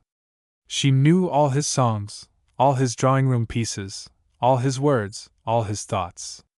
She knew beforehand what he would say when he sat down to lunch, what he would talk about when they were alone in the evening. She was sick of it all. Had she been in love with him? Oh, yes. Certainly. But was this all then? Was she realizing all the dreams of her girlhood? Were things to go on like this until she died? Yes. But surely they would have children. Though there was no sign of it as yet. Then she would no longer be alone. Then he might go out as often as he liked, for she would always have somebody to talk to play with. Perhaps it was a baby which she wanted to make her happy. Perhaps matrimony really meant something more than being a man's legitimate mistress. That must be it. But then, he would have to love her, and he didn't do that. And she began to cry. When her husband came home at 1 o'clock, he was quite sober. But he was almost angry with her when he found her still up. "Why didn't you go to bed?" were the words with which he greeted her. "How can I go to sleep when I am waiting for you? A fine lookout for me. Am I never to go out then? I believe you have been crying too?" "Yes, I have, and how can I help it if you don't love me any more?" "Do you mean to say I don't love you because I had to go out on business? A banquet isn't business. Good God! Am I not to be allowed to go out? How can women be so obtrusive?" "Obtrusive? Yes, I noticed that yesterday, when I met you. I'll never meet you again. But darling, I was with my chief. Hoo. She burst into tears, her body moved convulsively. He had to call the maid and ask her to fetch the hot water bottle. He, too, was weeping. Scalding tears. He wept over himself, his hardness of heart, his wickedness, his illusions over everything. Surely his love for her wasn't an illusion. He did love her. Didn't he? And she said she loved him, too, as he was kneeling before her prostrate figure, kissing her eyes. Yes, they loved one another. It was merely a dark cloud which had passed now. Ugly thoughts, born of solitude and loneliness. She would never again stay alone. They fell asleep in each other's arms, her face dimpled with smiles. But she did not go to meet him on the following day. He asked no questions at lunch. He talked a lot, but more for the sake of talking than to amuse her. It seemed as if he were talking to himself. In the evening he entertained her with long descriptions of the life at Castle Stockholm. He mimicked the young ladies talking to the Baron, and told her the names of the Count's horses. And on the following day he mentioned his dissertation. One afternoon he came home very tired. She was sitting in the drawing-room, waiting for him. Her ball of cotton had fallen on the floor. In passing, his foot got entangled in the cotton. At his next step he pulled her crochet work out of her hand and dragged it along. Then he lost his temper and kicked it aside. She exclaimed at his rudeness. He retorted that he had no time to bother about her rubbish, and advised her to spend her time more profitably. He had to think of his dissertation, if he was to have a career at all. And she ought to consider the question of how to limit their household expenses. Things had gone far indeed. On the next day the young wife, her eyes swollen with weeping, was knitting socks for her husband. He told her he could buy them cheaper ready-made. She burst into tears. What was she to do? The maid did all the work of the house. There was not enough work in the kitchen for two. She always dusted the rooms. Did he want her to send the maid away? No. What did he want then? He didn't know himself, but he was sure that something was wrong. Their expenses were too high. That was all. They couldn't go on living at their present rate, and then, somehow he could never find time to work at his dissertation. Tears, kisses, and a grand reconciliation. But now he started staying away from home in the evening several times a week. Business. A man must show himself. If he stays at home, he will be overlooked and forgotten. A year had passed. There were no signs of the arrival of a baby. How like a little liaison I once had in the old days, he thought. There is only one difference. This one is duller and costs more. There was no more conversation now, they merely talked of household matters. She has no brain, he thought. I am listening to myself when I am talking to her, and the apparent depths of her eyes is a delusion, due to the size of her pupils, the unusual size of her pupils. He talked openly about his former love for her, as of something that was over and done with. And yet, whenever he did so, he felt a pain in his heart, an irritating, cruel pain, a remorseless pain that could never die. Everything on earth withers and dies, he mused. Why should her favorite song alone be an exception to this? When one has heard it 365 times, it becomes stale. It can't be helped. But is my wife right when she says that our love, also, has died? No, and yet, perhaps she is. Our marriage is no better than a vulgar liaison, for we have no child. One day he made up his mind to talk the matter over with a married friend, for were they not both members of the Order of the Married? How long have you been married? 6 years. And does matrimony bore you? At first it did, but when the children came, matters improved. Was that so? It's strange that we have no child. Not your fault, old man. Tell your wife to go and see a doctor about it. He had an intimate conversation with her, and she went. 6 weeks after, what a change! What a bustle and commotion in the house! The drawing-room table was littered with baby clothes which were quickly hidden if anybody entered unexpectedly, and reappeared as quickly if it was only he who had come in. A name had to be thought of. It would surely be a boy. The midwife had to be interviewed, medical books had to be bought, and a cradle and a baby's outfit. The baby arrived, and it really was a boy. And when he saw the little monkey that smelled of butter clasped to her bosom, which until then had but been his plaything, he reverently discovered the mother and his little wife. And when he saw the big pupils looking at the baby so intently that they seemed to be looking into the future, he realized that there were depths in her eyes after all, depths more profound than he could fathom for all his drama and religion. And now all his old love, his dear old love, burst into fresh flames, and there was something new added to it, which he had dimly divined, but never realized. How beautiful she was when she busied herself about the house again, and how intelligent in all matters concerning the baby. As for him, he felt a man. Instead of talking of the Baron's horses and the Count's cricket matches, he now talked, too much almost, of his son. And when occasionally he was obliged to be out of an evening, he always longed for his own fireside, not because his wife sat there waiting for him, like an evil conscience, but because he knew that she was not alone. And when he came home, both mother and child were asleep. He was almost jealous of the baby, for there had been a certain charm in the thought that while he was out, somebody was sitting alone at home, eagerly awaiting his return. Now he was allowed his afternoon nap. And as soon as he had gone back to town, the piano was opened and the favorite song of the Rose in the Wood was sung, for it was quite new to Harold, and had regained all its freshness for poor little Laura who hadn't heard it for so many days. She had no time now for crochet work, but there were plenty of antimacassars in the house. He, on his part, could not spare the time for his dissertation. Harold shall write it, said the father, for he knew now that his life would not be over when he came to die. Many an evening they sat together, as before, and gossiped, but now both took a share in the conversation, for now she understood what they were talking about.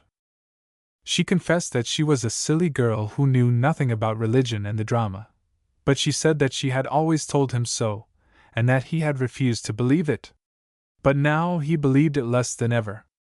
They sang the old favorite song, and Harold crowed, They danced to the tune and rocked the baby's cradle to it, and the song always retained its freshness and charm. Frictions. His eyes had been opened. He realized the perversity of the world, but he lacked the power to penetrate the darkness and discover the cause of this perversity. Therefore he gave himself up to despair, a disillusioned man. Then he fell in love with a girl who married somebody else. He complained of her conduct to his friends, male and female, but they only laughed at him. For a little while longer he trod his solitary path alone and misunderstood. He belonged to society, and joined in its pursuits, because it distracted him, but at the bottom of his heart he had nothing but contempt for its amusements, which he took no pains to conceal. One evening he was present at a ball. He danced with a young woman of unusual beauty and animation. When the band ceased playing, he remained standing by her side. He knew he ought to talk to her, but he did not know what to say. After a while the girl broke the silence. "You are fond of dancing, Baron?" she said with a cold smile. "Oh no! Not at all," he answered. "Are you?" "I can't imagine anything more foolish," she replied. He had met his man, or rather his woman. "Why do you dance, then?" he asked. "For the same reason that you do. Can you read my mind?" "Easily enough. If two people think alike, the other always knows." "Hum! You're a strange woman. Do you believe in love?" "No. Nor do I. You and I ought to get married. I'm beginning to think so myself." "Would you marry me?" "Why not? At any rate, we shouldn't fight." "Horrible idea! But how can you be so sure?" "Because we think alike."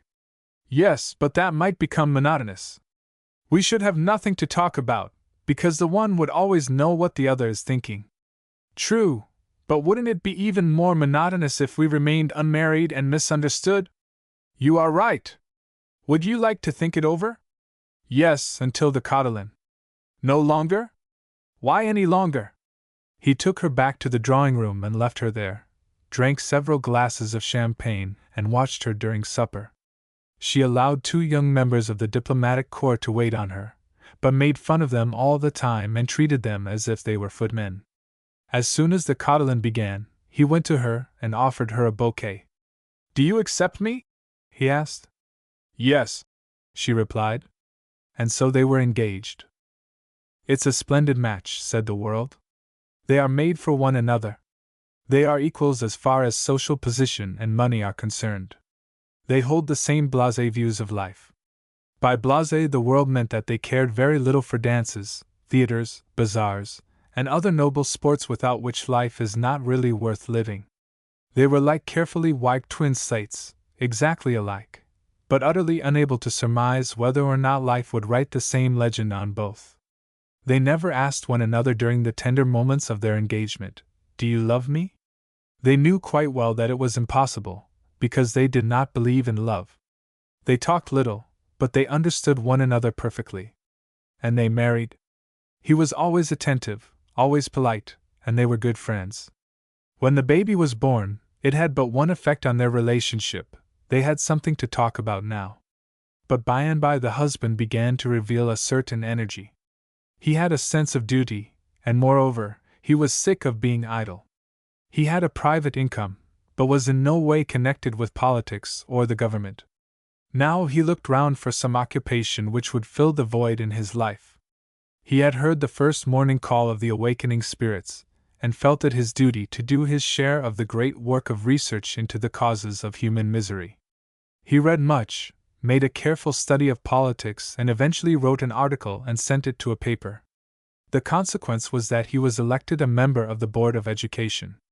This necessitated hard reading in future, for all questions were to be threshed out thoroughly. The Baroness lay on the sofa and read Chateaubriand and Musset. She had no faith in the improvement of humanity, and this stirring up of the dust and mold which the centuries had deposited on human institutions irritated her. Yet she noticed that she did not keep pace with her husband. They were like 2 horses at a race. They had been weighed before the start and been found to be of the same weight. They had promised to keep side by side during the run. Everything was calculated to make them finish the race and leave the course at the same time. but already the husband had gained by the length of a neck. Unless she hurried up, she was bound to be left behind. And the latter really happened. In the following year he was made controller of the budget. He was away for 2 months. His absence made the Baroness realize that she loved him, a fact which was brought home to her by her fear of losing him. When he returned home, she was all eagerness, but his mind was filled with the things he had seen and heard abroad. He realized that they had come to the parting of the ways, but he would have liked to delay it, prevent it, if possible. He showed her in great living pictures the functioning of the colossal gigantic machinery of the state. He tried to explain to her the working of the wheels, the multifarious transmissions, regulators and detents, unreliable pendulums and untrustworthy safety valves. She was interested at first, but after a while her interest waned. Conscious of her mental inferiority, her insignificance, she devoted herself entirely to her baby, anxious to demonstrate to her husband that she yet had a value as a model mother. But her husband did not appreciate this value. He had married her for the sake of companionship, and he found in her an excellent nurse for his child. But how could it be helped now? Who could have foreseen such a thing? The house was always full of members of Parliament, and politics was the subject of conversation at dinner. The hostess merely took care that no fault could be found with the cooking. The Baron never omitted to have 1 or 2 men amongst his guests who could talk to his wife about music and the drama, but the Baroness wanted to discuss nothing but the nursery and the bringing up of children. After dessert, as soon as the health of the hostess was drunk, there was a general stampede to the smoking room where the political discussions were continued. The Baroness left her guests and went to the nursery with a feeling of bitterness in her heart. She realized that her husband had so far outdistanced her that she could never again hope to come up with him. He worked much at home in the evening. Frequently he was busy at his writing table until the small hours of the morning, but always behind locked doors. When he noticed afterwards, as he sometimes did, that his wife went about with red eyes, he felt a pain in his heart, but they had nothing to say to each other. Occasionally, however, at those times when his work palled, when he realized that his inner life was growing poorer and poorer, he felt a void within him, a longing for warmth, for something intimate, something he had dreamed of long ago, in the early days of his youth. But every feeling of that sort he suppressed at once as unfaithfulness to his wife, for he had a very high conception of the duty of a husband. To bring a little more variety into her daily life, he suggested one day that she should invite a cousin of whom she had often spoken, but whom he had never seen, to spend the winter with them in town. This had always been a great wish of the Baroness's, but now that the realization of it was within her power, she changed her mind. She did not want her in the least now. Her husband pressed her for reasons, but she could not give him any. It roused his curiosity, and finally she confessed that she was afraid of her cousin, afraid that she might win his heart, that he might fall in love with her. She must be a queer girl, we really must have her here. The Baroness wept and warned, but the Baron laughed, and the cousin arrived. One afternoon the Baron came home, tired as usual. He had forgotten all about the cousin and his curiosity in regard to her. They sat down to dinner. The Baron asked the cousin if she was fond of the theatre. She replied that she was not. She preferred reality to make-believe. At home she had founded a school for black sheep and a society for the care of discharged prisoners. Indeed, the Baron was much interested in the administration of prisons. The cousin was able to give him a good deal of information, and during the rest of the dinner the conversation was exclusively about prisons.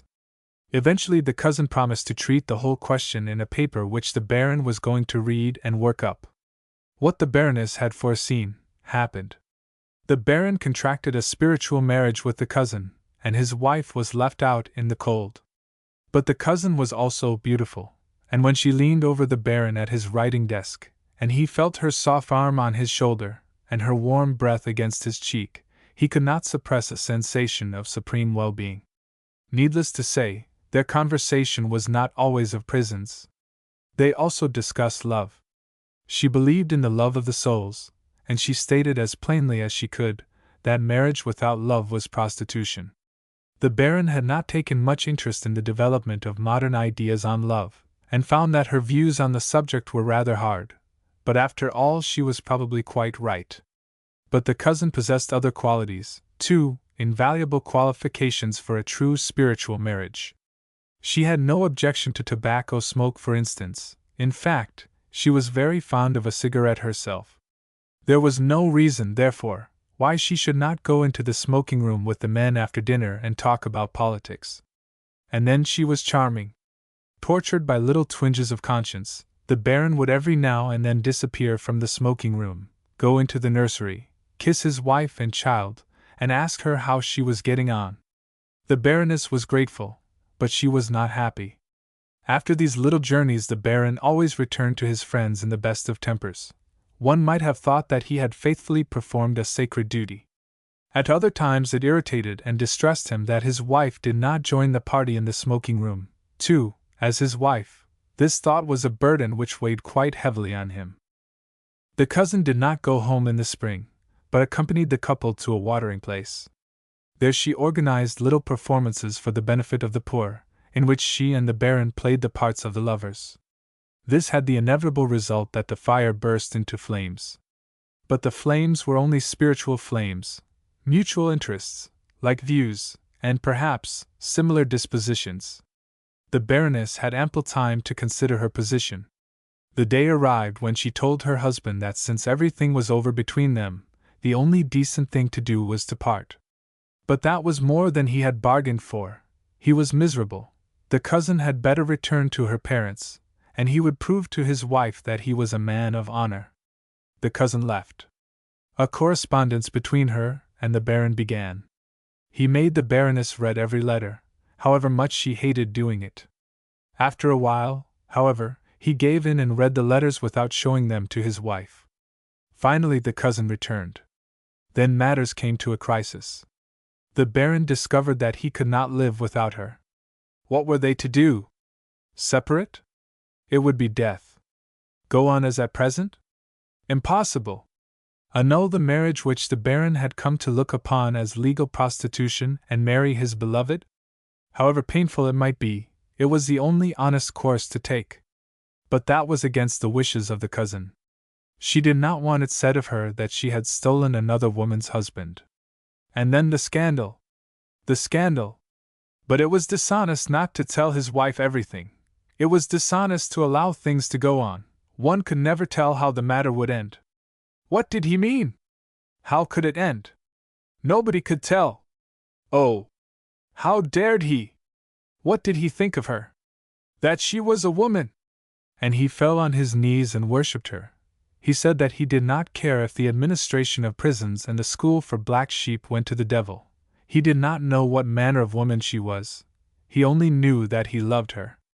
She replied that she had nothing but contempt for him, and went helter-skelter to Paris. He followed at her heels. At Hamburg he wrote a letter to his wife in which he said that they had made a mistake, and that it was immoral not to rectify it. He asked her to divorce him. And she divorced him. A year after these events the Baron and the cousin were married. They had a child. But that was a fact which did not interfere with their happiness. On the contrary, what a wealth of new ideas germinated in their minds in their voluntary exile! How strong were the winds which blew here! He encouraged her to write a book on young criminals. The press tore it to pieces. She was furious and swore that she would never write another book. He asked her whether she wrote for praise, whether she was ambitious. She replied by a question. Why did he write? A little quarrel arose. He said it was refreshing to hear her express views which did not echo his own, always his own. Always his own. What did he mean? Didn't she have views of her own? She henceforth made it her business to prove to him on every occasion that she was capable of forming her own opinions, and to prevent any errors on his part she took good care that they always differed from his. He told her he did not care what views she held as long as she loved him. Love? What about it? He was no better than other men, and moreover, he had betrayed her. He did not love her soul, but her body. No, he loved both. He loved her, every bit of her. Oh! How deceitful he had been! No, he had not been deceitful. He had merely deceived himself when he believed that he loved her soul only. They were tired of strolling up and down the boulevard, and sat down before a cafe. She lighted a cigarette. A waiter requested her rather uncivilly not to smoke. The Baron demanded an explanation, and the waiter said that the cafe was a first-class establishment, and the management was anxious not to drive away respectable people by serving these ladies. They rose from their seats, paid, and went away. The Baron was furious. The young Baroness had tears in her eyes. There they had a demonstration of the power of prejudice. Smoking was a foolish act as far as a man was concerned, but in a woman it was a crime. Let him who was able to do so destroy this prejudice. Or, let us say, him who would care to do so. The Baron had no wish that his wife should be the first victim, even if it were to win for her the doubtful honor of having cast aside a prejudice. For it was nothing else. In Russia, ladies belonging to the best society smoked at the dinner table during the courses. Customs changed with the latitudes. And yet those trifles were not without importance, for life consisted of trifles. If men and women shared bad habits, intercourse between them would be less stiff and formal. They would make friends more easily and keep pace with one another. If they had the same education, they would have the same interests, and cling together more closely during the whole of their lives. The Baron was silent as if he had said something foolish. But she had not been listening to him. Her thoughts had been far away. She had been insulted by a waiter, told that she was not fit to associate with respectable people. There was more behind that than appeared on the surface. She had been recognized. Yes, she was sure of it. It was not the first time that she had noticed it. What had she noticed? That she had been treated with little respect at the restaurants. The people evidently did not think that they were married, because they were affectionate and civil to one another. She had borne it in silence for a long time, but now she had come to the end of her tether. And yet this was nothing compared to what they were saying at home. Well, what were they saying? And why had she never told him anything about it before? Oh, horrible things! The letters she had received, leaving the anonymous ones quite out of the question. Well, and what about him? Was he not being treated as if he were a criminal? And yet he had not committed a crime. He had acted according to all legal requirements. He had not broken his marriage vows. He had left the country in compliance with the dictates of the law. The royal consistory has granted his appeal for a divorce. The clergy, Holy Church, had given him his release from the bonds of his first marriage on stamped paper. Therefore he had not broken them. When a country was conquered, a whole nation was absolved from its oath of loyalty to its monarch. Why did society look askance at the release from a promise? Had it not conferred the right on the consistory to dissolve a marriage? How could it dare to assume the character of a judge now and condemn its own laws? Society was at war with itself. He was being treated like a criminal. Hadn't the secretary of the embassy, his old friend, on whom he had left his and his wife's cards, acknowledged them by simply returning one card only? And was he not overlooked at all public functions? Oh! She had had to put up with worse things. One of her friends in Paris had closed her door to her, and several had cut her in the street. Only the wearer of a boot knew where it pinched.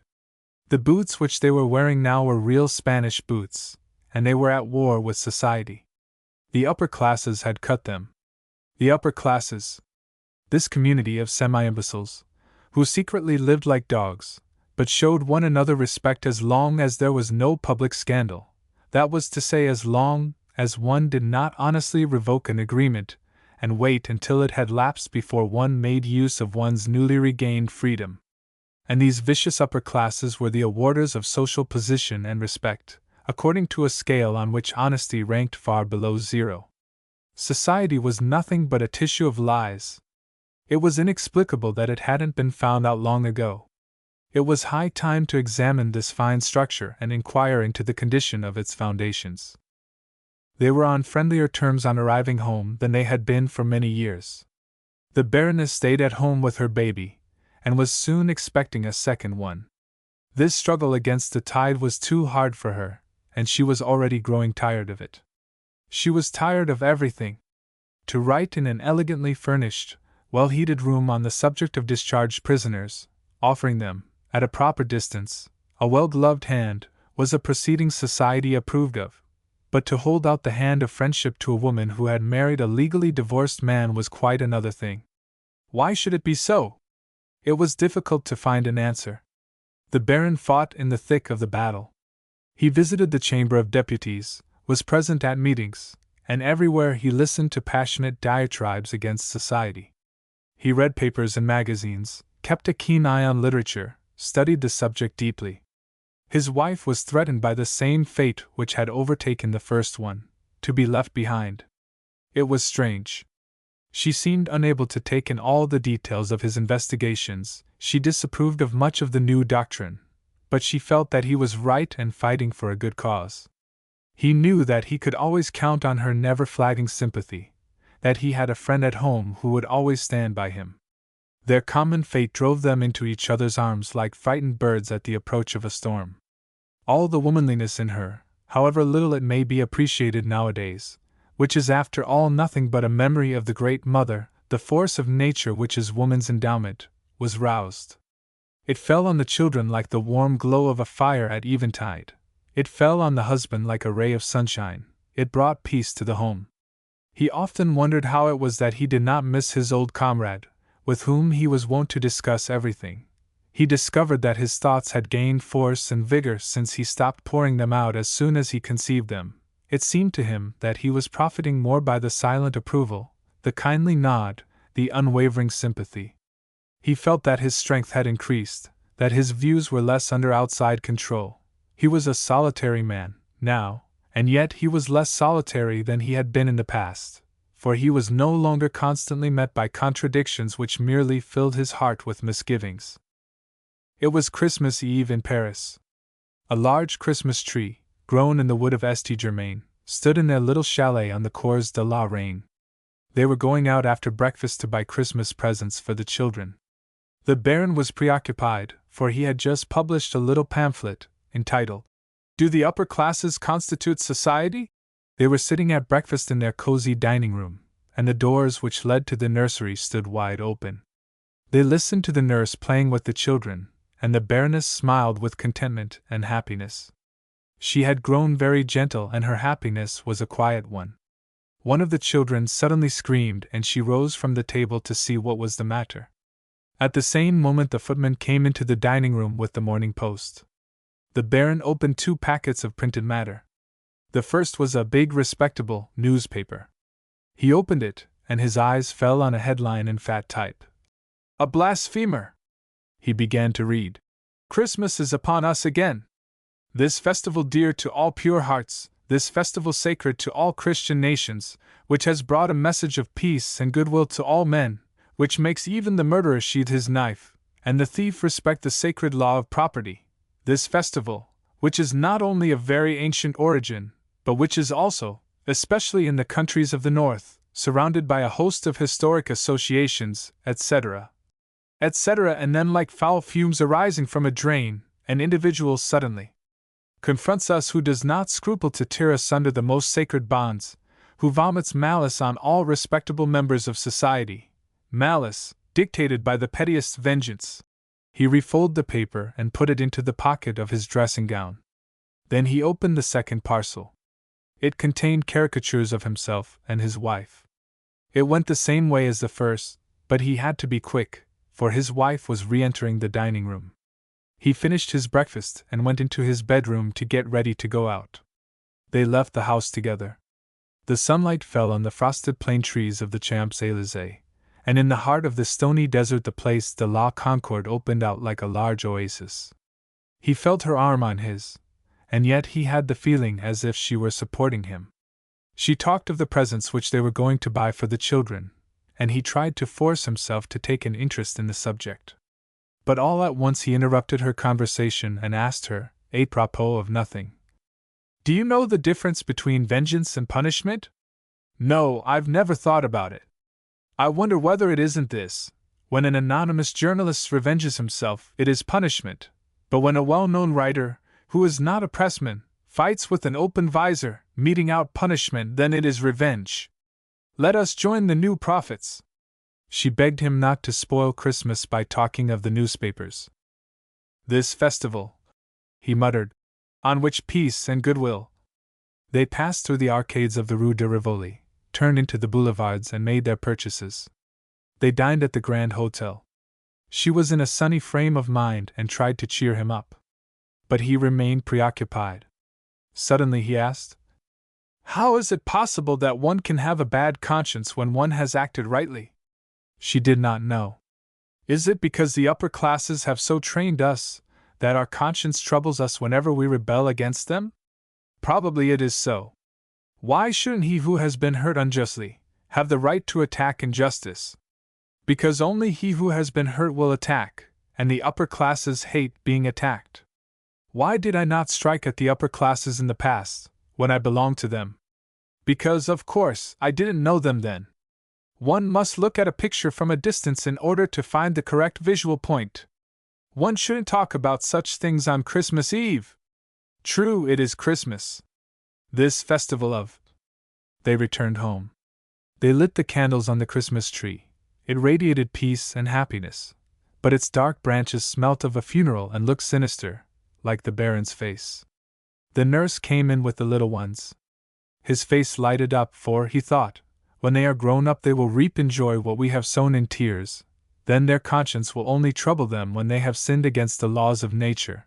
They won't have to suffer from whims which have been caned into us at school, drummed into us by the parsons, invented by the upper classes for their own benefit. The Baroness sat down at the piano when the maids and the footmen entered.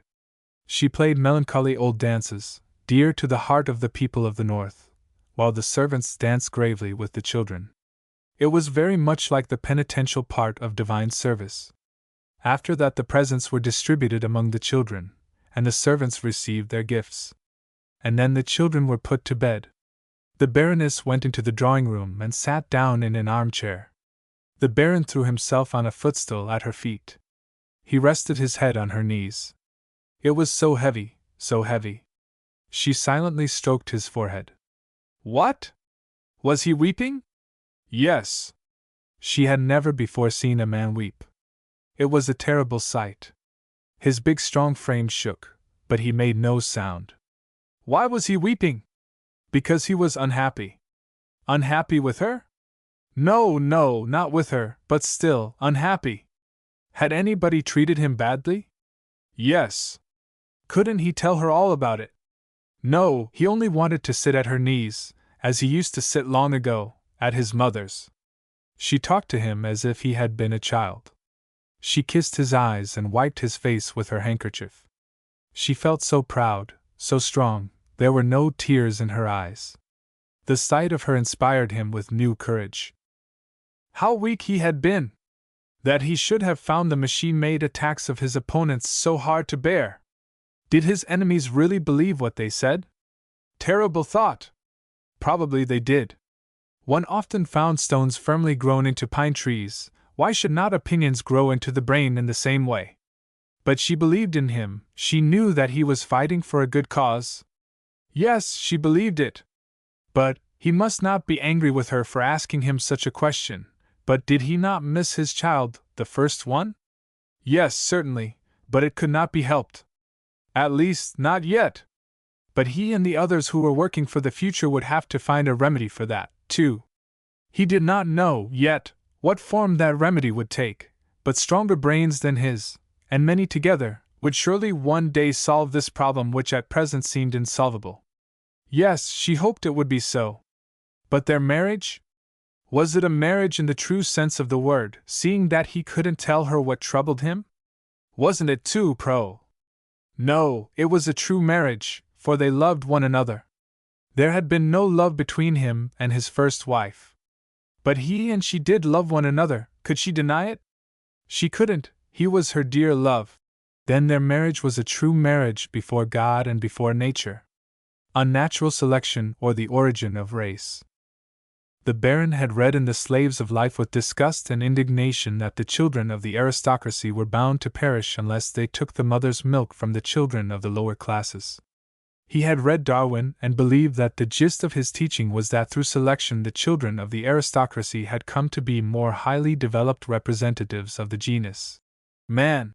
But the doctrine of heredity made him look upon the employment of a foster mother with aversion, for might not, with the blood of the lower classes, certain conceptions, ideas and desires be introduced and propagated in the aristocratic nursling?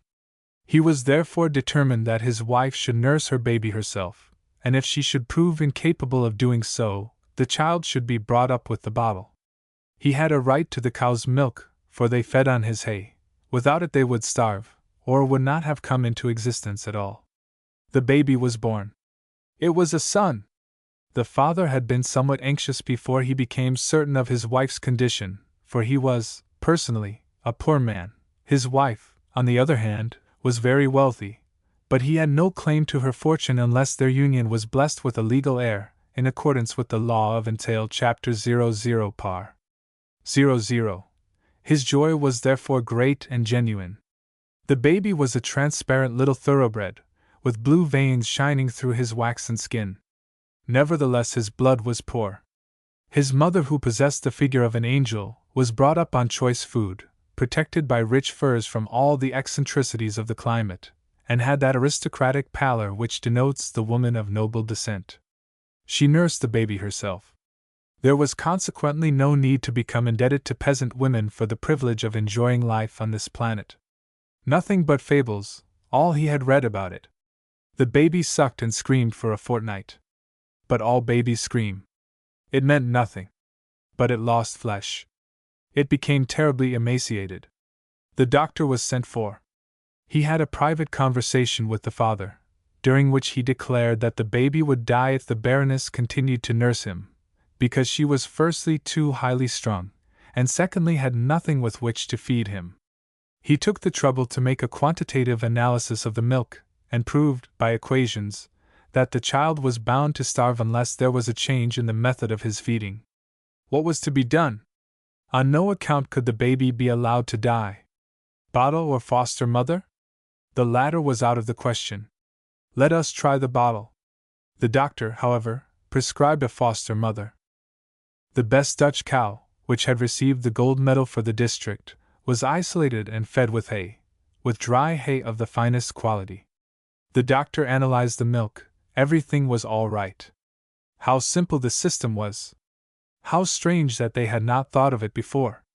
After all, one need not engage a foster mother, a tyrant before whom one had to cringe, a loafer one had to fatten, not to mention the fact that she might have an infectious disease.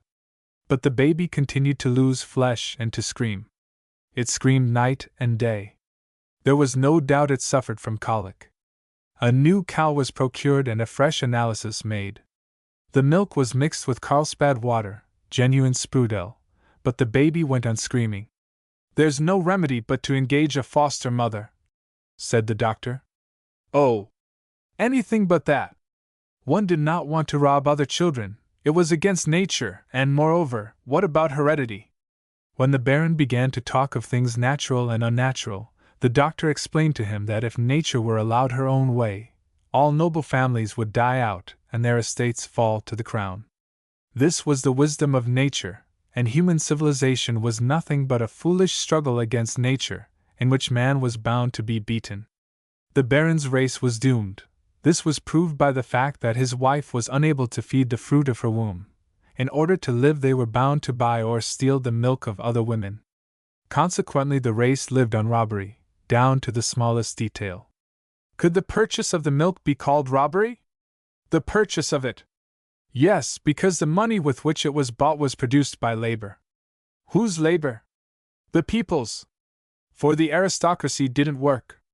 The doctor was a socialist. No, a follower of Darwin. However, he didn't care in the least if they called him a socialist. It made no difference to him. But surely, purchase was not robbery. That was too strong a word. Well, but if one paid with money one hadn't earned? That was to say, earned by manual labor? Yes. But in that case the doctor was a robber too. Quite so. Nevertheless, he would not hold back with the truth. Didn't the Baron remember the repenting thief who had spoken such true words? The conversation was interrupted. The Baron sent for a famous professor.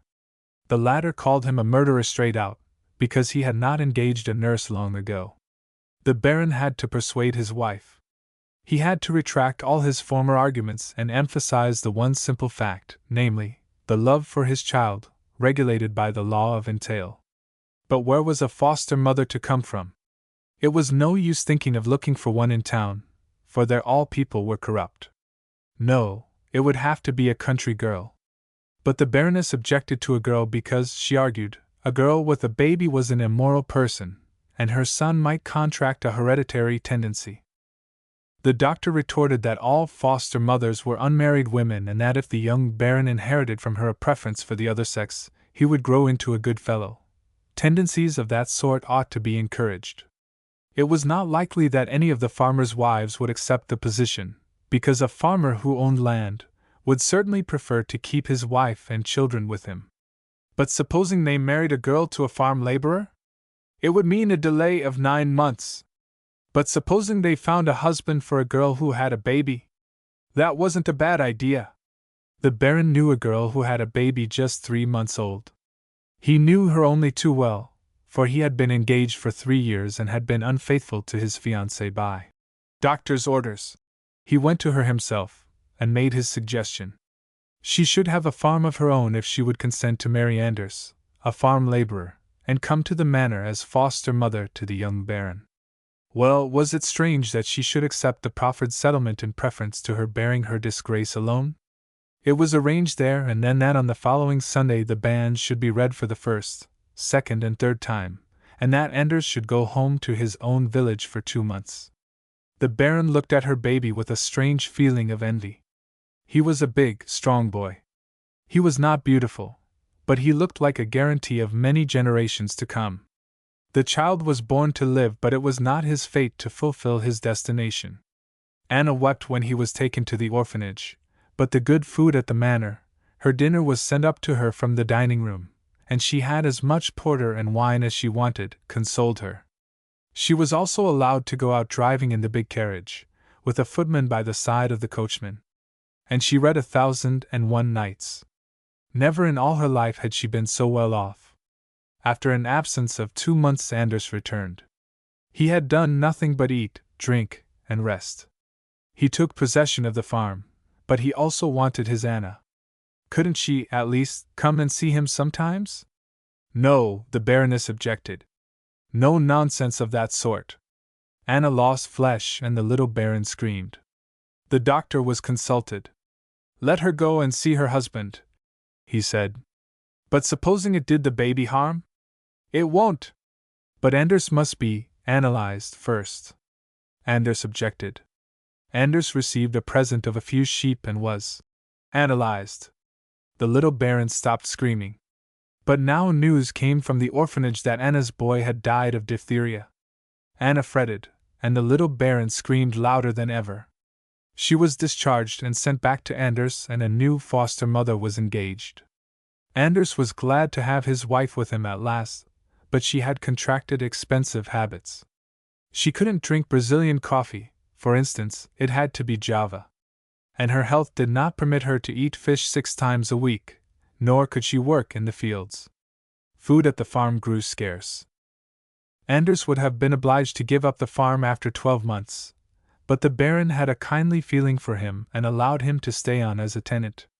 Anna worked daily at the manor and frequently saw the little Baron, but he did not recognize her, and it was just as well that he did not. And yet he had lain at her breast, and she had saved his life by sacrificing the life of her own child. But she was prolific and had several sons, who grew up and were laborers and railway men. One of them was a convict. But the old Baron looked forward with anxiety to the day on which his son should marry and have children in his turn. He did not look strong. He would have been far more reassured if the other little Baron, the one who had died at the orphanage, had been the heir to the estates. And when he read The Slaves of Life a second time, he had to admit that the upper classes live at the mercy of the lower classes. And when he read Darwin again, he could not deny that natural selection, in our time, was anything but natural. But facts were facts and remained unalterable, in spite of all the doctor and the socialists might say to the contrary. An attempt at reform. She had noticed with indignation that girls were solely brought up to be housekeepers for their future husbands. Therefore, she had learned a trade which would enable her to keep herself in all circumstances of life. She made artificial flowers. He had noticed with regret that girls simply waited for a husband who should keep them. He resolved to marry a free and independent woman who could earn her own living. Such a woman would be his equal and a companion for life, not a housekeeper. Fate ordained that they should meet. He was an artist and she, as I already mentioned, made flowers. They were both living in Paris at the time when they conceived these ideas. There was style in their marriage. They took 3 rooms at Passy. In the center was the studio, to the right of it his room, to the left hers. This did away with the common bedroom and double bed, that abomination which has no counterpart in nature and is responsible for a great deal of dissipation and immorality. It moreover did away with the inconvenience of having to dress and undress in the same room. It was far better that each of them should have a separate room and that the studio should be a neutral, common meeting place. They required no servant. They were going to do the cooking themselves and employ an old charwoman in the mornings and evenings. It was all very well thought out and excellent in theory. But supposing you had children? Asked the skeptics. Nonsense, there won't be any. It worked splendidly. He went to the market in the morning and did the catering. Then he made the coffee. She made the beds and put the rooms in order. And then they sat down and worked. When they were tired of working, they gossiped, gave one another good advice, laughed, and were very jolly. At 12 o'clock he lit the kitchen fire, and she prepared the vegetables. He cooked the beef, while she ran across the street to the grocer's. Then she laid the table, and he dished up the dinner. Of course, they loved one another as husbands and wives do. They said good night to each other and went into their own rooms, but there was no lock to keep him out when he knocked at her door. But the accommodation was small and the morning found them in their own quarters. Then he knocked at the wall. Good morning, little girlie, how are you today? Very well, darling, and you? Their meeting at breakfast was always like a new experience which never grew stale. They often went out together in the evening and frequently met their countrymen. She had no objection to the smell of tobacco, and was never in the way. Everybody said that it was an ideal marriage. No one had ever known a happier couple. But the young wife's parents, who lived a long way off, were always writing and asking all sorts of indelicate questions. They were longing to have a grandchild. Louisa ought to remember that the institution of marriage existed for the benefit of the children, not the parents. Louisa held that this view was an old-fashioned one. Mamma asked her whether she did not think that the result of the new ideas would be the complete extirpation of mankind. Louisa had never looked at it in that light, and moreover the question did not interest her. Both she and her husband were happy. At last the spectacle of a happy married couple was presented to the world, and the world was envious. Life was very pleasant. Neither of them was master, and they shared expenses. Now he earned more, now she did, but in the end their contributions to the common fund amounted to the same figure. Then she had a birthday. She was awakened in the morning by the entrance of the charwoman with a bunch of flowers and a letter painted all over with flowers, and containing the following words. She knocked at his door, "Come in." And they breakfasted, sitting on the bed, his bed, and the charwoman was kept the whole day to do all the work. It was a lovely birthday. Their happiness never palled. It lasted 2 years. All the prophets had prophesied falsely. It was a model marriage. But when 2 years had passed, the young wife fell ill. She put it down to some poison contained in the wallpaper. He suggested germs of some sort. Yes, certainly germs. But something was wrong. Something was not as it should be. She must have caught cold. Then she grew stout. Was she suffering from tumor? Yes, they were afraid she was. She consulted a doctor, and came home crying. It was indeed a growth, but one which would one day see daylight, grow into a flower and bear fruit. The husband did anything but cry. He found style in it, and then the wretch went to his club and boasted about it to his friends. But the wife still wept. What would her position be now? She would soon not be able to earn money with her work, and then she would have to live on him. And they would have to have a servant. Ugh! Those servants! All their care, their caution, their wariness had been wrecked on the rock of the inevitable. But the mother-in-law wrote enthusiastic letters and repeated over and over again that marriage was instituted by God for the protection of the children. The parents' pleasure counted for very little. Hugo implored her to forget the fact that she would not be able to earn anything in future. Didn't she do her full share of the work by mothering the baby? Wasn't that as good as money? Money was, rightly understood, nothing but work. Therefore she paid her share in full. It took her a long time to get over the fact that he had to keep her. But when the baby came, she forgot all about it. She remained his wife and companion as before in addition to being the mother of his child, and he found that this was worth more than anything else. A natural obstacle. Her father had insisted on her learning bookkeeping, so that she might escape the common lot of young womanhood, to sit there and wait for a husband. She was now employed as bookkeeper in the goods department of the railways, and was universally looked upon as a very capable young woman. She had a way of getting on with people, and her prospects were excellent. Then she met the Green Forester from the School of Forestry and married him. They had made up their minds not to have any children. Theirs was to be a true, spiritual marriage, and the world was to be made to realize that a woman, too, has a soul, and is not merely sex.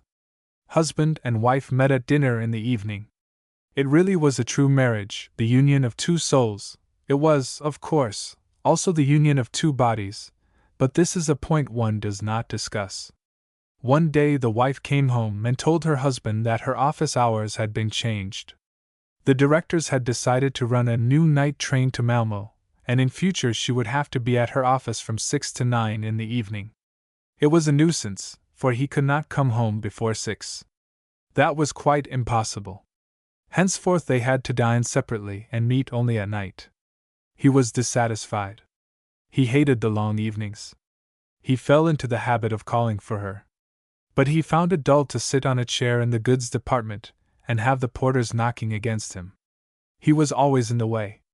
And when he tried to talk to her as she sat at her desk with the penholder behind her ear, she interrupted him with a curt, "Oh, do be quiet until I've done!"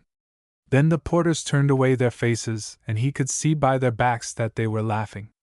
Sometimes one or the other of her colleagues announced him with a, "Your husband is waiting for you, Mrs. X." Your husband! There was something scornful in the very way in which they pronounced the word.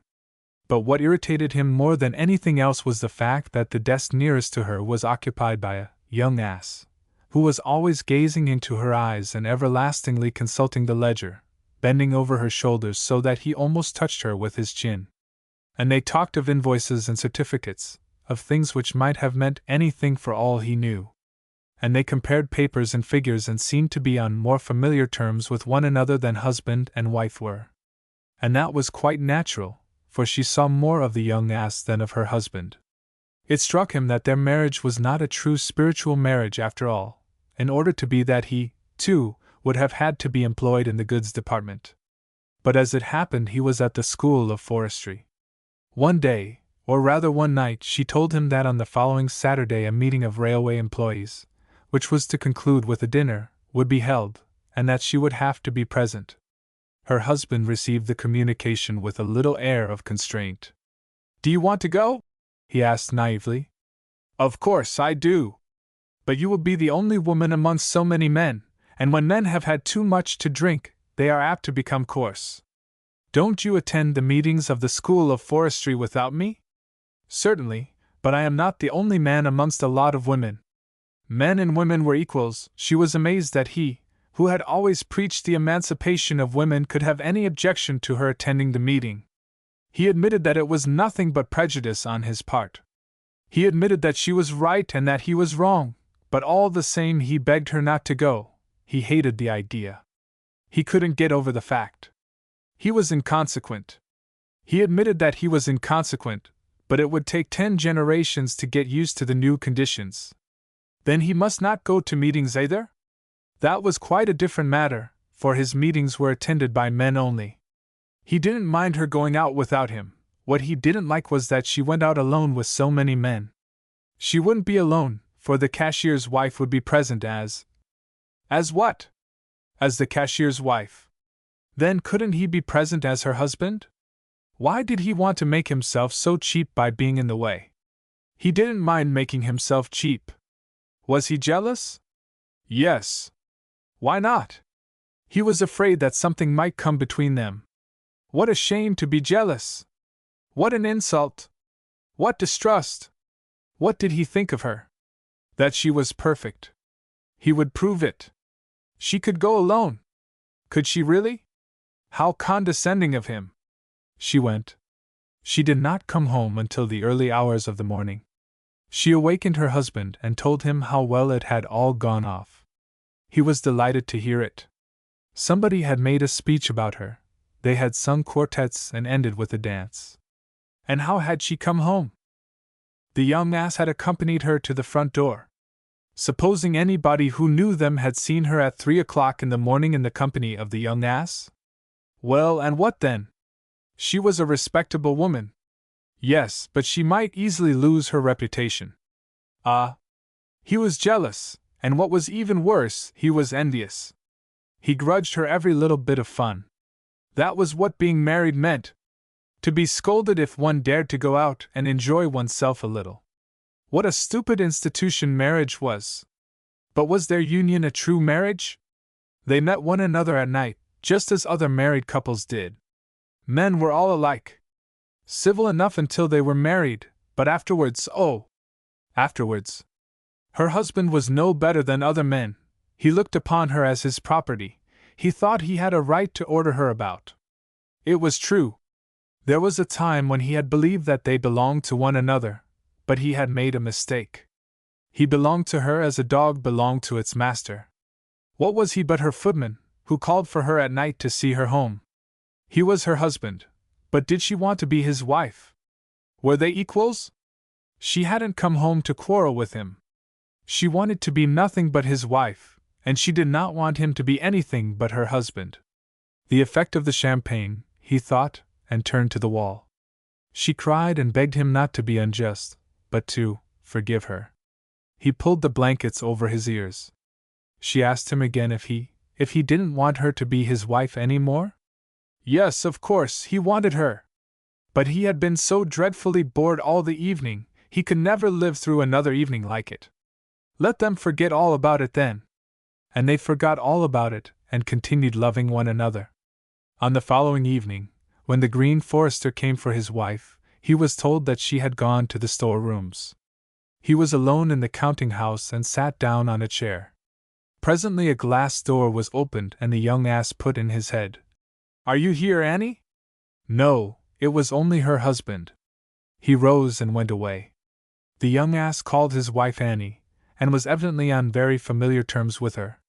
It was more than he could bear. When she came home, they had a scene. She reproached him with the fact that he did not take his views on the emancipation of women seriously, otherwise he could not be annoyed at her being on familiar terms with her fellow clerks. He made matters worse by admitting that his views were not to be taken seriously. Surely he didn't mean what he was saying?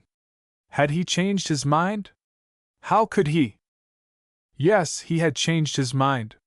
One could not help modifying one's views almost daily, because one had to adapt them to the conditions of life which were always changing. And if he had believed in spiritual marriages in the days gone by, he had now come to lose faith in marriages of any sort whatever.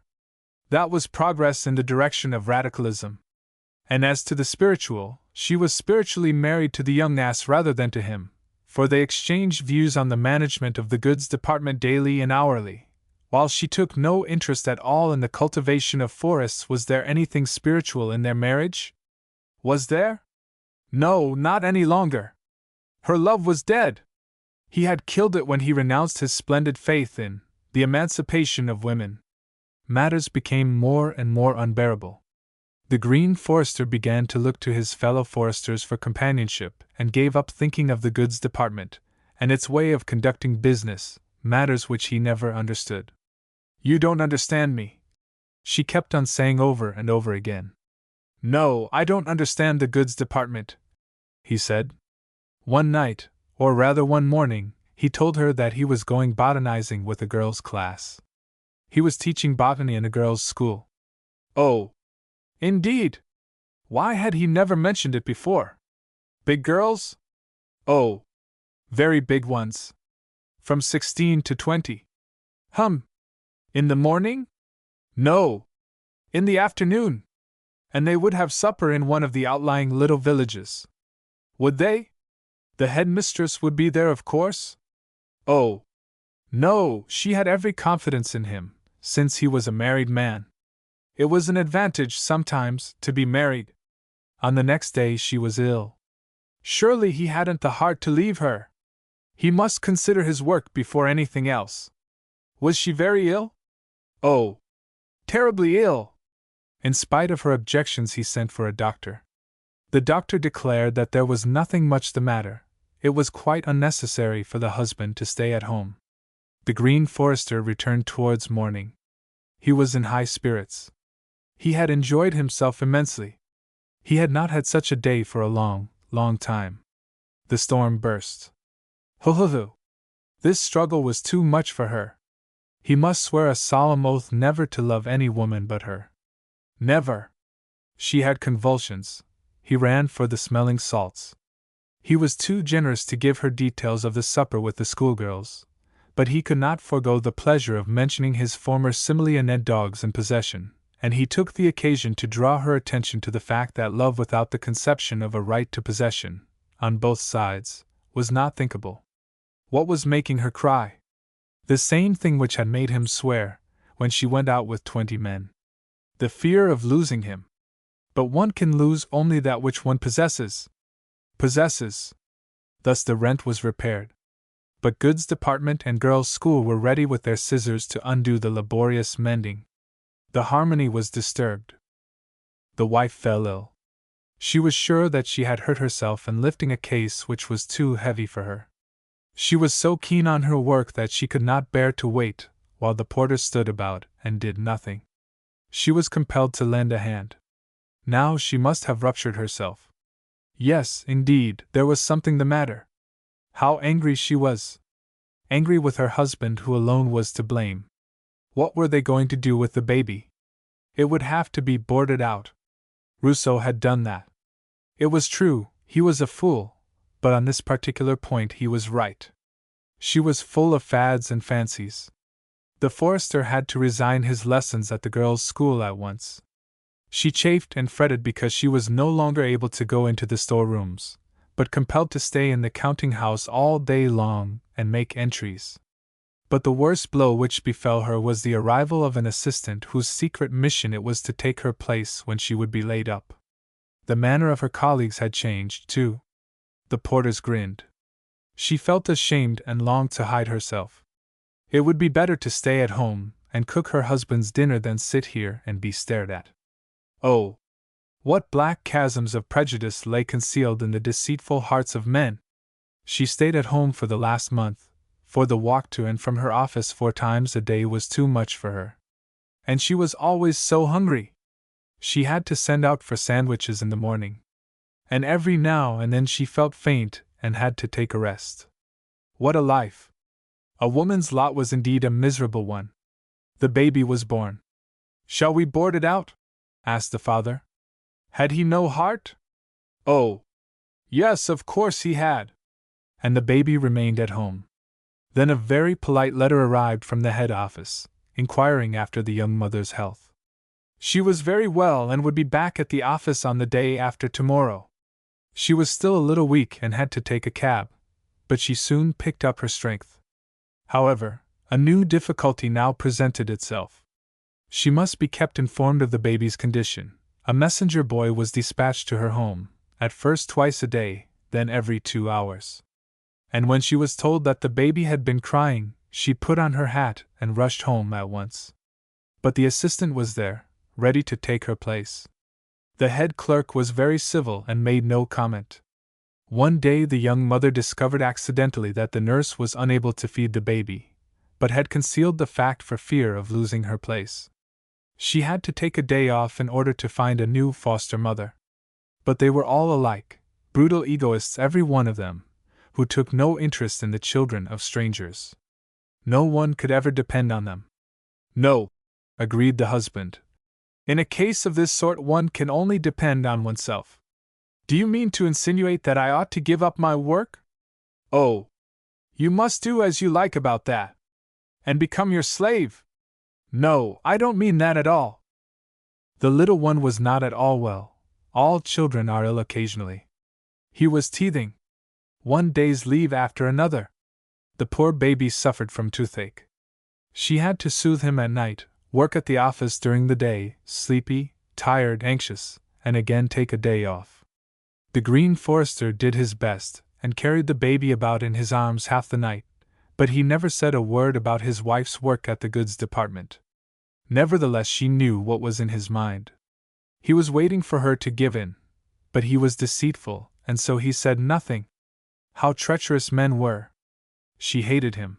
She would sooner kill herself than throw up her work and be his slave. The forester saw quite clearly now that it was impossible for any woman to emancipate herself from the laws of nature. Under present circumstances, he was shrewd enough to add. When the baby was 5 months old, it was plainly evident that the whole thing would before very long repeat itself. What a catastrophe! But when that sort of thing once begins, the forester was obliged to resume his lessons at the girls' school to augment their income, and now, she laid down her arms. I am your slave now, she groaned, when she came home with her discharge. Nevertheless, she is the head of the house, and he gives her every penny he earns. When he wants to buy a cigar, he makes a long speech before he ventures to ask for the money. She never refuses it to him, but all the same he finds the asking for it unpleasant. He is allowed to attend meetings, but no dinners, and all botanizing with girls is strictly forbidden. He does not miss it much, for he prefers playing with his children. His colleagues call him henpecked, but he smiles, and tells them that he is happy in spite of it, because he has in his wife a very sweet and sensible companion. She, on her part, obstinately maintains that she is nothing but his slave, whatever he might say to the contrary. It is her one comfort, poor little woman. A doll's house. They had been married for 6 years, but they were still more like lovers than husband and wife. He was a captain in the Navy, and every summer he was obliged to leave her for a few months. Twice he had been away on a long voyage. But his short absences were a blessing in disguise, for if their relations had grown a little stale during the winter, the summer trip invariably restored them to their former freshness and delightfulness. During the first summer he wrote veritable love letters to her, and never passed a sailing ship without signaling, "Will you take letters?" And when he came in sight of the landmarks of the Stockholm archipelago, he did not know how to get to her quickly enough. But she found a way. She wired him to Landsort that she would meet him at Delaro. When he anchored, he saw a little blue scarf fluttering on the veranda of the hotel. Then he knew that it was she. But there was so much to do aboard that it was evening before he could go ashore. He saw her from his gig on the landing stage as the bow held out his oar to fend off. She was every bit as young, as pretty, and as strong as she had been when he left her. It was exactly as if they were reliving the first spring days of their love. A delicious little supper waited for him in the 2 little rooms she had engaged. What a lot they had to talk about! The voyage, the children, the future. The wine sparkled in the glasses, and his kisses brought the blood to her cheeks. Tattoo went on the ship, but he took no notice of it, for he did not intend to leave her before 1 o'clock. What? He was going? Yes, he must get back aboard, but it would do if he was there for the morning watch. When did the morning watch begin? At 5 o'clock. Oh, as early as that? But where was she going to stay the night? That was her business. He guessed it, and wanted to have a look at her room, but she planted herself firmly on the threshold. He covered her face with kisses, took her in his arms as if she were a baby, and opened the door. What an enormous bed! It was like the longboat. Where did the people get it from? She blushed crimson. Of course, she had understood from his letter that they would stay at the hotel together. Well, and so they would, in spite of his having to be back aboard for the morning watch. What did he care for the stupid morning prayers? How could he say such a thing? Hadn't they better have some coffee and a fire? The sheets felt damp. What a sensible little rogue she was to provide for his staying, too! Who would have thought that she had so much sense? Where did she get it from? She didn't get it from anywhere. No? Well, he might have known. He might have known everything. Oh! But he was so stupid! Indeed, he was stupid, was he? And he slipped his arm round her waist. But he ought to behave himself. Behave himself? It was easy to talk. The girl was coming with the wood.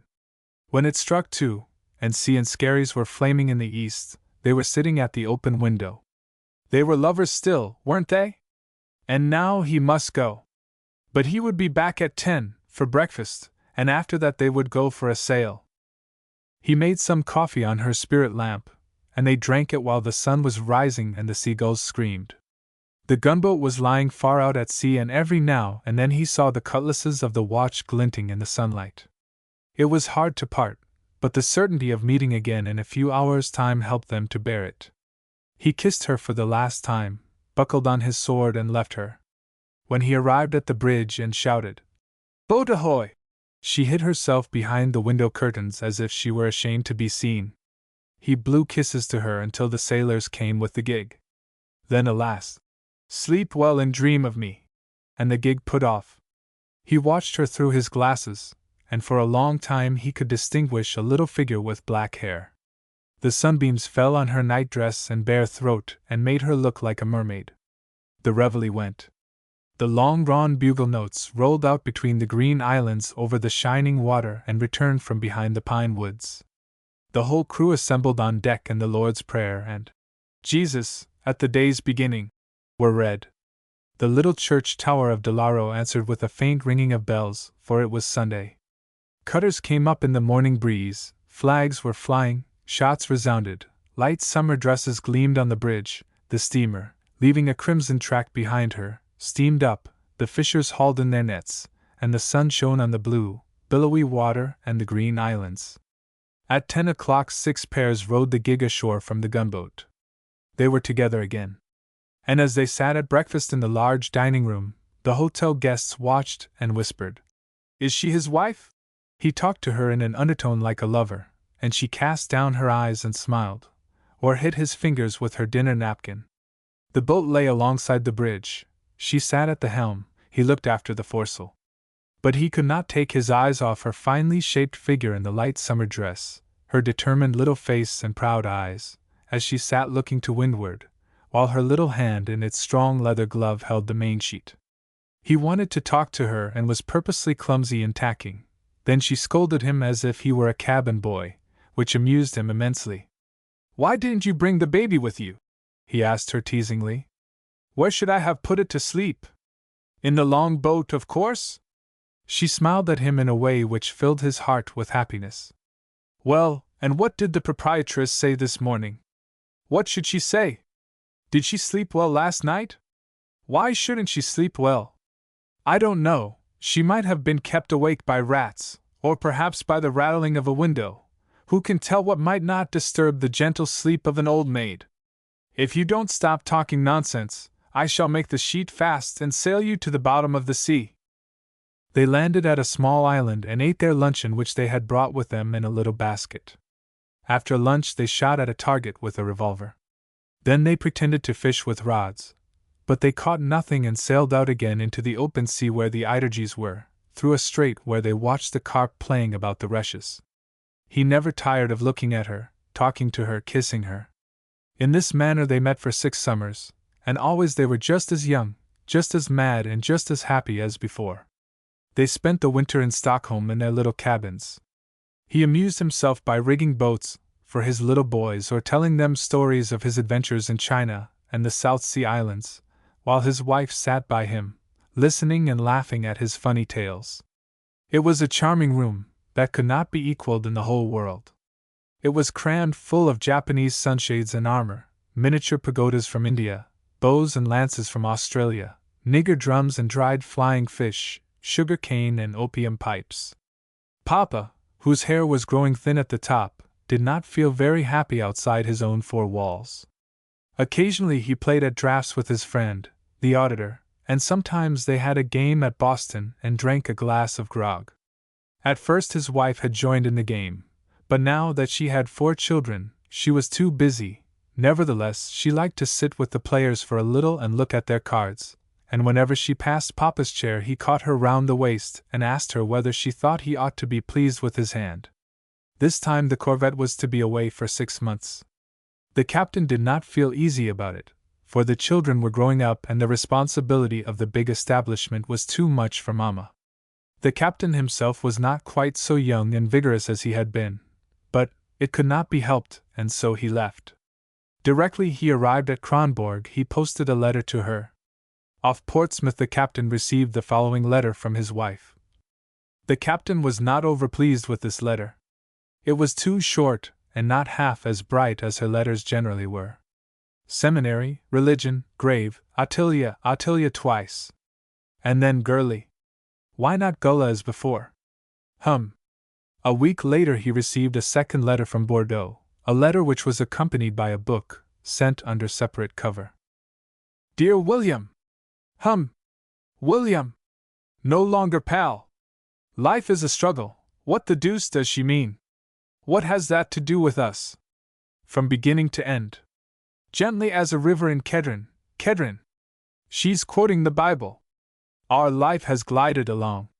Like sleepwalkers we have been walking on the edge of precipices without being aware of them. The seminary, oh! The seminary! Suddenly we find ourselves face to face with the ethical ablative, asserting itself in its higher potencies. Potencies? Now that I am awake from my long sleep and ask myself, has our marriage been a marriage in the true sense of the word? I must admit with shame and remorse that this has not been the case. For love is of divine origin. St. Matthew 11:22-24. The captain had to mix himself a glass of rum and water before he felt able to continue his reading. How earthly, how material our love has been! Have our souls lived in that harmony of which Plato speaks? Phaedon, Book 6. Chapter 2. Par. 9. Our answer is bound to be in the negative. What have I been to you? A housekeeper and oh! The disgrace! Your mistress! Have our souls understood one another? Again we are bound to answer no. To hell with all Attilias and seminaries. Has she been my housekeeper? She has been my wife and the mother of my children. Read the book I have sent you. It will answer all your questions. It voices that which for centuries has lain hidden in the hearts of all women. Read it, and then tell me if you think that our union has been a true marriage. Your Girly.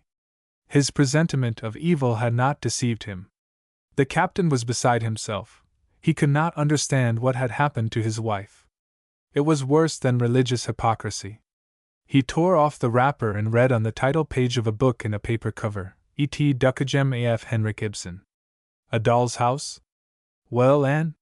His home had been a charming doll's house. His wife had been his little doll and he had been her big doll. They had danced along the stony path of life and had been happy. What more did they want? What was wrong? He must read the book at once and find out. He finished it in 3 hours. His brain reeled. How did it concern him and his wife? Had they forged bills? No. Hadn't they loved one another? Of course they had.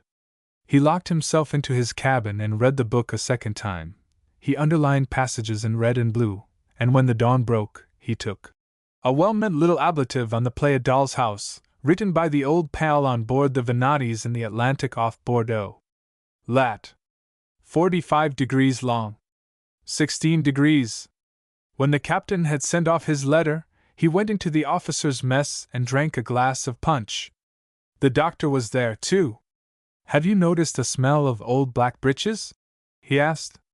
I should like to hoist myself up to the cat block and let a good old N.W. buy in. Blow right through me. But the doctor did not understand what he was driving at. Attilia!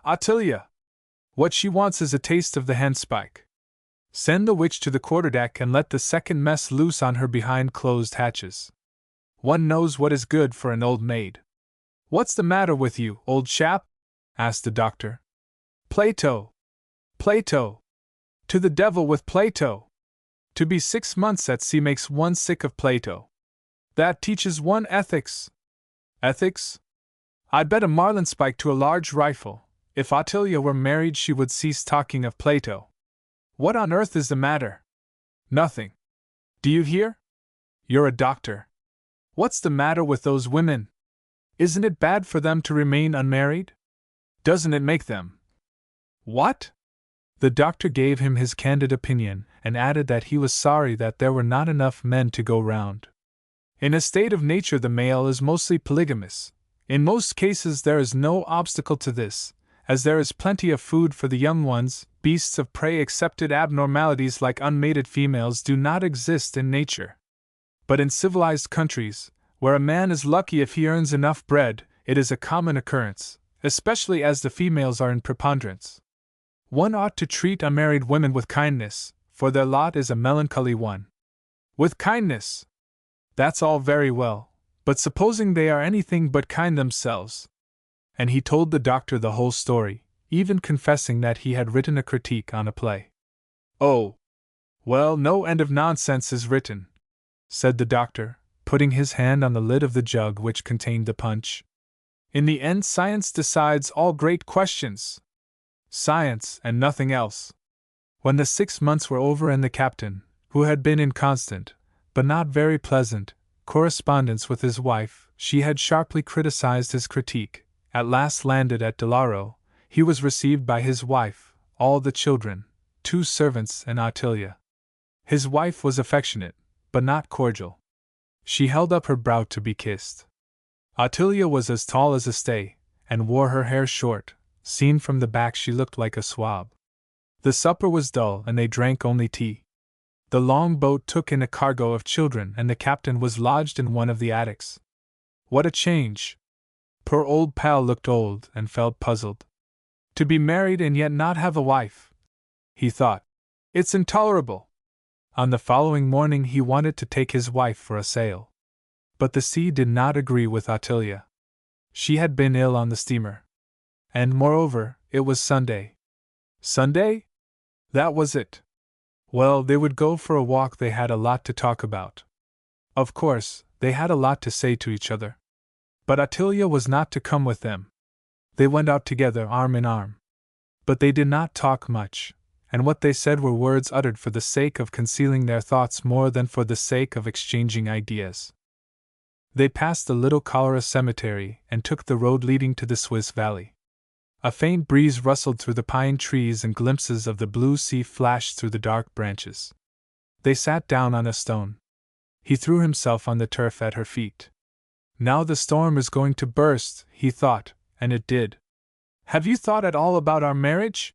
She began. No, he replied, with every appearance of having fully considered the matter. I have merely felt about it. In my opinion, love is a matter of sentiment. One steers by landmarks and makes port. Take compass and chart and you are sure to founder. Yes, but our home has been nothing but a doll's house. Excuse me, but this is not quite true. You have never forged a bill.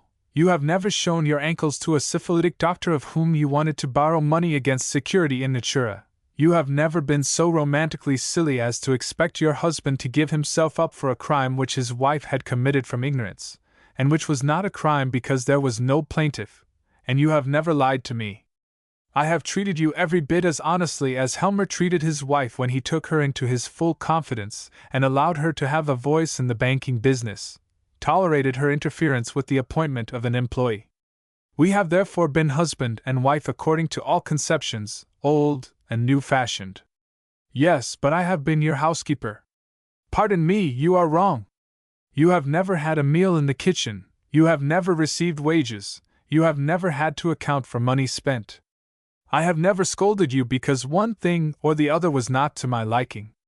And do you consider my work, to reckon and to brace, to ease off and call out present arms, count herrings and measure rum, weigh peas and examine flour, more honorable than yours, to look after the servants, cater for the house and bring up the children? No, but you are paid for your work. You are your own master. You are a man. My dear child, do you want me to give you wages? Do you want to be my housekeeper in real earnest?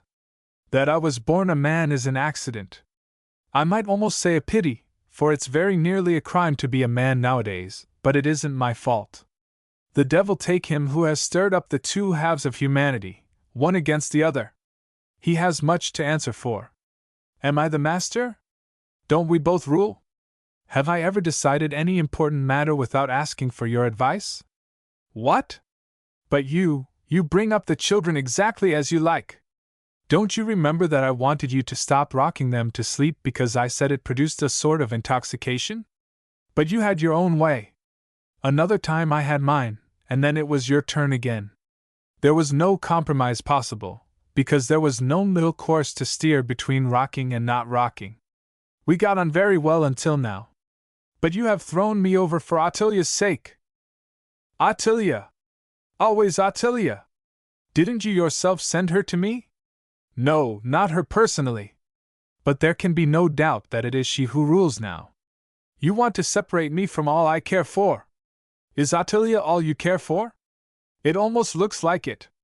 But I can't send her away now that I have engaged her to teach the girls pedagogics and Latin.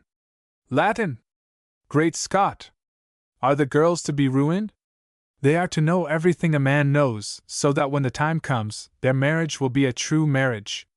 But, my love, all husbands don't know Latin. I don't know more than one single word, and that is ablative, and we have been happy in spite of it. Moreover, there is a movement to strike off Latin from the plan of instruction for boys, as a superfluous accomplishment. Doesn't this teach you a lot? Isn't it enough that the men are ruined? Are the women to be ruined too? Attilia, Attilia, what have I done to you, that you should treat me like this? Supposing we drop that matter. Our love, William, has not been what it should be. It has been sensual. But my darling, how could we have had children if it hadn't? And it has not been sensual only. Can a thing be both black and white? Tell me that. Of course it can. There's your sunshade, for instance. It is black outside and white inside. Sophist! Listen to me, sweetheart. Tell me in your own way the thoughts which are in your heart. Don't talk like Attilia's books. Don't let your head run away with you. Be yourself again, my sweet, darling little wife. Yours, your property, bought with your labor. Just as I am your property, your husband, at whom no other woman is allowed to look if she wants to keep her eyes in her head, your husband, who made a present of himself to you, or rather, gave himself to you in exchange. Are we not quits?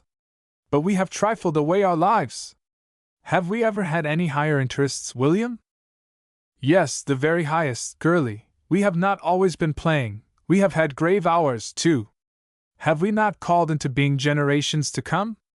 Have we not both bravely worked and striven for the little ones, who are to grow up into men and women?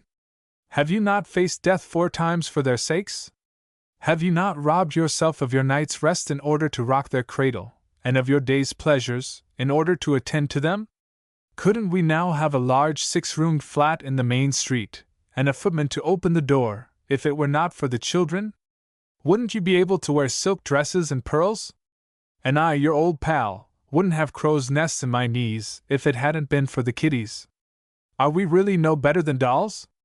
Are we as selfish as old maids say? Old maids rejected by men as no good. Why are so many girls unmarried? They all boast of proposals and yet they pose as martyrs. Higher interests. Latin. To dress in low-necked dresses for charitable purposes and leave the children at home, neglected. I believe that my interests are higher than Attilia's, when I want strong and healthy children, who will succeed where we have failed. But Latin won't help them. Goodbye, girlie. I have to go back on board. Are you coming?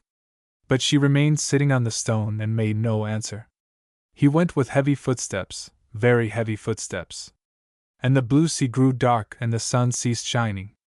Pal, where is this to lead to? He sighed, as he stepped over the fence of the cemetery. I wish I lay there, with a wooden cross to mark my place, among the roots of the trees. But I am sure I couldn't rest if I were there without her. Oh! Girlie! Girlie! Everything has gone wrong now, mother. said the captain on a chilly autumn day to his mother-in-law, to whom he was paying a visit. What's the matter, Willie, dear? Yesterday they met at our house. On the day before yesterday at the princess's. Little Alice was suddenly taken ill. It was unfortunate, of course, but I didn't dare to send for Girlie, for fear she might think that it was done on purpose to annoy her. Oh! When once one has lost faith. I asked a friend at the Admiralty yesterday whether it was legal in Sweden to kill one's wife's friends with tobacco smoke. I was told it wasn't, and that even if it were, it was better not to do it, for fear of doing more harm than good. If only it happened to be an admirer, I should take him by the neck and throw him out of the window. What am I to do? It's a difficult matter, Willie dear, but we shall be able to think of a way out of it. You can't go on living like a bachelor. No, of course I can't. I spoke very plainly to her, a day or two ago. I told her that she would lose you if she didn't mend her ways. And what did she say? She said you had a right to do as you liked with your body. Indeed! And she, too? A fine theory. My hair is fast turning gray, mother. It's a good old scheme to make a wife jealous. It's generally kill or cure, for if there is any love left, it brings it out. There is, I know, there is. Of course there is. Love doesn't die suddenly, it gets used up in the course of the years, perhaps. Have a flirtation with Ottilia, and we shall see. Flirt with Ottilia? With Ottilia? Try it. Aren't you up in any of the subjects which interest her? Well, yes. They are deep in statistics, now. Fallen women, infectious diseases. If I could lead the conversation to mathematics. I am well up in that. There you are. Begin with mathematics, by and by put her shawl round her shoulders and button her overshoes. Take her home in the evening. Drink her health and kiss her when Girlie is sure to see it. If necessary, be a little officious. She won't be angry, believe me. And give her a big dose of mathematics, so big that Girlie has no option but to sit and listen to it quietly. Come again in a week's time and tell me the result. The captain went home, read the latest pamphlets on immorality, and at once started to carry out his scheme. A week later he called on his mother-in-law, serene and smiling, and greatly enjoying a glass of good sherry. He was in high spirits. Now tell me all about it, said the old woman, pushing her spectacles up on her forehead. It was difficult work at first, he began, for she distrusted me.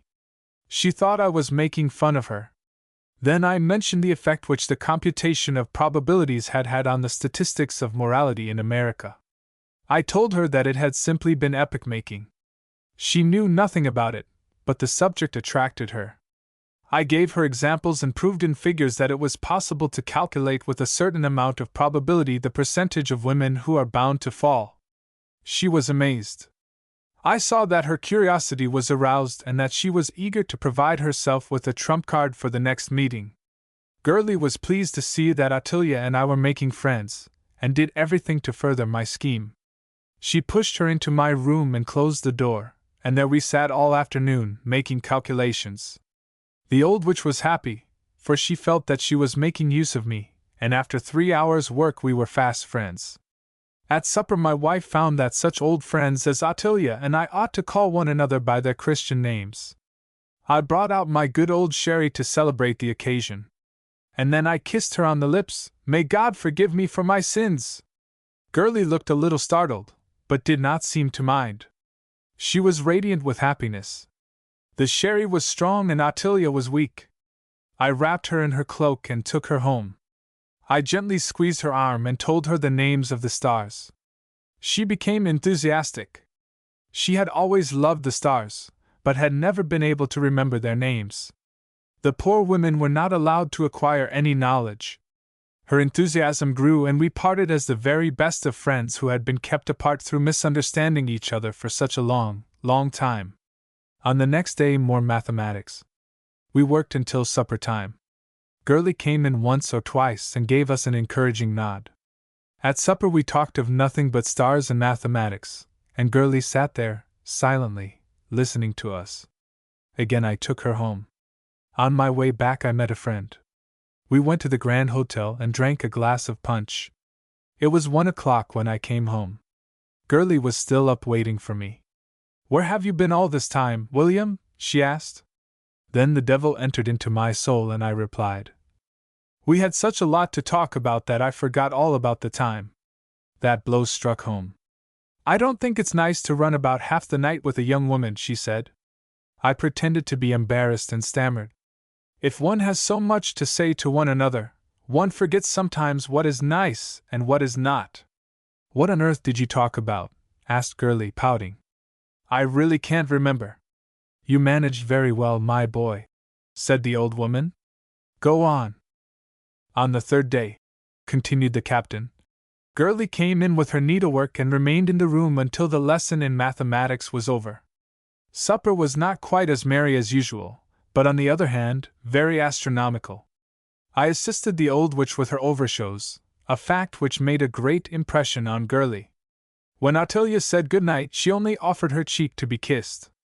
On the way home I pressed her arm and talked of the sympathy of souls and of the stars as the home of the souls. I went to the Grand Hotel, had some punch and arrived home at 2 o'clock. Girlie was still up, I saw it, but I went straight to my room, like the bachelor I was, and Girlie did not like to follow me and ply me with questions. On the following day I gave Ottilia a lesson in astronomy. Girlie declared that she was much interested and would like to be present, but Ottilia said we were already too far advanced and she would instruct her in the rudiments later on. This annoyed Girlie and she went away. We had a great deal of sherry for supper. When Ottilia thanked me for a jolly evening, I put my arm round her waist and kissed her. Girlie grew pale. When I buttoned her overshows I "Never mind me," said the old lady. "I am an old woman." He laughed. "All the same, mother, she's not so bad, really she isn't." But when I was going to put on my overcoat, I found to my astonishment the maid waiting in the hall, ready to accompany Ottilia home. Girlie made excuses for me. She said I had caught a cold on the previous evening, and that she was afraid the night air might do me harm. Ottilia looked self-conscious and left without kissing Girlie. I had promised to show Ottilia some astronomical instruments at the college at 12 o'clock on the following day. She kept her appointment, but she was much depressed. She had been to see Girlie, who had treated her very unkindly, so she said. She could not imagine why. When I came home to dinner I found a great change in Girlie. She was cold and mute as a fish. I could see that she was suffering. Now was the time to apply the knife. "What did you say to Ottilia?" I commenced. She was so unhappy. What did I say to her? Well, I said to her that she was a flirt. That's what I said. "How could you say such a thing?" I replied. "Surely, you're not jealous?" Jealous of her, she burst out. "Yes, that's what puzzles me, for I am sure an intelligent and sensible person like Ottilia could never have designs on another woman's husband." No, she was coming to the point, but another woman's husband might have designs on her. Hoo, she went for me tooth and nail. I took Ottilia's part. Girlie called her an old maid. I continued to champion her. On this afternoon Ottilia did not turn up. She wrote a chilly letter, making excuses and winding up by saying she could see that she was not wanted. I protested and suggested that I should go and fetch her. That made Girlie wild. She was sure that I was in love with Ottilia and cared no more for herself. She knew that she was only a silly girl, who didn't know anything, was no good at anything, and, could never understand mathematics. I sent for a sleigh and we went for a ride. In a hotel, overlooking the sea, we drank mulled wine and had an excellent little supper. It was just as if we were having our wedding day over again, and then we drove home. "And then?" asked the old woman, looking at him over her spectacles. "And then? May God forgive me for my sins! I seduced my own little wife." "What do you say now, Granny?" "I say that you did very well, my boy." "And then?" "And then? Since then everything has been all right, and now we discuss the education of the children and the emancipation of women from superstition and old maidishness, from sentimentality and the devil and his ablative. But we talk when we are alone together, and that is the best way of avoiding misunderstandings. Don't you think so, old lady? Yes, Willie dear, and now I shall come and pay you a call. Do come! And you will see the dolls dance and the larks and the woodpeckers sing and chirp.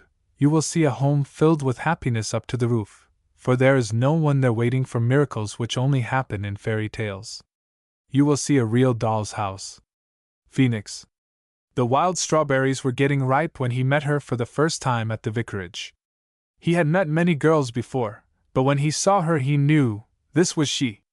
But he did not dare to tell her so, and she only teased him for he was still at school. He was an undergraduate when he met her for the second time.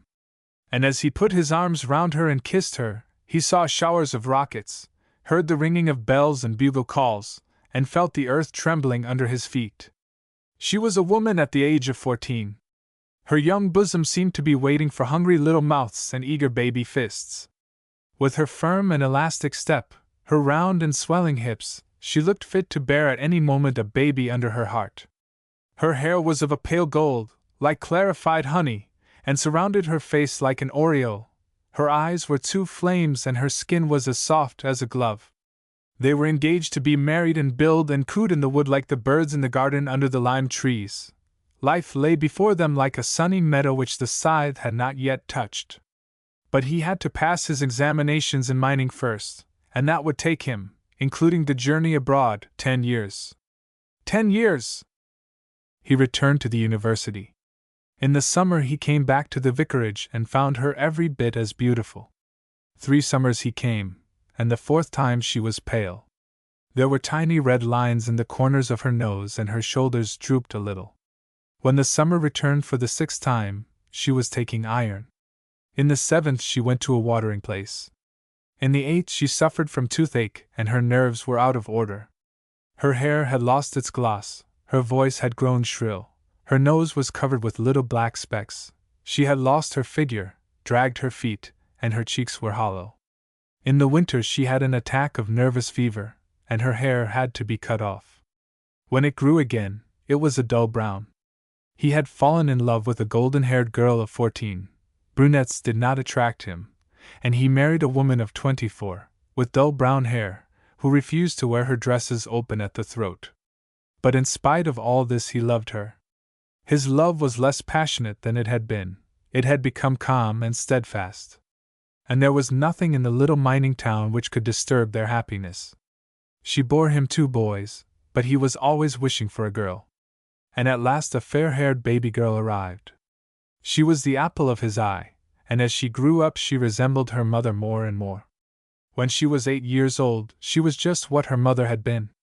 And the father devoted all his spare time to his little daughter. The housework had coarsened the mother's hands. Her nose had lost its shape, and her temples had fallen in. Constant stooping over the kitchen range had made her a little round-shouldered. Father and mother met only at meals and at night. They did not complain, but things had changed. But the daughter was the father's delight. It was almost as if he were in love with her. He saw in her the reincarnation of her mother, his first impression of her, as beautiful as it had been fleeting. He was almost self-conscious in her company and never went into her room when she was dressing. He worshipped her.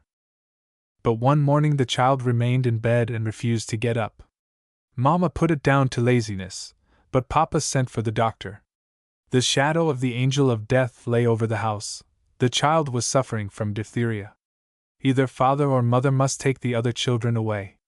He refused. The mother took them to a little house in one of the suburbs, and the father remained at home to nurse the invalid. There she lay. The house was disinfected with sulfur which turned the gilded picture frames black and tarnished the silver on the dressing table. He walked through the empty rooms in silent anguish, and at night, alone in his big bed, he felt like a widower. He bought toys for the little girl, and she smiled at him as he sat on the edge of the bed trying to amuse her with a Punch and Judy show, and asked after Mama and her little brothers. And the father had to go and stand in the street before the house in the suburbs, and nod to his wife who was looking at him from the window, and blow kisses to the children. And his wife signaled to him with sheets of blue and red paper. But a day came when the little girl took no more pleasure in Punch and Judy, and ceased smiling, and ceased talking too, for death had stretched out his long bony arm and suffocated her. It had been a hard struggle. Then the mother returned, full of remorse because she had deserted her little daughter. There was great misery in the home, and great wretchedness. When the doctor wanted to make a post-mortem examination, the father objected. No knife should touch her, for she was not dead to him, but his resistance was overborne. Then he flew into a passion, and tried to kick and bite the doctor. When they had bedded her into the earth, he built a monument over her grave, and for a whole year he visited it every day. In the second year he did not go quite so often. His work was heavy, and he had little spare time. He began to feel the burden of the years, his step was less elastic, his wound was healing. Sometimes he felt ashamed when he realized that he was mourning less and less for his child as time went by, and finally he forgot all about it. 2 more girls were born to him, but it was not the same thing. The void left by the one who had passed away could never be filled. Life was a hard struggle. The young wife who had once been like no other woman on earth, had gradually lost her glamour. The gilding had worn off the home which had once been so bright and beautiful. The children had bruised and dented their mother's wedding presents, spoiled the beds and kicked the legs of the furniture. The stuffing of the sofa was plainly visible here and there, and the piano had not been opened for years. The noise made by the children had drowned the music, and the voices had become harsh. The words of endearment had been cast off with the baby clothes, caresses had deteriorated into a sort of massage. They were growing old and weary. Papa was no longer on his knees before Mama. He sat in his shabby armchair and asked her for a match when he wanted to light his pipe. Yes, they were growing old. When Papa had reached his 50th year, Mama died. Then the past awoke and knocked at his heart. When her broken body, which the last agony had robbed of its few remaining charms, had been laid in its grave, the picture of his 14-year-old sweetheart arose in his memory. It was for her, whom he had lost so long ago, that he mourned now, and with his yearning for her came remorse. But he had never been unkind to the old Mama. He had been faithful to the 14-year-old vicar's daughter whom he had worshipped on his knees but had never led to the altar, for he had married an anemic young woman of 24. If he were to be quite candid, he would have to confess that it was she for whom he mourned. It was true, he also missed the good cooking and unremitting care of the old Mama, but that was a different thing. He was on more intimate terms with his children, now. Some of them had left the old nest, but others were still at home. When he had bored his friends for a whole year with anecdotes of the deceased, an extraordinary coincidence happened. He met a young girl of 18, with fair hair, and a striking resemblance to his late wife, as she had been at 14. He saw in this coincidence the finger of a bountiful providence, willing to bestow on him at last the first one, the well-beloved. He fell in love with her because she resembled the first one. And he married her. He had got her at last. But his children, especially the girls, resented his second marriage. They found the relationship between their father and stepmother improper. In their opinion, he had been unfaithful to their mother. And they left his house and went out into the world. He was happy, and his pride in his young wife exceeded even his happiness. Only the aftermath, said his old friends. When a year had gone by, the young wife presented him with a baby. Papa, of course, was no longer used to a baby's crying, and wanted his night's rest. He insisted on a separate bedroom for himself, heedless of his wife's tears.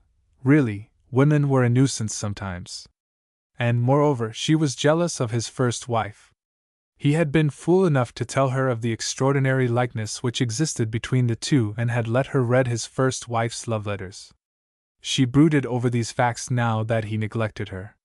She realized that she had inherited all the first one's pet names, that she was only her understudy, as it were. It irritated her, and the attempt to win him for herself led her into all sorts of mischief. But she only succeeded in boring him, and in silently comparing the two women, his verdict was entirely in favor of the first one. She had been so much more gentle than the second, who exasperated him. The longing for his children, whom he had driven from their home, increased his regret, and his sleep was disturbed by bad dreams, for he was haunted by the idea that he had been unfaithful to his first wife. His home was no longer a happy one. He had done a deed which he would much better have left undone. He began to spend a good deal of time at his club. But now his wife was furious. He had deceived her. He was an old man, and he had better look out. An old man who left his young wife so much alone ran a certain risk. He might regret it some day. Old? She called him old? He would show her that he was not old. They shared the same room again. But now matters were 7 times worse. He did not want to be bothered with the baby at night. The proper place for babies was the nursery. No! He hadn't thought so in the case of the first wife. He had to submit to the torture. Twice he had believed in the miracle of Phoenix rising from the ashes of his 14-year-old love, first in his daughter, then in his second wife. But in his memory lived the first one only, the little one from the vicarage, whom he had met when the wild strawberries were ripe, and kissed under the lime trees in the wood, but whom he had never married. But now, as his sun was setting and his days grew short, he saw in his dark hours only the picture of the old mamma, who had been kind to him and his children, who had never scolded, who was plain, who cooked the meals and patched the little boys' knickers and the skirts of the little girls. His flush of victory being over, he was able to see facts clearly. He wondered whether it was not, after all, the old mamma who had been the real true Phoenix, rising, calm and beautiful, from the ashes of the 14-year-old bird of paradise, laying its eggs, plucking the feathers from its breast to line the nest for the young ones, and nourishing them with its lifeblood until it died. He wondered, but when at last he laid his weary head on the pillow, never again to lift it up, he was convinced that it was so. Romeo and Julia. One evening the husband came home with a roll of music under his arm and said to his wife, "Let us play duets after supper." "What have you got there?" asked his wife. "Romeo and Julia, arranged for the piano." "Do you know it?" "Yes, of course I do," she replied. "But I don't remember ever having seen it on the stage." "Oh, it's splendid! To me it is like a dream of my youth, but I've only heard it once, and that was about 20 years ago." After supper, when the children had been put to bed and the house lay silent, the husband lighted the candles on the piano. He looked at the lithographed title page and read the title, Romeo and Julia. "This is Gounod's most beautiful composition," he said, "and I don't believe that it will be too difficult for us." As usual, his wife undertook to play the treble, and they began. D major, common time, allegro giusto. "It is beautiful, isn't it?" asked the husband, when they had finished the overture. "Why, yes," admitted the wife, reluctantly. "Now the martial music," said the husband. "It is exceptionally fine. I can remember the splendid choruses at the Royal Theatre." They played a march. "Well, wasn't I right?" asked the husband, triumphantly, as if he had composed Romeo and Julia himself. "I don't know, it rather sounds like a brass band," answered the wife. The husband's honor and good taste were involved. He looked for the moonshine aria in the 4th act. After a little searching he came across an aria for soprano. That must be it. And he began again. Tram tram tram went the bass. It was very easy to play. "Do you know," said his wife, when it was over, "I don't think very much of it."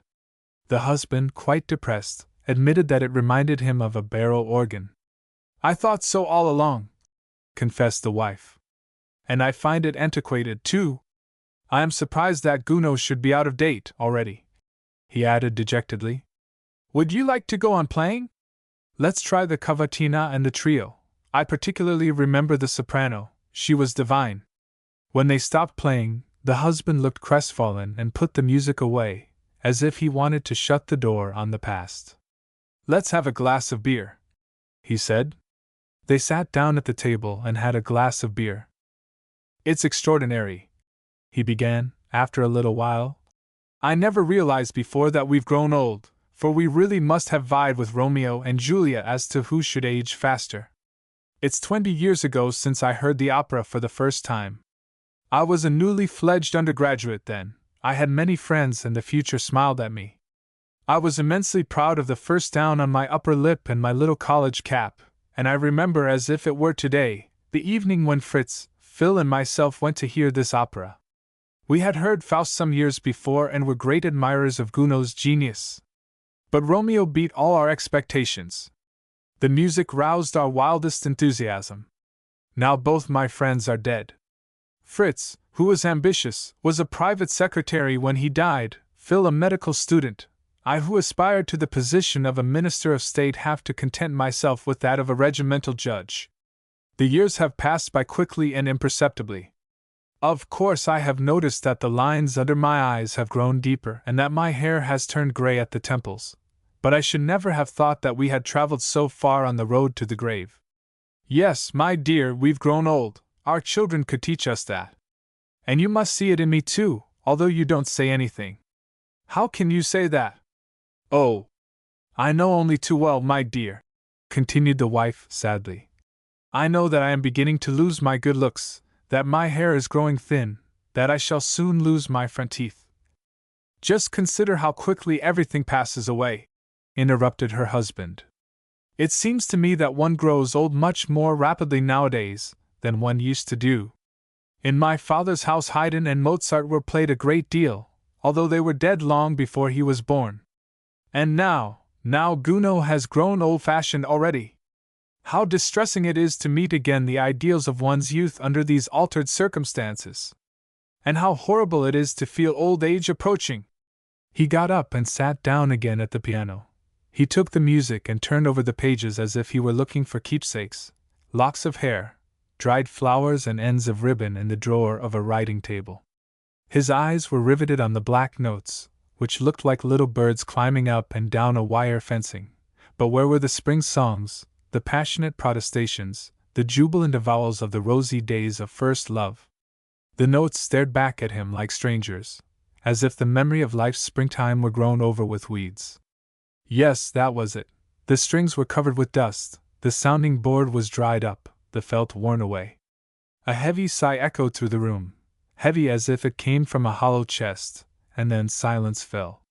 But all the same, it is strange, the husband said suddenly, that the glorious prologue is missing in this arrangement. I remember distinctly that there was a prologue with an accompaniment of harps and a chorus which went like this.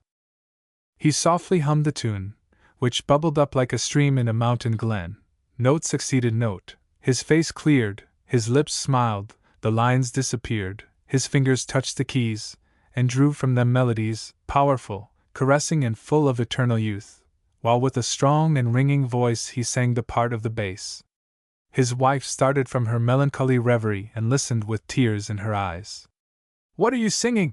she asked, full of amazement. "Romeo and Julia! Our Romeo and our Julia!" He jumped up from the music stool and pushed the music towards his astonished wife. "Look! This was the Romeo of our uncles and aunts, this was, read it, Bellini. Oh! We are not old, after all."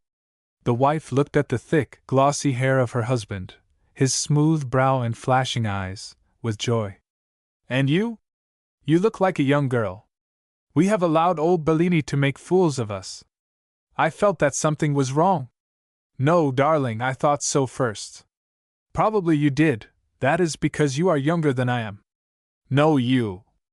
And husband and wife, like a couple of children, laughingly quarrel over the question of which of them is the elder of the two, and cannot understand how they could have discovered lines and gray hairs where there are none.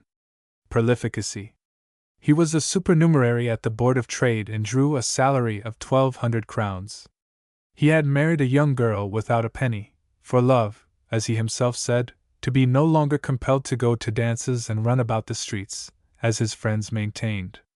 But be that as it may, the life of the newly wedded couple was happy enough to begin with. "How cheaply married people can live," he said one day, after the wedding was a thing of the past. The same sum which had been barely enough to cover the wants of the bachelor now sufficed for husband and wife. Really, marriage was an excellent institution. One had all one's requirements within one's four walls, club, café, everything, no more bills of fare, no tips, No inquisitive porter watching one as one went out with one's wife in the morning. Life smiled at him, his strength increased, and he worked for two. Never in all his life had he felt so full of overflowing energy. He jumped out of bed as soon as he woke up in the morning, buoyantly, and in the highest spirits. He was rejuvenated. When 2 months had elapsed, long before his new circumstances had begun to pall, his wife whispered a certain piece of information into his ear. New joys. New cares. But cares so pleasant to bear. It was necessary, however, to increase their income at once, so as to receive the unknown world citizen in a manner befitting his dignity. He managed to obtain an order for a translation. Baby clothes lay scattered about all over the furniture, a cradle stood waiting in the hall, and at last a splendid boy arrived in this world of sorrows.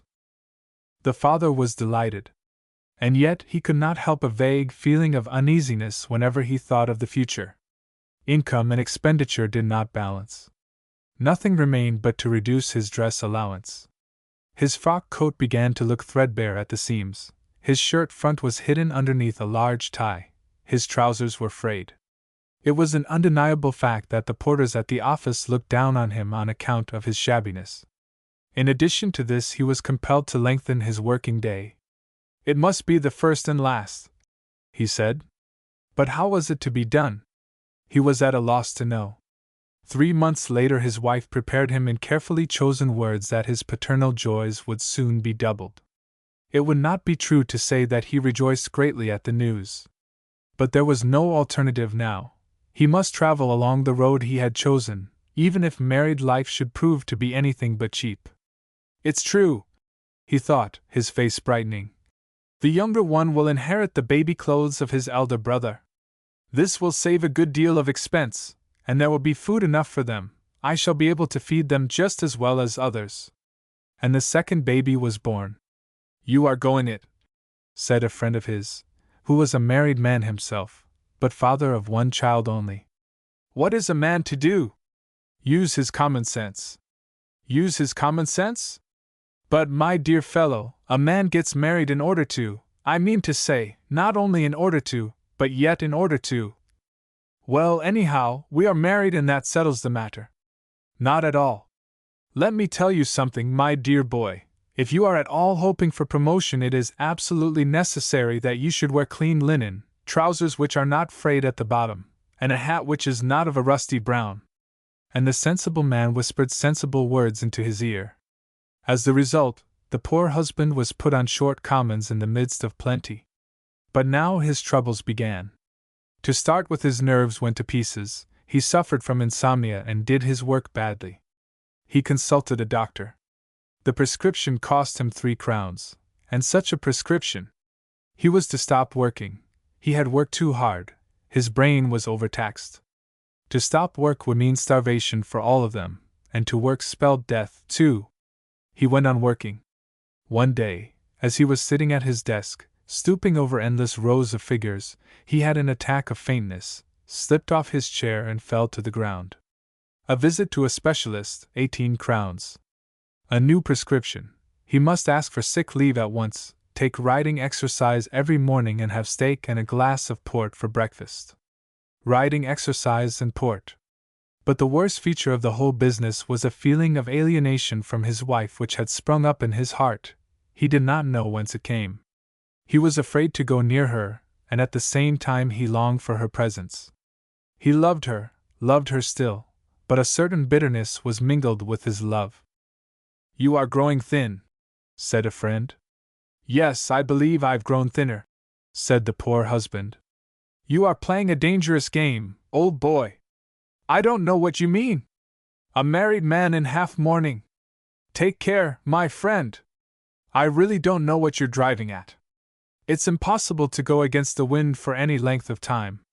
Set all sails and run, old chap, and you will see that everything will come right. Believe me, I know what I'm talking about. You understand me. He took no notice of the advice for a time, fully aware of the fact that a man's income does not increase in proportion to his family. At the same time, he had no longer any doubt about the cause of his malady. It was summer again. The family had gone into the country. On a beautiful evening, husband and wife were strolling along the steep shore, in the shade of the alder trees, resplendent in their young green. They sat down on the turf, silent and depressed. He was morose and disheartened. Gloomy thoughts revolved behind his aching brow. Life seemed a great chasm which had opened to engulf all he loved. They talked of the probable loss of his appointment. His chief had been annoyed at his second application for sick leave. He complained of the conduct of his colleagues. He felt himself deserted by everyone. But the fact which hurt him more than anything else was the knowledge that she, too, had grown tired of him. Oh! But she hadn't! She loved him every bit as much as she did in those happy days when they were first engaged. How could he doubt it? No, he didn't doubt it, but he had suffered so much, he wasn't master of his own thoughts. He pressed his burning cheek against hers, put his arm round her, and covered her eyes with passionate kisses. The gnats danced their nuptial dance above the birch tree without a thought of the thousands of young ones which their ecstasy would call into being. The carp laid their eggs in the reed grass, careless of the millions of their kind to which they gave birth. The swallow made love in broad daylight, not in the least afraid of the consequences of their irregular liaisons. All of a sudden he sprang to his feet and stretched himself like a sleeper awakening from a long sleep, which had been haunted by evil dreams. He drank in the balmy air in deep draughts. "What's the matter?" whispered his wife, while a crimson blush spread over her face. "I don't know. All I know is that I live, that I breathe again." And radiant, with laughing face and shining eyes, he held out his arms to her, picked her up as if she were a baby, and pressed his lips to her forehead. The muscles of his legs swelled until they looked like the muscles of the leg of an antique god. He held his body erect like a young tree, and intoxicated with strength and happiness, he carried his beloved burden as far as the footpath where he put her down. "You will strain yourself, sweetheart," she said, making a vain attempt to free herself from his encircling arms. "Never, you darling! I could carry you to the end of the earth, and I shall carry you, all of you, no matter how many you are now, or how many you may yet become." And they returned home, arm in arm, their hearts singing with gladness. If the worst comes to the worst, sweet love, one must admit that it is very easy to jump that abyss which separates body and soul. What a thing to say! If I had only realized it before, I should have been less unhappy. Oh!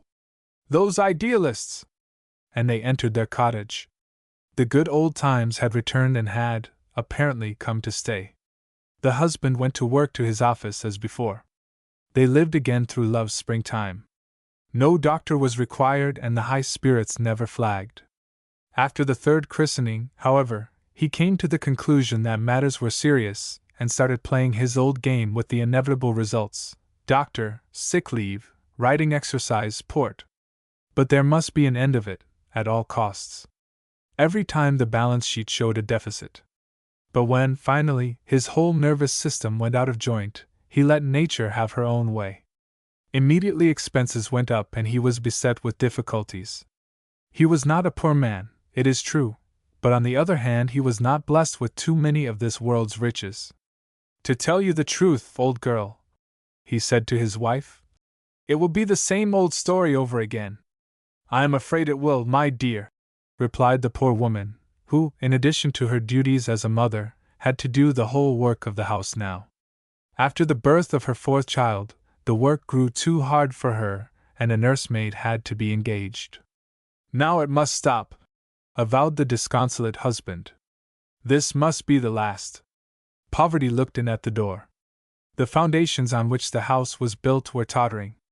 And thus, at the age of 30, in the very prime of their life, the young husband and wife found themselves condemned to celibacy. He grew moody, his complexion became gray, and his eyes lost their luster. Her rich beauty faded, her fine figure wasted away, and she suffered all the sorrows of a mother who sees her children growing up in poverty and rags. One day, as she was standing in the kitchen, frying herrings, a neighbor called in for a friendly chat. "How are you?" she began. "Thank you, I'm not up to very much." "How are you?" "Oh, I'm not at all well. Married life is a misery if one has to be constantly on one's guard." "Do you think you are the only one?" "What do you mean?" Do you know what my husband said to me the other day? One ought to spare the draft cattle. And I suffer under it all, I can tell you.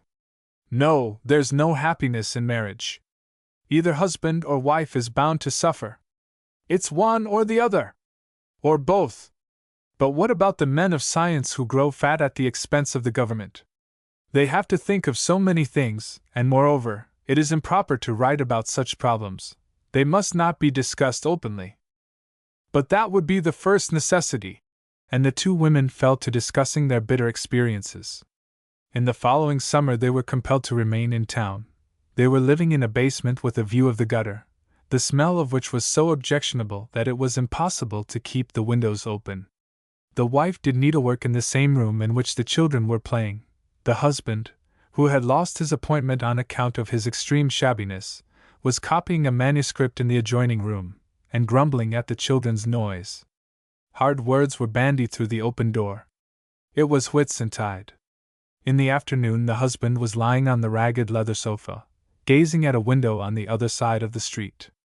He was watching a woman of evil reputation who was dressing for her evening stroll. A spray of lilac and 2 oranges were lying by the side of her looking-glass. She was fastening her dress without taking the least notice of his inquisitive glances.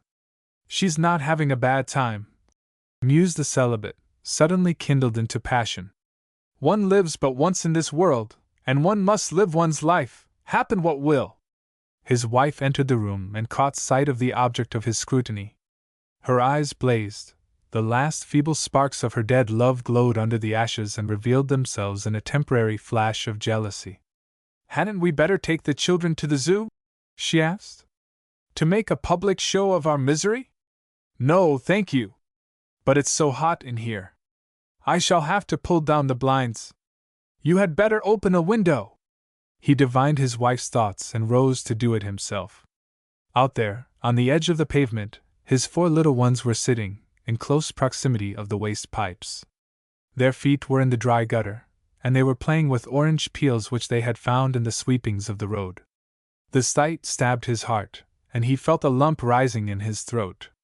But poverty had so blunted his feelings that he remained standing at the window with his arms crossed.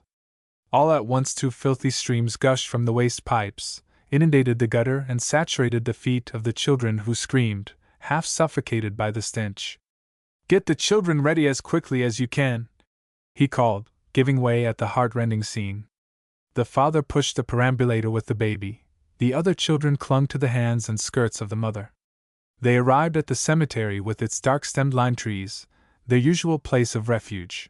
Here the trees grew luxuriantly, as if the soil were enriched by the bodies which lay buried underneath it. The bells were ringing for evening prayers. The inmates of the poorhouse flocked to the church and sat down in the pews left vacant by their wealthy owners, who had attended to their souls at the principal service of the day, and were now driving in their carriages to the Royal Deer Park. The children climbed about the shallow graves, most of which were decorated with armorial bearings and inscriptions. Husband and wife sat down on a seat and placed the perambulator, in which the baby lay sucking at its bottle, by their side. 2 puppies were disporting themselves on a grave close by, half hidden by the high grass.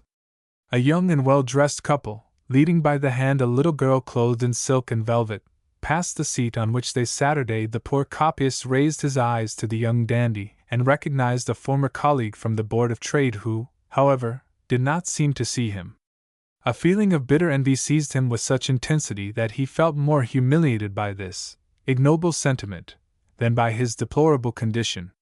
Was he angry with the other man because he filled a position which he himself had coveted? Surely not. But of a sense of justice, and his suffering was all the deeper because it was shared by the whole class of the disinherited. He was convinced that the inmates of the poorhouse, bowed down under the yoke of public charity, envied his wife, and he was quite sure that many of the aristocrats who slept all around him in their graves, under their coats of arms, would have envied him his children if it had been their lot to die without leaving an heir to their estates. Certainly, nobody under the sun enjoyed complete happiness, but why did the plums always fall to the lot of those who were already sitting in the lap of luxury? And how was it that the prizes always fell to the organizers of the great lottery? The disinherited had to be content with the Mass said at evening prayers. To their share fell morality, and those virtues which the others despised and of which they had no need because the gates of heaven opened readily enough to their wealth. But what about the good and just God who had distributed his gifts so unevenly?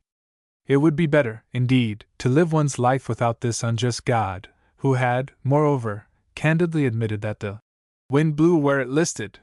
Had he not himself confessed, in these words, that he did not interfere in the concerns of man? But failing the Church, where should we look for comfort? And yet, why ask for comfort? Wouldn't it be far better to strive to make such arrangements that no comfort was needed? Wouldn't it? His speculations were interrupted by his eldest daughter, who asked him for a leaf of the lime tree, which she wanted for a sunshade for her doll. He stepped on the seat and raised his hand to break off a little twig, when a constable appeared and rudely ordered him not to touch the trees. A fresh humiliation. At the same time, the constable requested him not to allow his children to play on the graves, which was against the regulations. "We'd better go home," said the distressed father. "How carefully they guard the interests of the dead, and how indifferent they are to the interests of the living." And they returned home. He sat down and began to work. He had to copy the manuscript of an academical treatise on overpopulation. The subject interested him, and he read the contents of the whole book. The young author, who belonged to what was called the ethical school, was preaching against vice. "What vice?" mused the copyist. "That which is responsible for our existence? Which the priest orders us to indulge in at every wedding when he says, 'Be fruitful and multiply and fill the earth'?" The manuscript ran on: "Propagation, without holy matrimony, is a destructive vice, because the fate of the children, who do not receive proper care and nursing, is a sad one. In the case of married couples, on the other hand, it becomes a sacred duty to indulge one's desires. This is proved, among other things, by the fact that the law protects even the female ovum, and it is right that it should be so. Consequently, thought the copyist, there is a providence for legitimate children, but not for illegitimate ones. Oh, this young philosopher! And the law which protects the female ovum! What business, then, have those microscopic things to detach themselves at every change of the moon? Those sacred objects ought to be most carefully guarded by the police." All these futilities he had to copy in his best handwriting. They overflowed with morality, but contained not a single word of enlightenment. The moral, or rather the immoral gist of the whole argument was, there is a God who feeds and clothes all children born in wedlock, a God in his heaven, probably, but what about the earth? Certainly it was said that he came to earth once and allowed himself to be crucified, after vainly trying to establish something like order in the confused affairs of mankind. He did not succeed. The philosopher wound up by screaming himself hoarse and trying to convince his audience that the abundant supply of wheat was an irrefutable proof that the problem of overpopulation did not exist, that the doctrine of Malthus was not only false, but criminal, socially as well as morally. And the poor father of a family who had not tasted wheaten bread for years, laid down the manuscript and urged his little ones to fill themselves with gruel made of rye flour and bluish milk, a dish which satisfied their craving, but contained no nourishment. He was wretched, not because he considered water gruel objectionable, but because he had lost his precious sense of humor. That magician who can transform the dark rye into golden wheat, Almighty Love, emptying his horn of plenty over his poor home, had vanished. The children had become burdens, and the once beloved wife a secret enemy despised and despising him. And the cause of all this unhappiness? The want of bread. And yet the large storehouses of the New World were breaking down under the weight of the overabundant supply of wheat. What a world of contradictions! The manner in which bread was distributed must be at fault.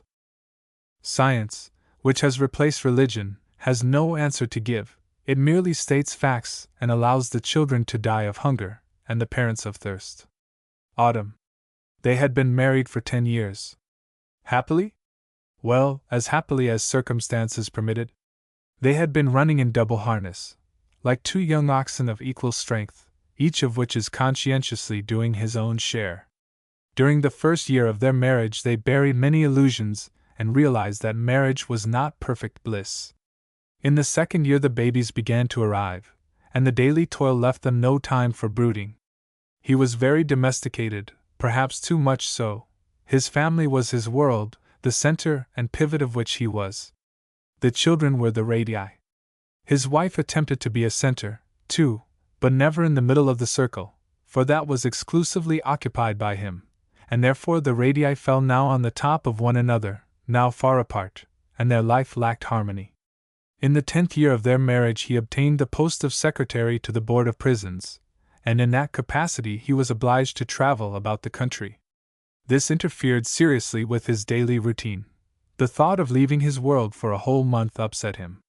He wondered whom he would miss more, his wife or his children, and he was sure he would miss them both. On the eve of his departure he sat in the corner of the sofa and watched his portmanteau being packed. His wife was kneeling on she brushed his black suit and folded it carefully, so that it should take up as little space as possible. He had no idea how to do these things. She had never looked upon herself as his housekeeper, hardly as his wife. She was above all things mother, a mother to the children, a mother to him. She darned his socks without the slightest feeling of degradation, and asked for no thanks. She never even considered him indebted to her for it, for did he not give her and the children new stockings whenever they wanted them, and a great many other things into the bargain? But for him, she would have to go out and earn her own living, and the children would be left alone all day. He sat in the sofa corner and looked at her. Now that the parting was imminent, he began to feel premature little twinges of longing.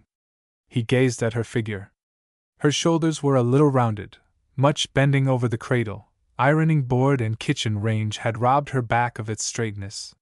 He too stooped a little, the result of his toil at the writing table, and he was obliged to wear spectacles. But at the moment he really was not thinking of himself. He noticed that her plaits were thinner than they had been and that a faint suggestion of silver lay on her hair.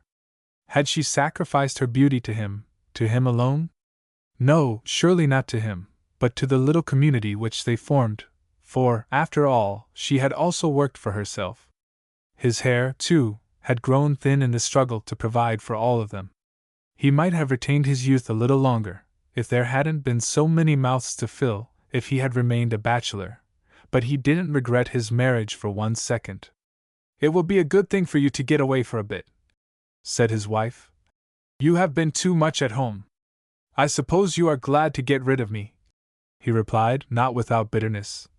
"But I shall miss you very much. You are like a cat, you'll miss your cozy fireside, but not me, you know you won't. And the kiddies? Oh, yes. I dare say you'll miss them when you are away, for all your scolding when you are with them. No, I don't mean that you are unkind to them, but you do grumble a lot. All the same, I won't be unjust, and I know that you love them." At supper he was very tired and depressed. He didn't read the evening paper, he wanted to talk to his wife. But she was too busy to pay much attention to him. She had no time to waste.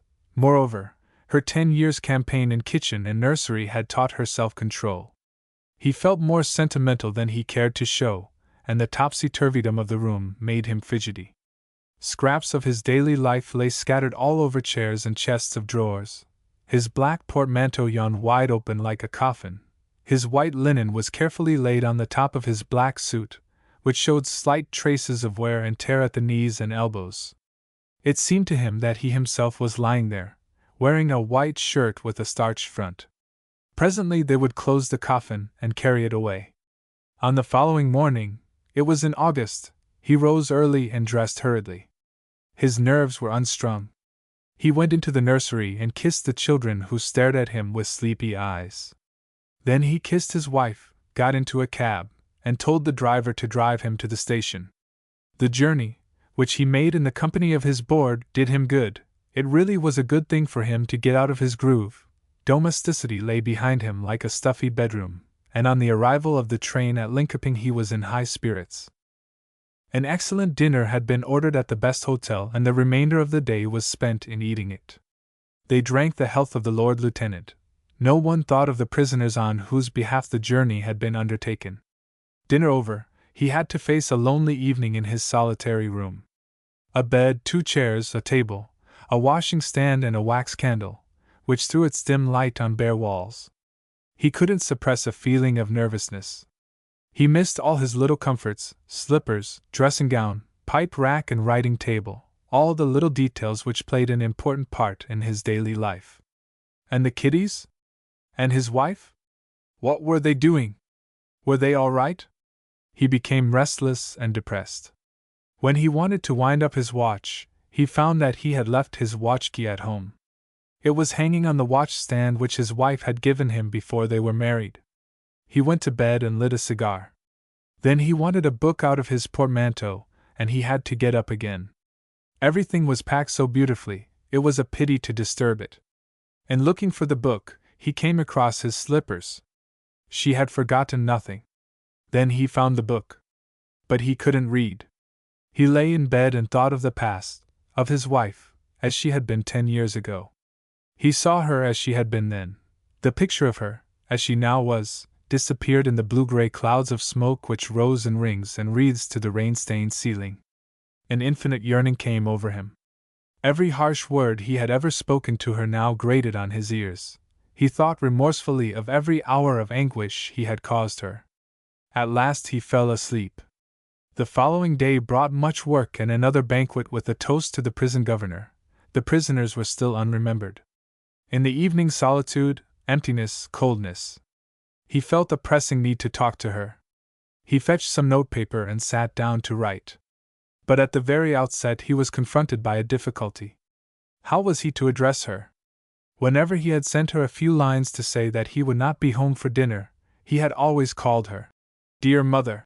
But now he was not going to write to the mother, but to his fiancée, to his beloved one. At last he made up his mind and commenced his letter with "My darling Lily," as he had done in the old days. At first he wrote slowly and with difficulty, for so many beautiful words and phrases seemed to have disappeared from the clumsy, dry language of everyday life. But as he warmed to his work, they awakened in his memory like forgotten melodies, valse tunes, fragments of poems, elder blossoms, and swallows, sunsets on a mirror-like sea. All his memories of the springtime of life came dancing along in clouds of gossamer, and enveloped her. He drew a cross at the bottom of the page, as lovers do, and by the side of it he wrote the words, "Kiss here." When the letter was finished and he read it through, his cheeks burnt, and he became self-conscious. He couldn't account for the reason. But somehow he felt that he had shown his naked soul to a stranger. In spite of this feeling he posted the letter. A few days elapsed before he received a reply. While he was waiting for it, he was a prey to an almost childish bashfulness and embarrassment. At last the answer came. He had struck the right note, and from the din and clamor of the nursery, and the fumes and smell of the kitchen, a song arose, clear and beautiful, tender and pure, like first love. Now an exchange of love letters began. He wrote to her every night, and sometimes he sent her a postcard as well during the day. His colleagues didn't know what to think of him. He was so fastidious about his dress and personal appearance, that they suspected him of a love affair. And he was in love again. He sent her his photograph, without the spectacles, and she sent him a lock of her hair. Their language was simple like a child's, and he wrote on colored paper ornamented with little doves. Why shouldn't they? They were a long way off 40 yet, even though the struggle for an existence had made them feel that they were getting old. He had neglected her during the last 12 months, not so much from indifference as from respect. He always saw in her the mother of his children. The tour of inspection was approaching its end. He was conscious of a certain feeling of apprehension when he thought of their meeting. He had corresponded with his sweetheart. Should he find her in the mother and housewife? He dreaded a disappointment. He shrank at the thought of finding her with a kitchen towel in her hand, or the children clinging to her skirts. Their first meeting must be somewhere else, and they must meet alone. Should he ask her to join him at Waxholm, in the Stockholm archipelago, at the hotel where they had spent so many happy hours during the period of their engagement? Splendid idea! There they could, for 2 whole days, relive in memory the first beautiful spring days of their lives, which had flown, never to return again. He sat down and made the suggestion in an impassioned love letter. She answered by return, agreeing to his proposal, happy that the same idea had occurred to both of them. 2 days later he arrived at Wax home and engaged rooms at the hotel. It was a beautiful September day.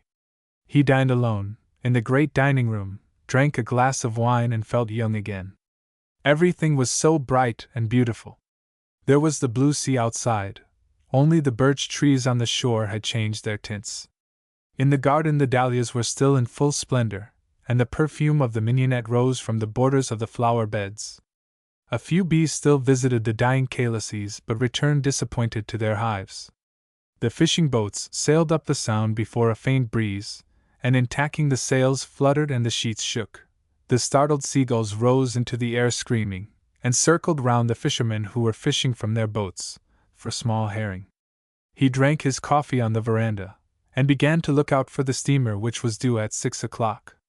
Restlessly, apprehensively, he paced the veranda, anxiously watching fjord and sound on the side where Stockholm lay, so as to sight the steamer as soon as she came into view. At last a little cloud of smoke showed like a dark patch on the horizon.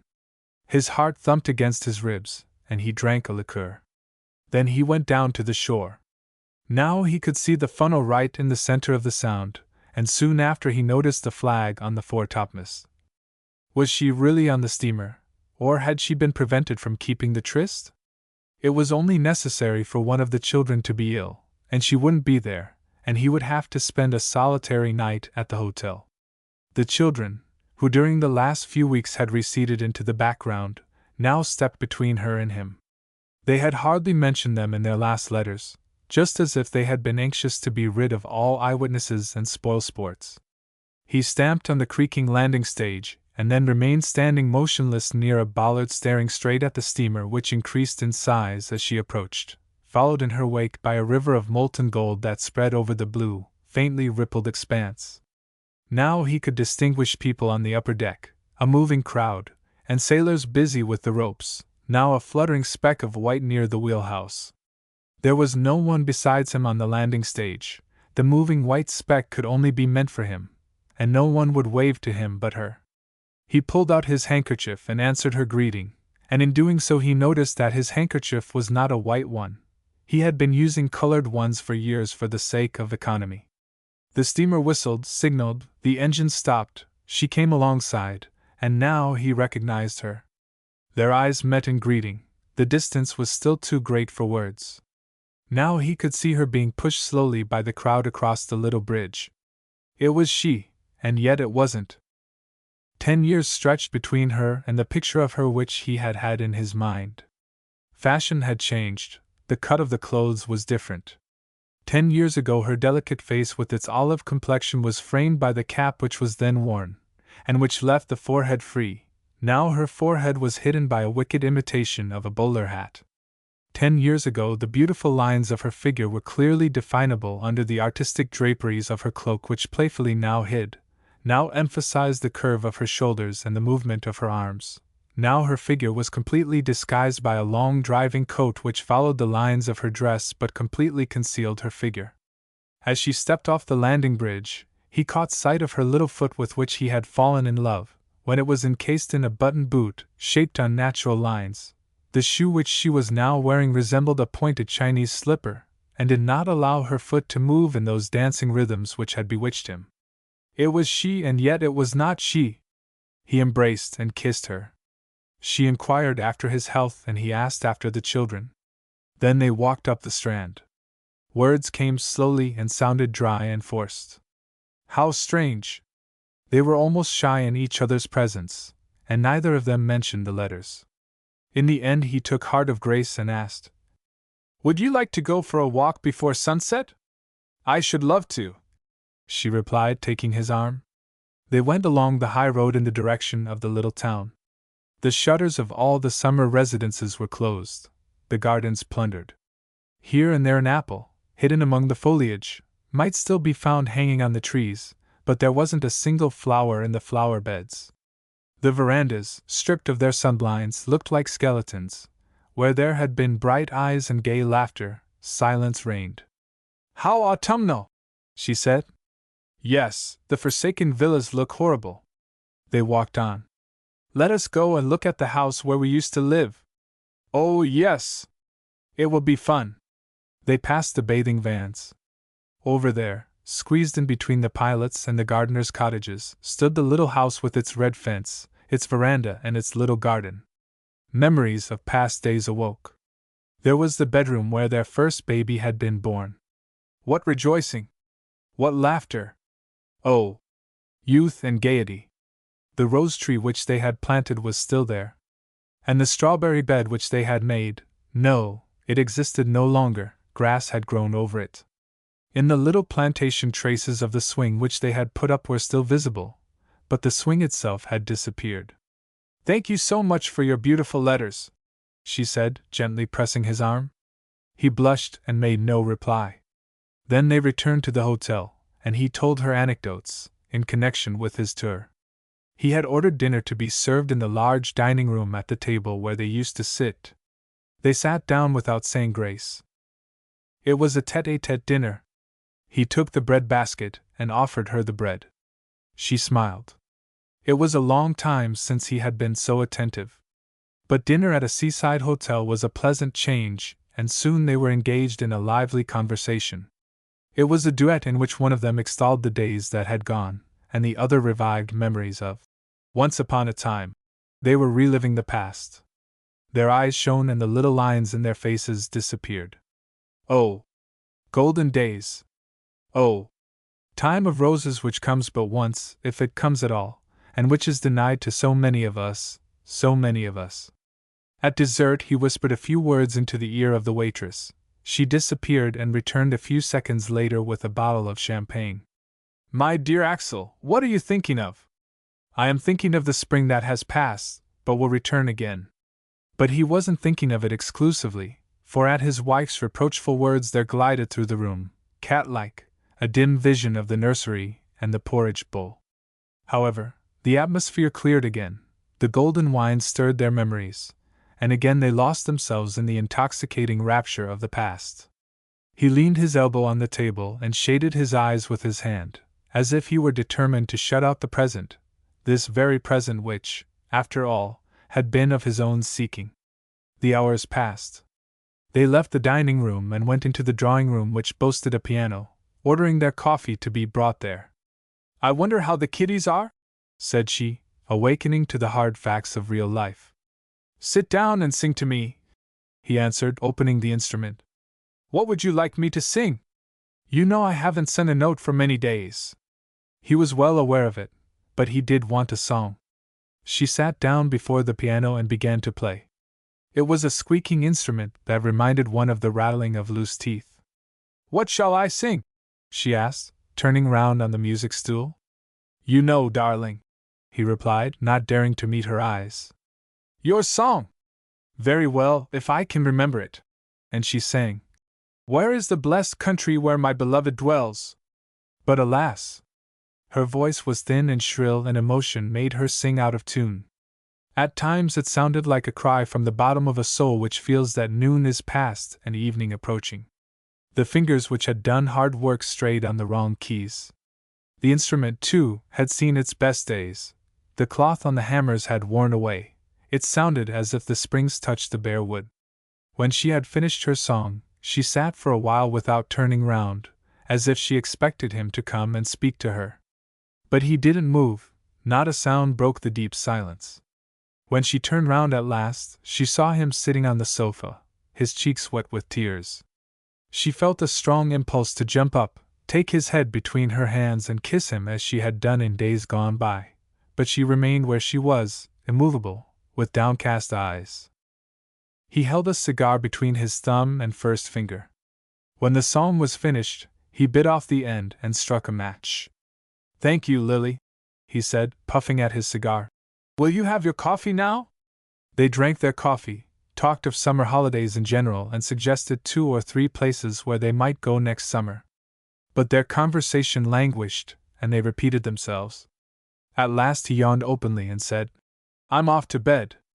"I'm going too," she said, getting up. "But I'll get a breath of fresh air first, on the balcony." He went into the bedroom. She lingered for a few moments in the dining room, and then talked to the landlady for about half an hour of spring onions and woolen underwear. When the landlady had left her, she went into the bedroom and stood for a few minutes at the door, listening. No sound came from within. His boots stood in the corridor. She opened the door gently and went in. He was asleep. He was asleep. At breakfast on the following morning he had a headache, and she fidgeted. "What horrible coffee!" he said with a grimace. "Brazilian," she said shortly. "What shall we do today?" he asked, looking at his watch. "Hadn't you better eat some bread and butter, instead of grumbling at the coffee?" she said. "Perhaps you're right," he answered, "and I'll have a liqueur at the same time. That champagne last night, ugh!" He asked for bread and butter and a liqueur, and his temper improved.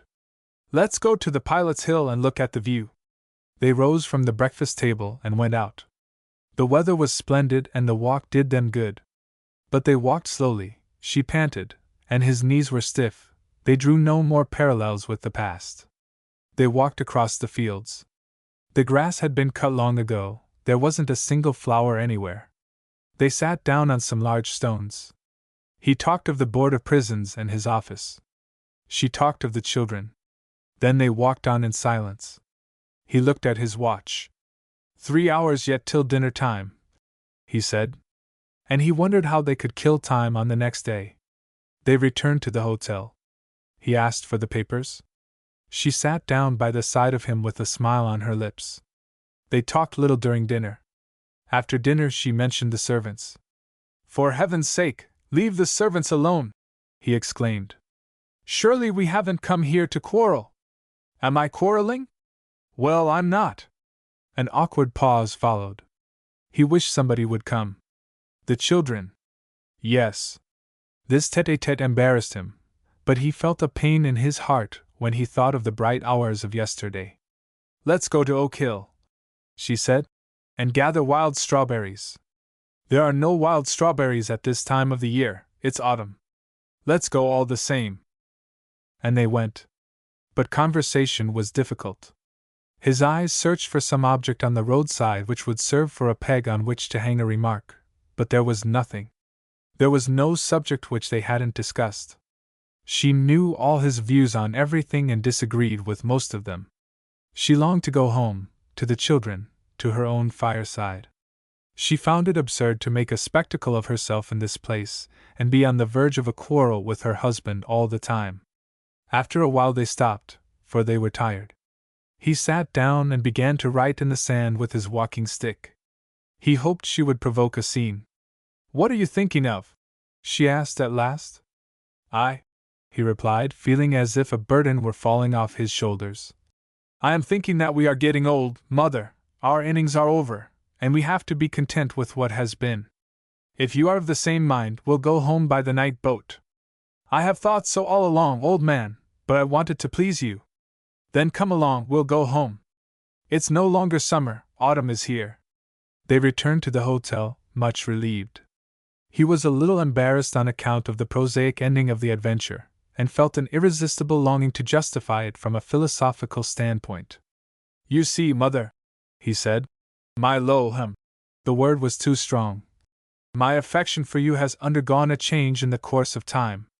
It has developed, broadened. At first it was centered on the individual, but later on the family as a whole. It is not now you, personally, that I love, nor is it the children, but it is the whole. Yes, as my uncle used to say, children are lightning conductors." After his philosophical explanation he became his old self again. It was pleasant to take off his frock coat. He felt as if he were getting into his dressing gown. When they entered the hotel, she began at once to pack, and there she was in her element. They went downstairs into the saloon as soon as they got on board. For appearance sake, however, he asked her whether she would like to watch the sunset, but she declined. At supper he helped himself first, and she asked the waitress the price of black bread. When he had finished his supper, he remained sitting at the table, lingering over a glass of porter. A thought which had amused him for some time would no longer be suppressed. "Old fool, what?" he said, lifting his glass and smiling at his wife, who happened to look at him at the moment. She did not return his smile, but her eyes, which had flashed for a second, assumed so withering an expression of dignity that he felt crushed. The spell was broken, the last trace of his old love had vanished.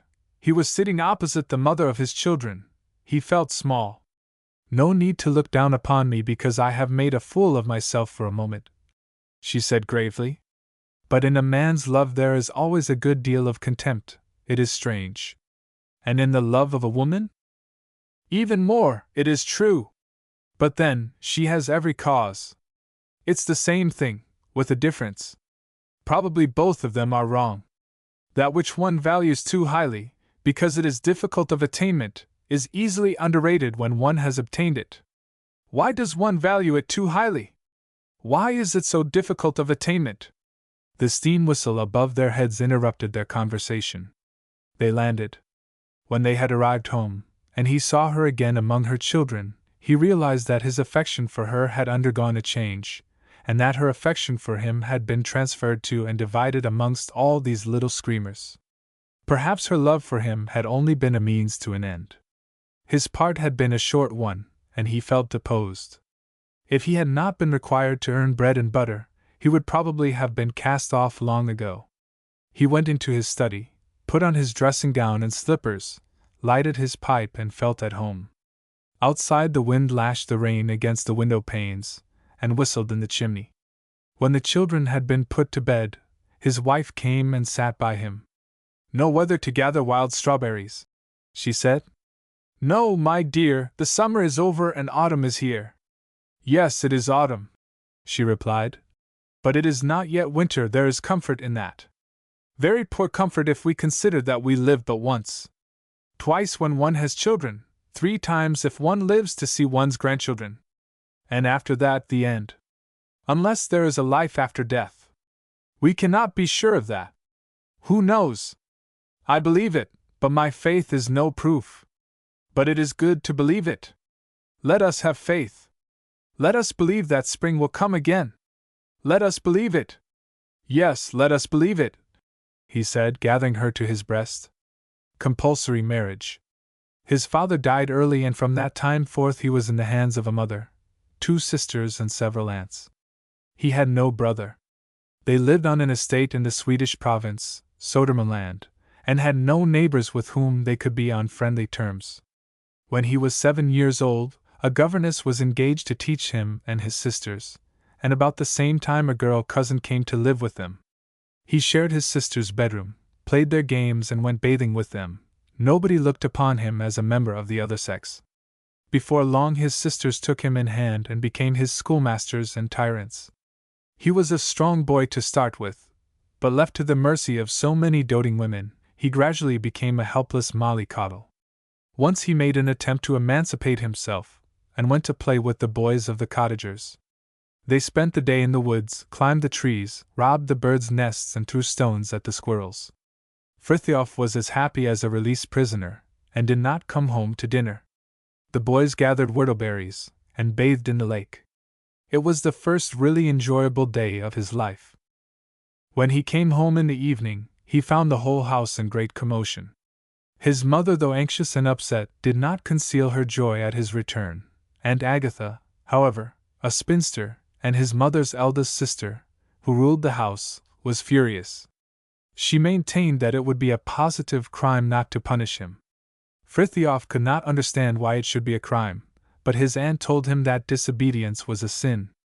He protested that he had never been forbidden to play with the children of the cottagers. She admitted it, but said that, of course, there could never have been 2 questions about it. And she remained firm, and regardless of his mother's pleading eyes, took him away to give him a whipping in her own room. He was 8 years old and fairly big for his age. When the aunt touched his waist belt to unbutton his knickers, a cold shiver ran down his back. He gasped and his heart thumped against his ribs.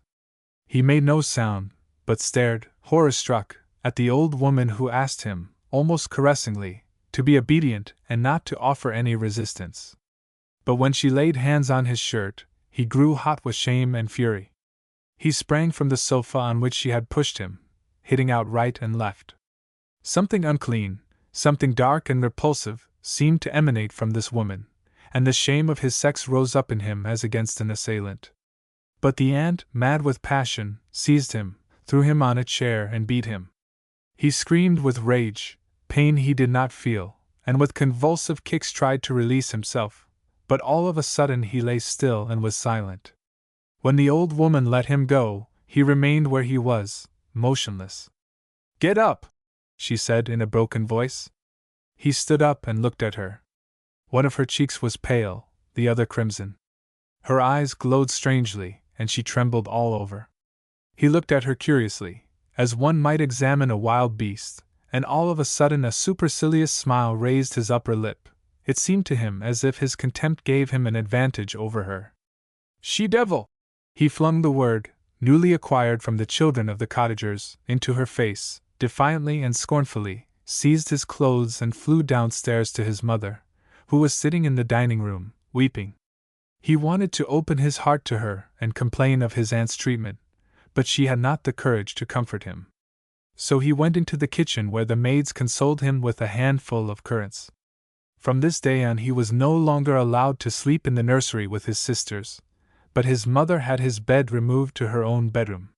He found his mother's room stuffy and the new arrangement dull. She frequently disturbed his sleep by getting up and coming to his bed in the night to see whether he was covered up.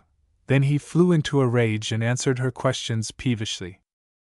He was never allowed to go out without being carefully wrapped up by someone, and he had so many mufflers that he never knew which one to put on. Whenever he tried to steal out of the house, someone was sure to see him from the window and call him back to put on an overcoat. By and by his sisters' games began to bore him. His strong arms no longer wanted to play battledore and shuttlecock, they longed to throw stones.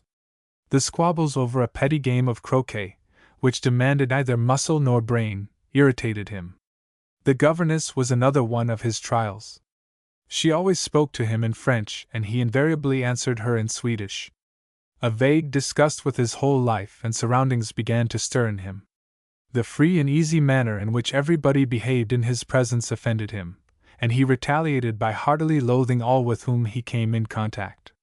His mother was the only one who considered his feelings to a certain extent. She had a big screen put round his bed. Ultimately the kitchen and the servants' hall became his refuge. There everything he did was approved of.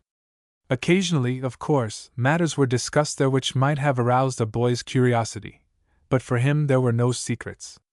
On one occasion, for instance, he had accidentally come to the maids' bathing place. The governess, who was with him, screamed. He could not understand why, but he stopped and talked to the girls who were standing or lying about in the water. Their nudity made no impression upon him.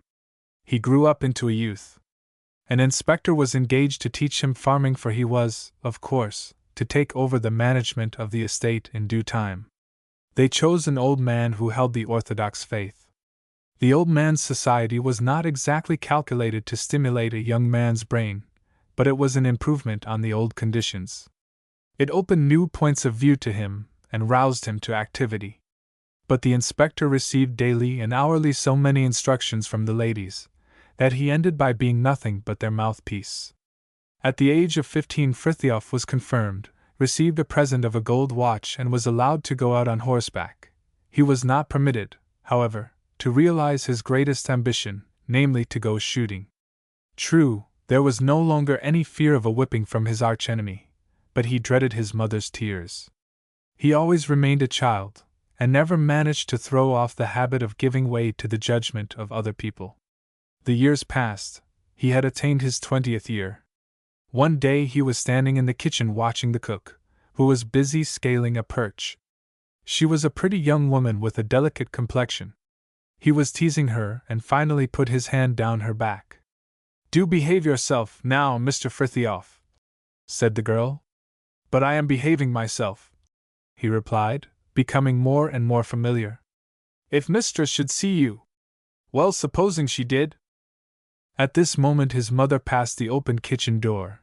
She instantly turned away and walked across the yard. Frithiof found the situation awkward and slunk away to his bedroom. A new gardener entered their service. In their wisdom, anxious to avoid trouble with the maids, the ladies had chosen a married man.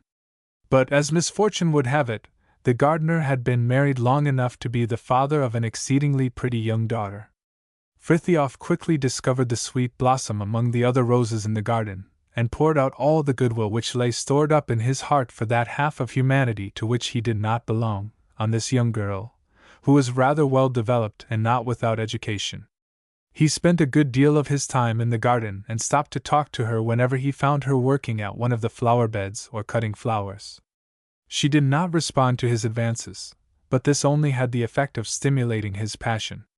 One day he was riding through the wood, haunted, as usual, by visions of her loveliness which, in his opinion, reached the very pinnacle of perfection. He was sick with longing to meet her alone, freed from all fear of incurring some watcher's displeasure. In his heated imagination the desire of being near her had assumed such enormous proportions, that he felt that life without her would be impossible.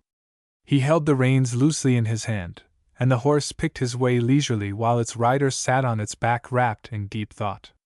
All of a sudden something light appeared between the trees and the gardener's daughter emerged from the underwood and stepped out on the footpath. Frithiof dismounted and took off his hat. They walked on, side by side, talking, while he dragged his horse behind him. He spoke in vague words of his love for her, but she rejected all his advances. "Why should we talk of the impossible?" she asked. "What is impossible?" he exclaimed. "That a wealthy gentleman like you should marry a poor girl like me." There was no denying the aptitude of her remark, and Frithiof felt that he was worsted. His love for her was boundless, but he could see no possibility of bringing his doe safely through the pack which guarded house and home. They would tear her to pieces. After this conversation he gave himself up to mute despair. In the autumn the gardener gave notice and left the estate without giving a reason.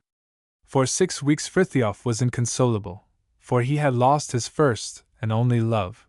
He would never love again. In this way the autumn slowly passed and winter stood before the door. At Christmas a new officer of health came into the neighborhood. He had grown-up children, and as the aunts were always ill, friendly relations were soon established between the two families. Among the doctor's children was a young girl, and before long Frithiof was head over ears in love with her. He was at first ashamed of his infidelity to his first love, but he soon came to the conclusion that love was something impersonal, because it was possible to change the object of one's tenderness. It was almost like a power of attorney made out on the holder. As soon as his guardians got wind of this new attachment, the mother asked her son for a private interview. "You have now arrived at that age," she began, "when a man begins to look out for a wife." "I have already done that, my dear mother," he replied. "I'm afraid you've been too hasty," she said. "The girl of whom, I suppose, you are thinking, doesn't possess the moral principles which an educated man should demand." "What? Amy's moral principles? Who has anything to say against them? I won't say a word against the girl herself, but her father, as you know, is a free thinker. I shall be proud to be related to a man who can think freely, without considering his material interests." "Well, let's leave him out of the question. You are forgetting, my dear Frithiof, that you are already bound elsewhere." "What? Do you mean?" "Yes, you have played with Louisa's heart." "Are you talking of Cousin Louisa?" "I am." "Haven't you looked upon yourselves as fiancés since your earliest childhood? Don't you realize that she has put all her faith and trust in you?" "It's you who have played with us, driven us together, not I," answered the son. "Think of your old mother, think of your sisters, Frithiof. Do you want to bring a stranger into this house which has always been our home, a stranger who will have the right to order us about?" "Oh, I see, Louisa is the chosen mistress." "There's no chosen mistress, but a mother always has a right to choose the future wife of her son. Nobody is so well fitted to undertake such a task. Do you doubt my good faith? Can you possibly suspect me, your mother, of a wish to injure you?" "No, no. But I don't love Louisa. I like her as a sister, but love? Nothing in all the world is so inconstant as love. It's folly to rely on it, it passes away like a breath, but friendship, conformity of views and habits, similar interests, and a long acquaintanceship, these are the surest guarantees of a happy marriage. Louisa is a capable girl, domesticated and methodical. She will make your home as happy as you could wish." Frithiof's only way of escape was to beg his mother for time to consider the matter. Meanwhile, all the ladies of the household had recovered their health, so that the doctor was no longer required. Still, he called one day, but he was treated like a burglar who had come to spy out the land. He was a sharp man and saw at once how matters stood. Frithiof returned his call but was received coldly. This was the end of their friendly relations. Frithiof came of age. Frantic attempts were now made to carry the fortress by storm. The aunts cringed before the new master and tried to prove to him that they could not be dispensed with, by treating him as if he were a child. His sisters mothered him more than ever, and Louisa began to devote a great deal of attention to her dress. She laced herself tightly and curled her hair. She was by no means a plain girl, but she had cold eyes and a sharp tongue. Frithiof remained indifferent. As far as he was concerned, she was sexless. He had never looked at her with the eyes of a man. But now, after the conversation with his mother, he could not help a certain feeling of embarrassment in her presence, especially as she seemed to seek his society. He met her everywhere, on the stairs, in the garden, in the stables even. One morning, when he was still in bed, she came into his room to ask him for a pin. She was wearing a dressing jacket, and pretended to be very shy. He took a dislike to her, but nevertheless she was always in his mind. In the meantime, the mother had one conversation after another with her son, and aunt and sisters never ceased hinting at the anticipated wedding. Life was made a burden to him. He saw no way of escape from the net in which he had been caught. Louisa was no longer his sister and friend, though he did not like her any the better for it. His constant dwelling on the thought of marrying her had had the result of making him realize that she was a woman, an unsympathetic woman, it was true, but still a woman. His marriage would mean a change in his position, and, perhaps, delivery from bondage. There were no other girls in the neighborhood, and after all, she was probably as good as any other young woman. And so he went one day to his mother, and told her that he had made up his mind. He would marry Louisa on condition that he should have an establishment of his own in one of the wings of the house, and his own table. He also insisted that his mother should propose for him, for he could not bring himself to do it. The compromise was accepted, and Louisa was called in to receive Frithiof's embrace and timid kiss. They both wept for reasons which neither of them understood. They felt ashamed of themselves for the rest of the day. Afterwards everything went on as before, but the motherliness of aunts and sisters knew no bounds. They furnished the wing, arranged the rooms, settled everything. Frithiof was never consulted in the matter. The preparations for the wedding were completed. Old friends buried in the provinces were hunted up and invited to be present at the ceremony. The wedding took place. On the morning after his wedding day, Frithiof was up early. He left his bedroom as quickly as possible, pretending that his presence was necessary in the fields. Louisa, who was still sleepy, made no objection. But as he was going out, she called after him, "You won't forget breakfast at 11!" It sounded like a command. He went to his den, put on a shooting coat and waterproof boots, and took his gun, which he kept concealed in his wardrobe. Then he went out into the wood. It was a beautiful October morning. Everything was covered with hoarfrost. He walked quickly as if he were afraid of being called back, or as if he were trying to escape from something. The fresh air had the effect of a bath. He felt a free man, at last, and he used his freedom to go out for a morning stroll with his gun. But this exhilarating feeling of bodily freedom soon passed. Up to now he had at least had a bedroom of his own. He had been master of his thoughts during the day and his dreams at night. That was over. The thought of that common bedroom tormented him. There was something unclean about it. Shame was cast aside like a mask, all delicacy of feeling was dispensed with, every illusion of the high origin of man destroyed. To come into such close contact with nothing but the beast in man had been too much for him, for he had been brought up by idealists. He was staggered by the enormity of the hypocrisy displayed in the intercourse between men and women. It was a revelation to him to find that the inmost substance of that indescribable womanliness was nothing but the fear of consequences. But supposing he had married the doctor's daughter, or the gardener's little girl? Then to be alone with her would be bliss, while to be alone with his wife was depressing and unlovely. Then the coarse desire to satisfy a curiosity and a want would be transformed into an ecstasy more spiritual than carnal. He wandered through the wood without a purpose, without an idea of what he wanted to shoot. He only felt a vague desire to hear a shot and to kill something, but nothing came before his gun. The birds had already migrated. Only a squirrel was climbing about the branches of a pine tree, staring at him with brilliant eyes. He raised the gun and pulled the trigger, but the nimble little beast was already on the other side of the trunk when the shot hit the tree. But the sound impressed his nerves pleasantly. He left the footpath and went through the undergrowth. He stamped on every fungus that grew on his way. He was in a destructive mood. He looked for a snake so as to trample on it or kill it with a shot.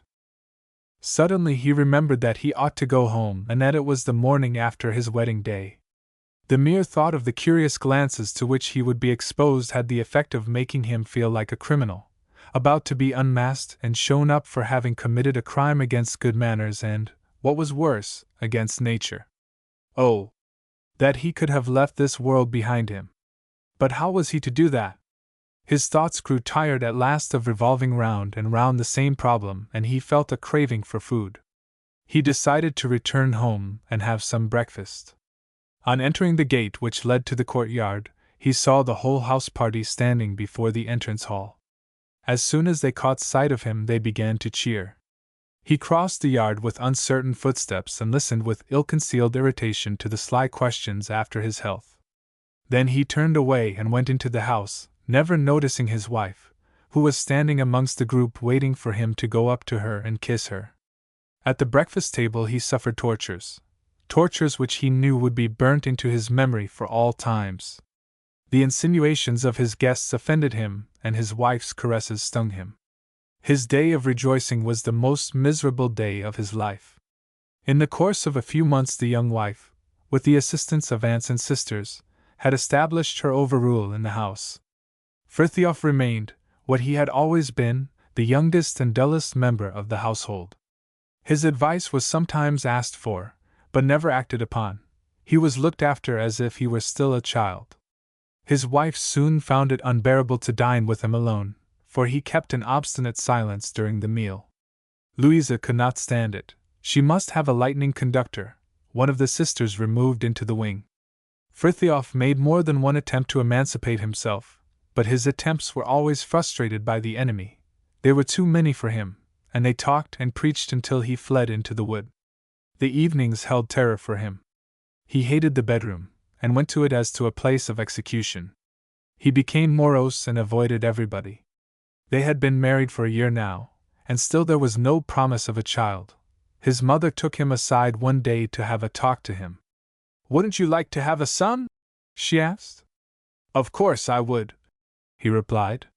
"You aren't treating your wife very kindly," said the mother as gently as possible. He lost his temper. "What? What do you say? Are you finding fault with me? Do you want me to toil all day long? You don't know Louisa. But whose business is it but mine? Bring your charge against me in such a way that I can answer it." But the mother was not disposed to do that. Lonely and miserable, he made friends with the inspector, a young man, addicted to wine and cards. He sought his company and spent the evenings in his room. He went to bed late as possible. On coming home one night, he found his wife still awake and waiting for him. "Where have you been?" she asked sharply.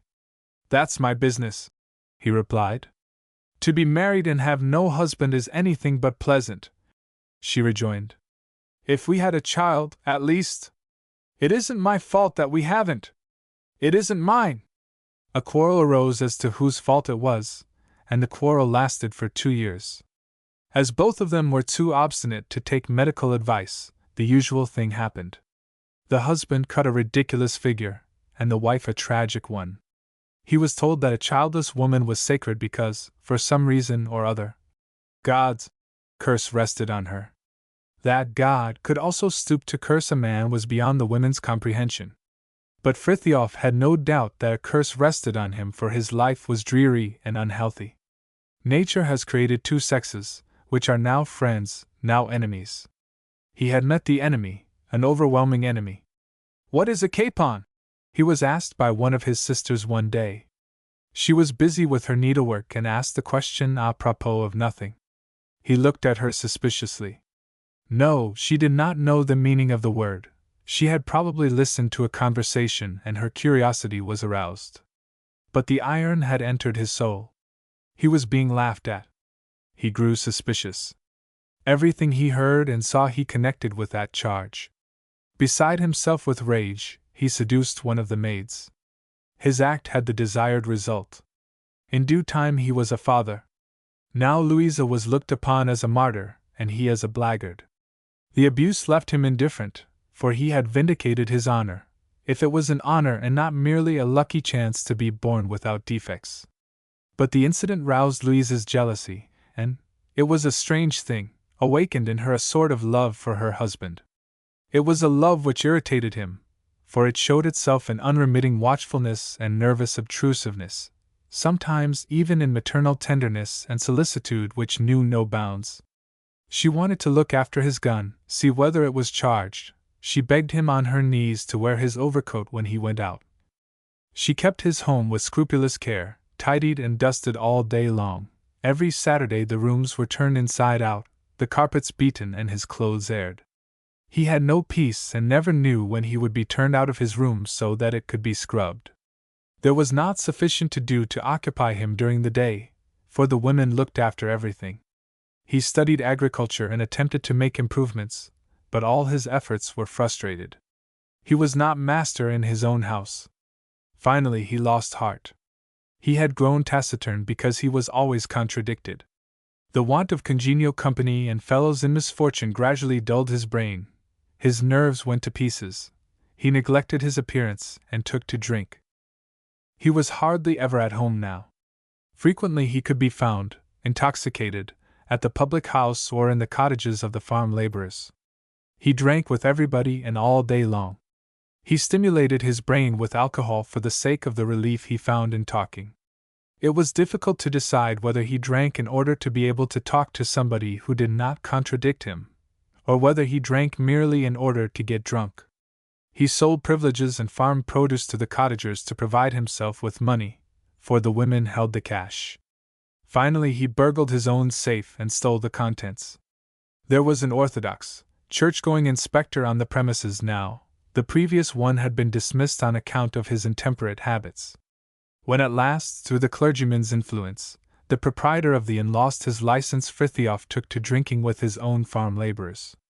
Scandal followed on scandal. He developed into a heavy drinker who had epileptic fits whenever he was deprived of alcohol. He was ultimately committed to an institution where he remained as an incurable patient. At lucid intervals, when he was capable of surveying his life, his heart was filled with compassion for all women who are compelled to marry without love. His compassion was all the deeper because he had suffered in his own flesh the curse which lies on every violation of nature, and yet he was only a man. He saw the cause of his unhappiness in the family as a social institution, which does not permit the child to become an independent individual at the proper time.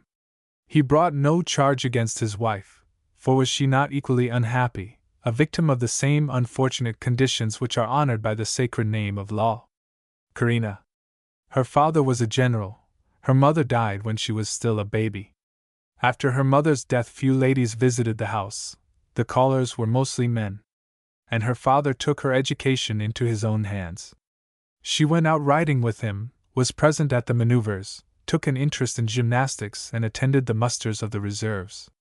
Since her father occupied the highest rank in their circle of friends, everybody treated him with an amount of respect which is rarely shown to equals, and as she was the general's daughter, she was treated in the same way. She held the rank of a general, and she knew it. There was always an orderly sitting in the hall who rose with much clanking and clashing of steel and stood at attention whenever she went in or out. At the balls none but the majors dared to ask her for a dance. She looked upon a captain as a representative of an inferior race, and a lieutenant as a naughty boy. She fell into the habit of appreciating people entirely according to their rank. She called all civilians fishes, poorly clad people, rascals, and the very poor. The mob. The ladies, however, were altogether outside this scale.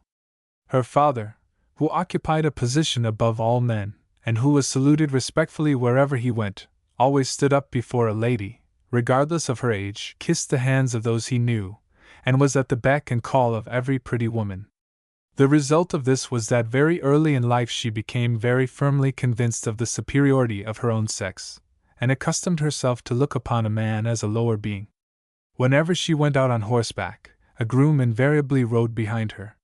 When she stopped to admire the landscape, he stopped too. He was her shadow. But she had no idea what he looked like, or whether he was young or old. If she had been asked about his sex, she would not have known how to reply. It had never occurred to her that the shadow could have a sex. When, in mounting, she placed her little riding boot in his hand, she remained quite indifferent, and even occasionally raised her habit a little as if nobody were present. These inbred conceptions of the surpassing importance of rank influenced her whole life. She found it impossible to make friends with the daughters of a major or a captain, because their fathers were her father's social inferiors. Once a lieutenant asked her for a dance. To punish him for his impudence, she refused to talk to him in the intervals. But when she heard later on that her partner had been one of the royal princes, she was inconsolable. She who knew every order and title, and the rank of every officer, had failed to recognize a prince. It was too terrible. She was beautiful, but pride gave her features a certain rigidity which scared her admirers away. The thought of marriage had never occurred to her. The young men were not fully qualified, and those to whose social position there was no objection were too old. If she, the daughter of a general, had married a captain, then a major's wife would have taken precedence of her. Such a degradation would have killed her. Moreover, she had no wish to be a man's chattel, or an ornament for his drawing-room. She was accustomed to command, accustomed to be obeyed. She could obey no man. The freedom and independence of a man's life appealed to her. It had fostered in her a loathing for all womanly occupations. Her sexual instinct awoke late. As she belonged to an old family which on her father's side had squandered its strength in a soulless militarism, drink and dissipation, and on her mother's had suppressed fertility to prevent the splitting up of property, nature seemed to have hesitated about her sex at the 11th hour, or perhaps had lacked strength to determine on the continuation of the race. Her figure possessed none of those essentially feminine characteristics which nature requires for her purposes, and she scorned to hide her defects by artificial means. The few women friends she had found her cold and indifferent towards everything connected with the sex problem. She treated it with contempt, considered the relationship between the sexes disgusting, and could not understand how a woman could give herself to a man. In her opinion, nature was unclean. To wear clean underlinen, starched petticoats, and stockings without holes was to be virtuous. Poor was merely another term for dirt and vice. Every summer she spent with her father on their estate in the country. She was no great lover of the country. Nature made her feel small. She found the woods uncanny. The lake made her shudder. There was danger hidden in the tall meadow grass. She regarded the peasants as cunning and rather filthy beasts. They had so many children, and she had no doubt that both boys and girls were full of vice. Nevertheless, they were always invited to the manor house on Midsummer Day and on the general's birthday, to play the part of the chorus of grand opera, that is to say, to cheer and dance, and look like the figures in a painting. It was springtime. Helena, on her thoroughbred mare, had penetrated into the depths of the country. She felt tired and dismounted.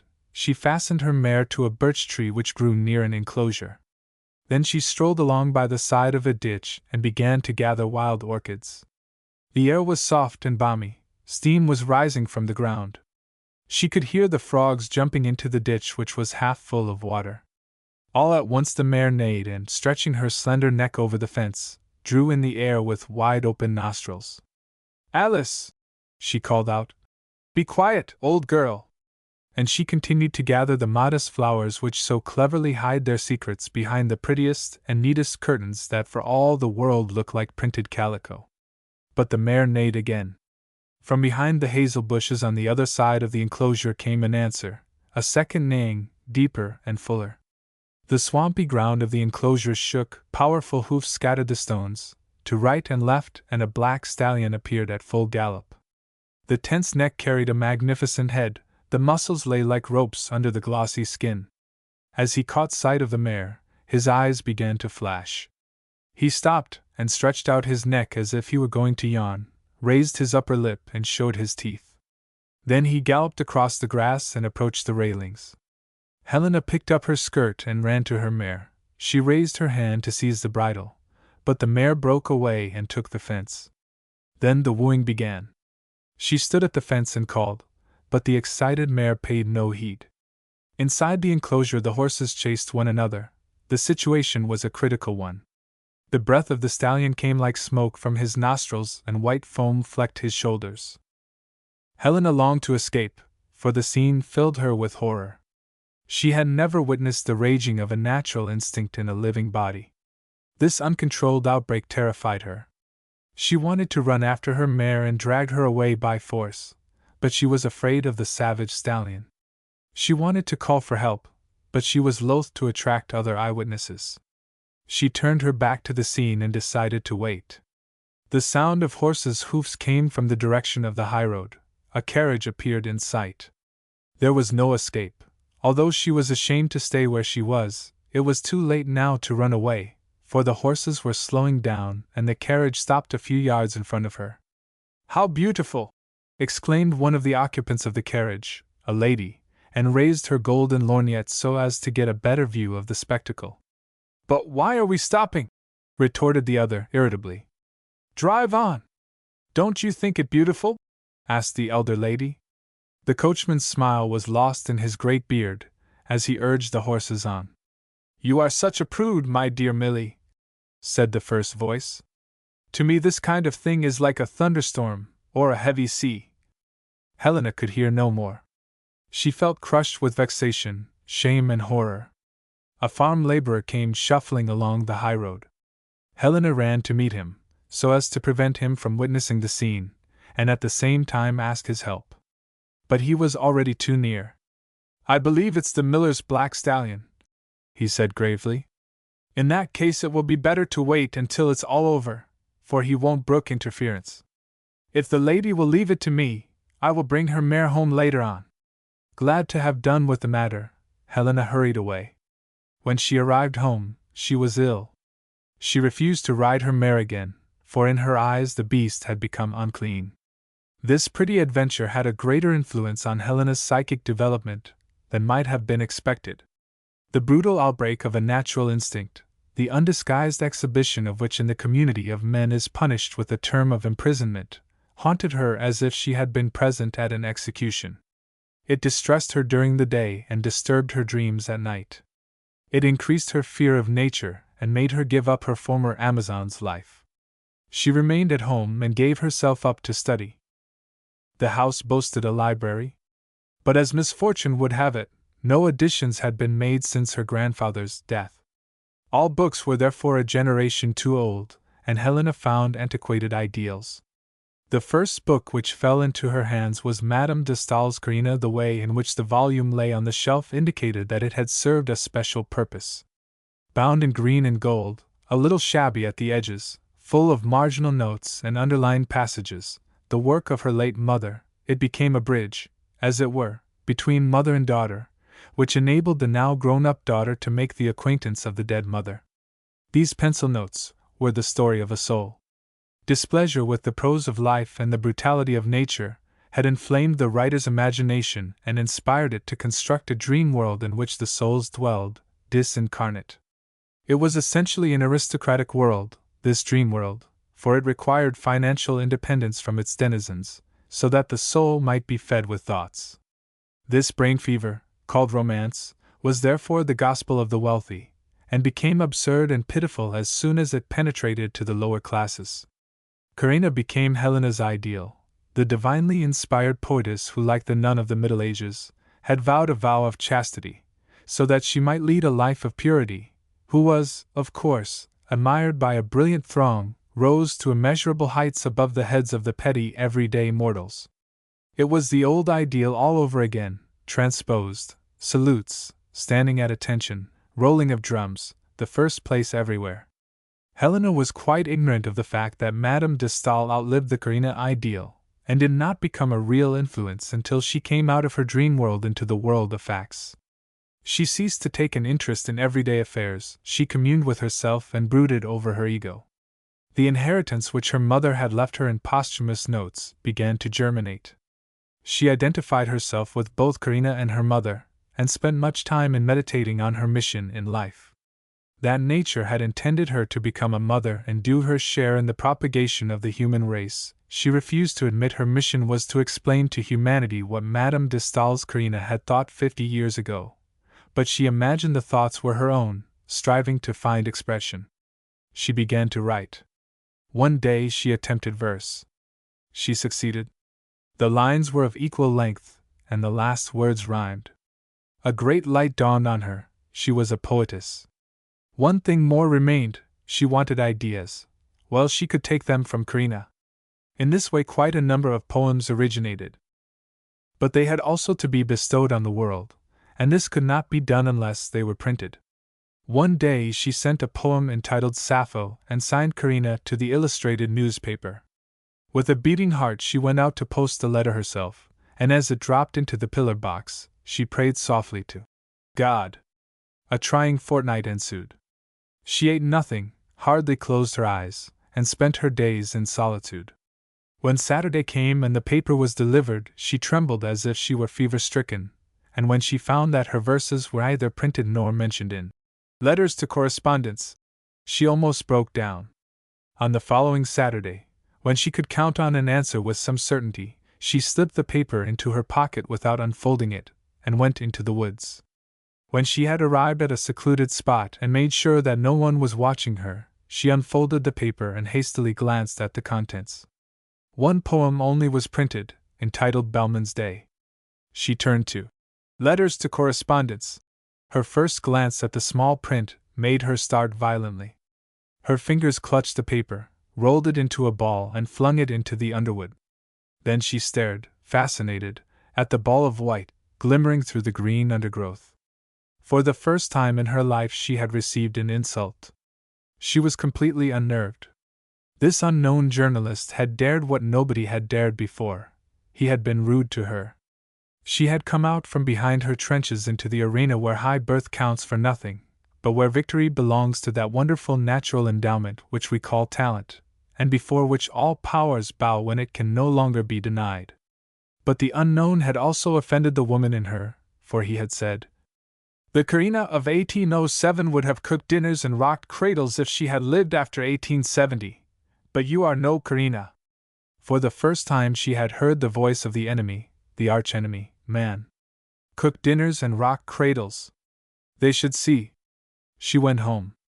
She felt so crushed that her muscles hardly obeyed her relaxed nerves. When she had gone a little way, she suddenly turned round and retraced her footsteps. Supposing anybody found that paper? It would give her away. She returned to the spot, and breaking off a hazel switch, dragged the paper out from where it lay and carefully smoothed it. Then she raised a piece of turf, hid the paper underneath and rolled a stone on the top. It was a hope that lay buried there, and also a proof of what? That she had committed a crime? She felt that she had. She had done a wrong, she had shown herself naked before the other sex. From this day on a struggle went on in her heart. Ambition and fear of publicity strove within her, and she was unable to come to a decision. In the following autumn her father died. As he had been addicted to gambling, and more often lost than won, he left debts behind him. But in smart society these things are of no account. There was no necessity for Helena to earn her living in a shop, for a hitherto unknown aunt came forward and offered her a home. But her father's death wrought a complete change in her position. No more salutes. The officers of the regiment nodded to her in a friendly fashion, the lieutenants asked her to dance. She saw plainly that the respect shown to her had not been shown to her personally, but merely to her rank. She felt degraded, and a lively sympathy for all subalterns was born in her. She even felt a sort of hatred for all those who enjoyed her former privileges. Side by side with this feeling grew up a yearning for personal appreciation, a desire to win a position surpassing all others, although it might not figure in the army list. She longed to distinguish herself, to win fame, and, why not, to rule. She possessed one talent which she had cultivated to some extent, although she had never risen above the average: she played the piano. She began to study harmony and talked of the sonata in G minor and the symphony in F major as if she had written them herself. And forthwith she began to patronize musicians. 6 months after her father's death, the post of a lady-in-waiting was offered to her. She accepted it. The rolling of drums and military salutes recommenced, and Helena gradually lost her sympathy with subalterns. But the mind is as inconstant as fortune, and fresh experiences again brought about a change of her views. She discovered one day, and the day was not long in coming, that she was nothing but a servant. She was sitting in the park with the Duchess. The Duchess was crocheting. "I consider those blue stockings perfectly idiotic," said the Duchess. Helena turned pale. She stared at her mistress. "I don't," she replied. "I didn't ask your opinion," replied the Duchess, letting her ball of wool roll into the dust. Helena's knees trembled. Her future, her position passed away before her eyes like a flash of lightning. She went to pick up the wool. It seemed to her that her back was breaking as she stooped, and her cheeks flamed when the Duchess took the ball without a word of thanks. "You are not angry?" asked the Duchess, staring impertinently at her victim. "Oh, no, Your Royal Highness," was Helena's untruthful reply. "They say that you are a blue stocking yourself," continued the Duchess. "Is it true?" Helena had a feeling as if she were standing nude before her tormentor, and made no reply. For the second time the ball rolled into the dust. Helena pretended not to notice it, and bit her lips to hold back the angry tears which were welling up in her eyes. "Pick up my wool, please," said the Duchess. Helena drew herself up, looked the autocrat full in the face, and said, "I won't." And with these words she turned and fled. The sand gritted under her feet, and little clouds of dust followed in the wake of her train. She almost ran down the stone steps and disappeared. Her career at court was ended, but a sting remained. Helena was made to feel what it means to be in disgrace, and above all things what it means to throw up one's post. Society does not approve of changes, and nobody would believe that she had voluntarily renounced the sunshine of the court. No doubt she had been sent away. Yes, it must be so, she had been sent away. Never before had she felt so humiliated, so insulted. It seemed to her that she had lost caste. Her relations treated her with coldness, as if they were afraid that her disgrace might be infectious. Her former friends gave her the cold shoulder when they met her, and limited their conversation to a minimum. On the other hand, as she stooped from her former height, the middle classes received her with open arms. It was true, at first their friendliness offended her more than the coldness of her own class, but in the end she preferred being first down below to being last up above. She joined a group of government officials and professors who hailed her with acclamations. Animated by the superstitious awe with which the middle classes regard everybody connected with the court, they at once began to pay her homage. She became their chosen leader and hastened to form a regiment. A number of young professors enlisted at once, and she arranged lectures for women. Old academic rubbish was brought out from the lumber room, dusted and sold for new wares. In a dining room, denuded of its furniture, lectures on Plato and Aristotle were given to an audience which unfortunately held no key to this shrine of wisdom. Helena, in conquering these pseudo-mysteries, felt the intellectual superior of the ignorant aristocracy. This feeling gave her an assurance which impressed people. The men worshipped her beauty and aloofness, but she never felt in the least moved in their company. She accepted their homage as a tribute due to women, and found it impossible to respect these lackeys who jumped up and stood at attention whenever she passed. But in the long run her position as an unmarried woman failed to satisfy her, and she noted with envious eyes the freedom enjoyed by her married sisters.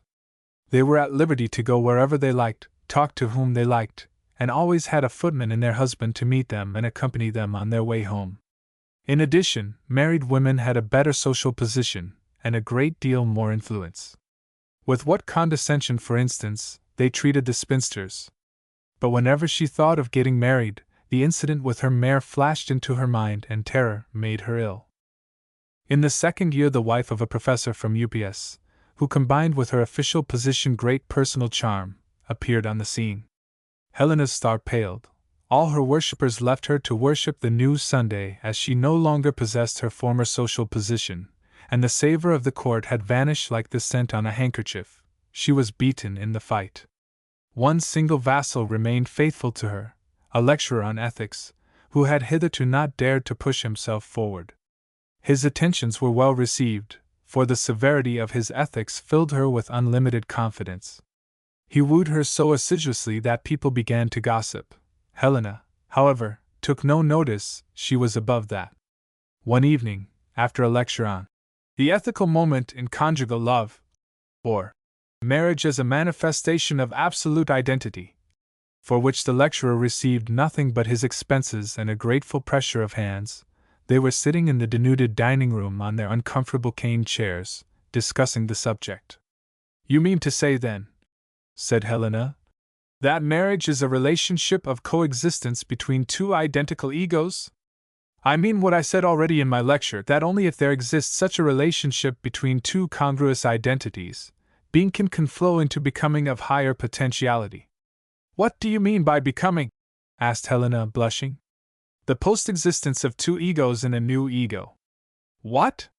"You mean that the continuity of the ego, which through the cohabitation of two analogous beings will necessarily incorporate itself into a becoming."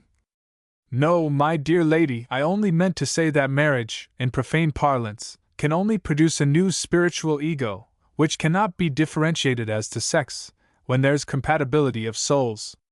I mean to say that the new being born under those conditions will be a conglomerate of male and female, a new creature to whom both will have yielded their personality, a unity in multiplicity, to use a well-known term, an homofem.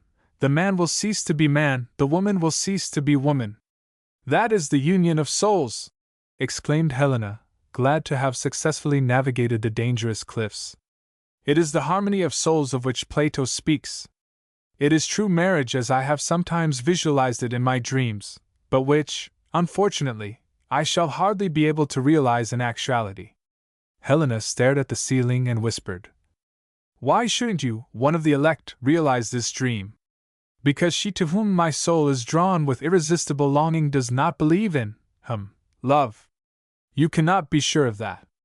Even if she did, she would always be tormented by the suspicion that the feeling was not sincere. Moreover, there is no woman in the world who would fall in love with me, no, not one." "Yes, there is," said Helena, gazing into his glass eye. He had a glass eye, but it was so well made, it was impossible to detect it. "Are you sure?" "Quite sure," replied Helena. "For you are different to other men.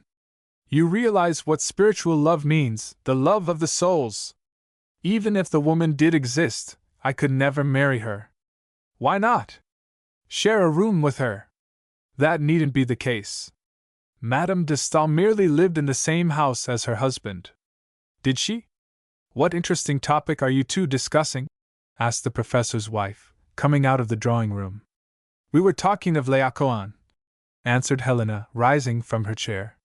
She was offended by the note of condescension in the lady's voice, and she made up her mind. A week later her engagement to the lecturer was publicly announced. They decided to be married in the autumn and take up their abode at UPS. A brilliant banquet, in celebration of the close of his bachelor life, was given to the lecturer on ethics. A great deal of wine had been consumed, and the only artist the town boasted, the professor of drawing at the cathedral school, had depicted in bold outlines the victim's career up to date. It was the great feature of the whole entertainment. Ethics was a subject of teaching in a milch cow, like many others, and need not necessarily influence either the life of the community or the life of the individual. The lecturer had not been a saint, but had had his adventures like everybody else. These were public property, for he had had no reason to keep them dark. With a careless smile he watched his career, pictured in chalk and colors, accompanied by witty verses, unfolding itself before his eyes, but when at last his approaching bliss was portrayed in simple but powerful sketches, he became deeply embarrassed, and the thought If Helena were to see that! Flashed like lightning through his brain. After the banquet, at which according to an old, time-honored custom, he had drunk 8 glasses of brandy, he was so intoxicated that he could no longer suppress his fears and apprehensions. Among his hosts was a married man, and to him the victim turned for counsel and advice. Since either of them was sober, they chose, as the most secluded spot in the whole room, 2 chairs right in the center, immediately under the chandelier. Consequently, they were soon surrounded by an eagerly listening crowd. "Look here! You are a married man," said the lecturer at the top of his voice, so as not to be heard by the assembly, as he fondly imagined. "You must give me a word of advice, just one, only one little word of advice, for I am extremely sensitive tonight, especially in regard to this particular point." "I will, brother," shouted his friend. "Just one word, as you say." And he put his arm round his shoulders that he might whisper to him. Then he continued, screaming loudly. "Every act consists of 3 parts, my brother, progressus, culmen, regressus. I will speak to you of the first, the second is never mentioned. Well, the initiative, so to speak, that is the man's privilege, your part. You must take the initiative, you must attack, do you understand? But supposing the other party does not approve of the initiative?" The friend stared at the novice, taken aback. Then he rose and contemptuously turned his back on him. "Fool!" he muttered. "Thank you," was all the grateful pupil could reply. Now he understood. On the following day he was on fire with all the strong drink he had consumed. He went and took a hot bath, for on the 3rd day was to be his wedding. The wedding guests had departed. The servant had cleared the table. They were alone. Helena was comparatively calm, but he felt exceedingly nervous. The period of their engagement had been enhanced by conversations on serious subjects. They had never behaved like ordinary, everyday fiancés, had never embraced or kissed. Whenever he had attempted the smallest familiarity, her cold looks had chilled his ardor. But he loved her as a man loves a woman, with body and soul. They fidgeted about the drawing-room and tried to make conversation. But an obstinate silence again and again reasserted itself. The candles in the chandelier had burnt low, and the wax fell in greasy drops on the carpet. The atmosphere was heavy with the smell of food and the fumes of the wines which mingled with the voluptuous perfume of carnations and heliotrope, exhaled by Helena's bridal bouquet that lay on a side table. At last he went up to her, held out his arms, and said in a voice which he hoped sounded natural, "And now you are my wife!" "What do you mean?" was Helena's brusque reply. Completely taken aback, he allowed his arms to drop to his sides. But he pulled himself together again, almost immediately, and said with a self-conscious smile, "I mean to say that we are husband and wife." Helena looked at him as if she thought that he had taken leave of his senses. "Explain your words," she said. That was just what he couldn't do. Philosophy and ethics failed him. He was faced by a cold and exceedingly unpleasant reality. "It's modesty," he thought. "She's quite right, but I must attack and do my duty." "Have you misunderstood me?" asked Helena, and her voice trembled. "No, of course not, but my dear child, What language is that? Dear child? What do you take me for? What do you mean? Albert. She rushed on without waiting for a reply, which she didn't want. "Be great, be noble, and learn to see in women something more than sex. Do that, and you will be happy and great." Albert was beaten.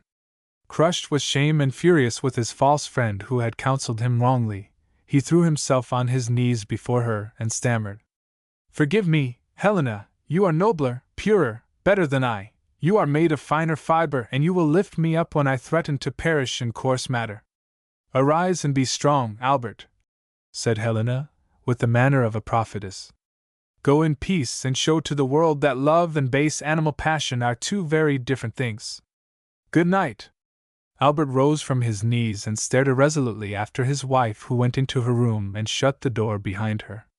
Full of the noblest and purest sentiments, he also went into his room. He took off his coat and lighted a cigar. His room was furnished like a bachelor's room: a bed sofa, a writing table, some bookshelves, a washstand. When he had undressed, he dipped a towel into his ewer and rubbed himself all over. Then he lay down on his sofa and opened the evening paper. He wanted to read while he smoked his cigar. He read an article on protection. His thoughts began to flow in a more normal channel, and he considered his position. Was he married or was he still a bachelor? He was a bachelor as before, but there was a difference. He now had a female boarder who paid nothing for her board. The thought was anything but pleasant, but it was the truth. The cook kept house, the housemaid attended to the rooms. Where did Helena come in? She was to develop her individuality. Oh, rubbish! He thought, I am a fool. Supposing his friend had been right? Supposing women always behaved in this silly way under these circumstances? She could not very well come to him. He must go to her. If he didn't go, she would probably laugh at him tomorrow, or, worse still, be offended. Women were indeed incomprehensible. He must make the attempt. He jumped up, put on his dressing gown, and went into the drawing room. With trembling knees he listened outside Helena's door. Not a sound. He took heart of grace, and approached a step or two. Blue flashes of lightning darted before his eyes as he knocked. No answer. He trembled violently and beads of perspiration stood on his forehead. He knocked again. And in a falsetto voice, proceeding from a parched throat, he said, "It's only I." No answer. Overwhelmed with shame, he returned to his room, puzzled and chilled. She was in earnest, then. He crept between the sheets and again took up the paper. He hadn't been reading long when he heard footsteps in the street which gradually approached and then stopped. Soft music fell on his ear, deep, strong voices set in. Integer vitae sclerisque purus. He was touched. How beautiful it was! Purus! He felt lifted above matter. It was in accordance with the spirit of the age then, this higher conception of marriage. The current of ethics which penetrated the epoch was flowing through the youth of the country. Anici venenatus. Supposing Helena had opened her door. He gently beat time and felt himself as great and noble as Helena desired him to be. Thus feritra. Should he open the window and thank the undergraduates in the name of his wife? He got out of bed.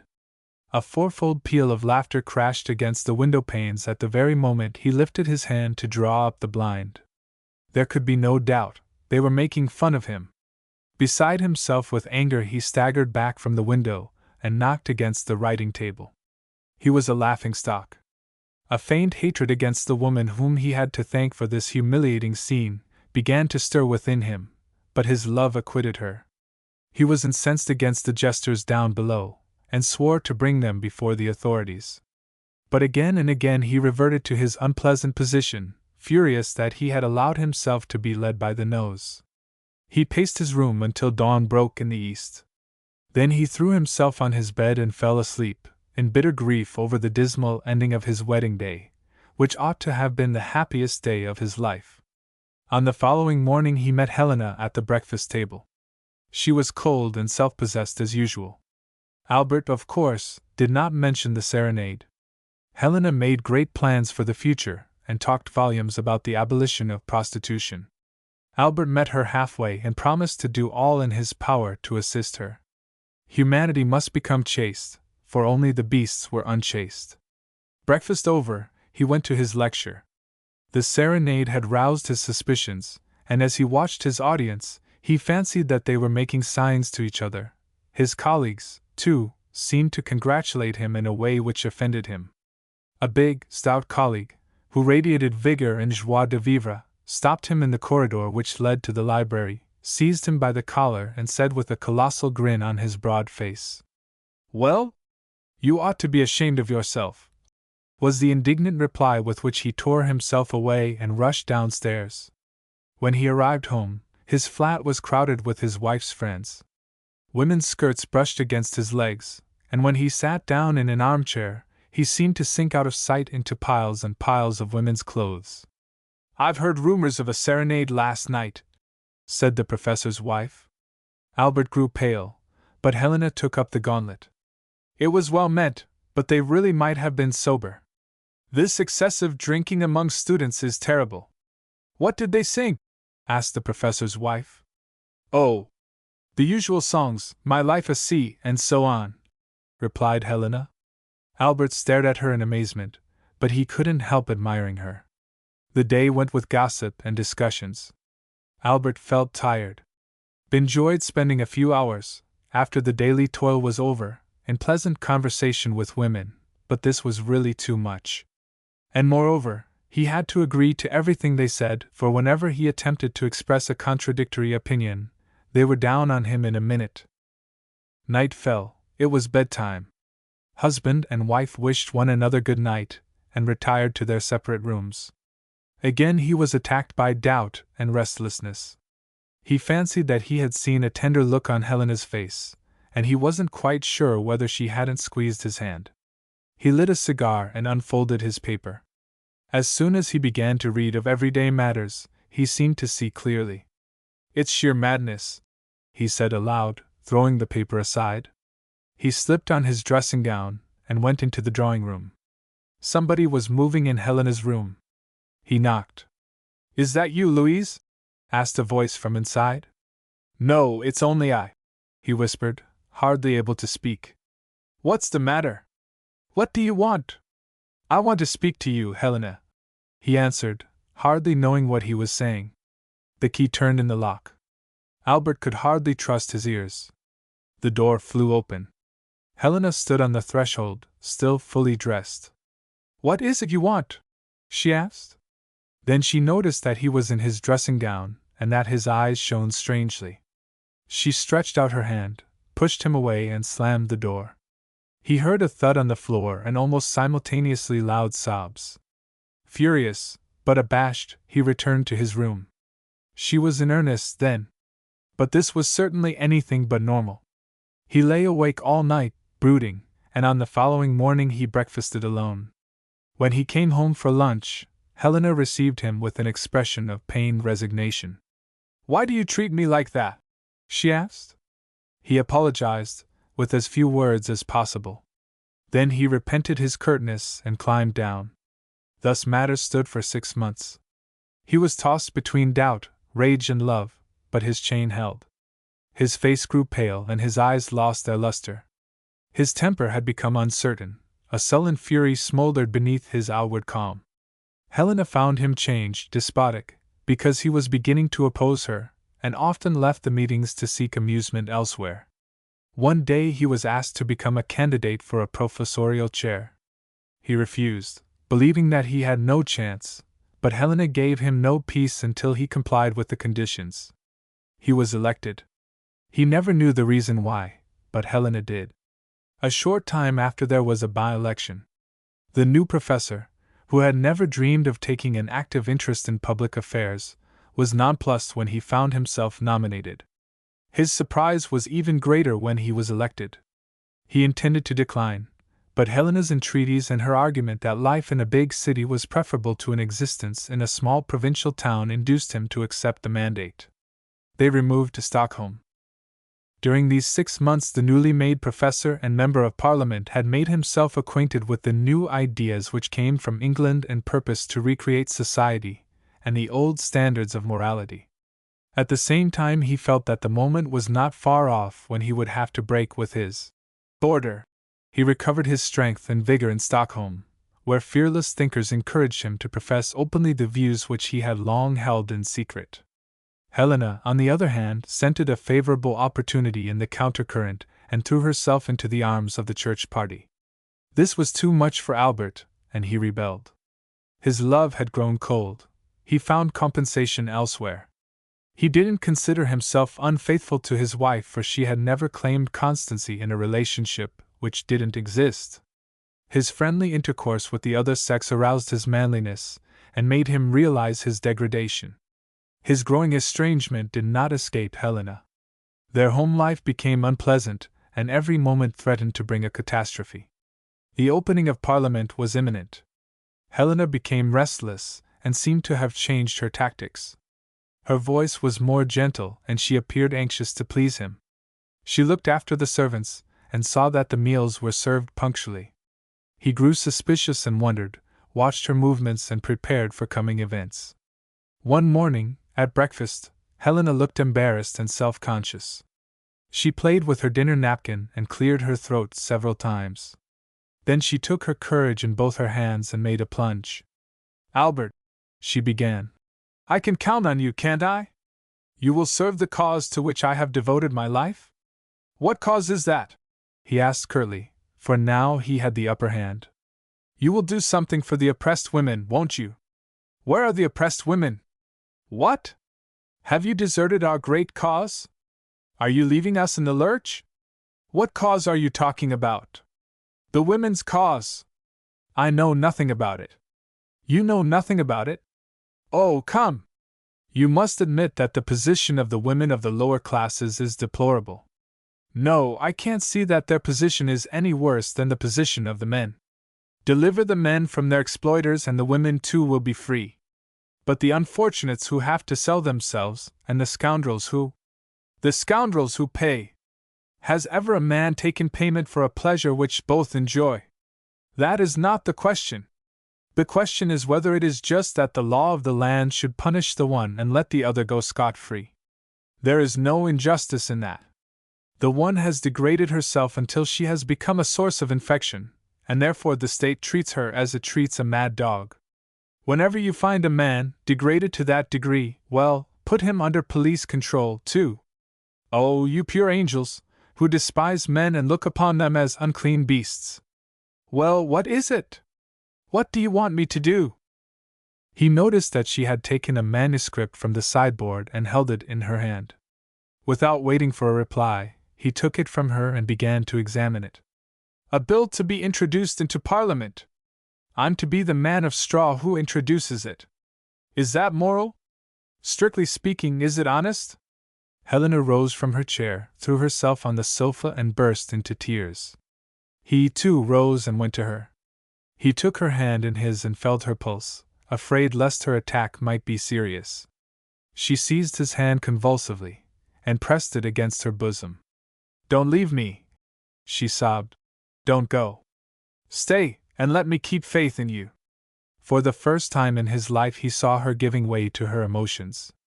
This delicate body, which he had loved and admired so much, could be warmed into life. Red, warm blood flowed in those blue veins. Blood which could distill tears. He gently stroked her brow. "Oh," she sighed. "Why aren't you always good to me like that? Why hasn't it always been so?" "Well," he answered, "why hasn't it?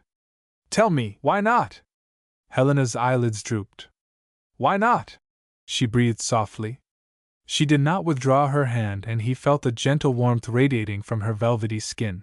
His love for her burst into fresh flames, but this time he felt that there was hope. At last she rose to her feet.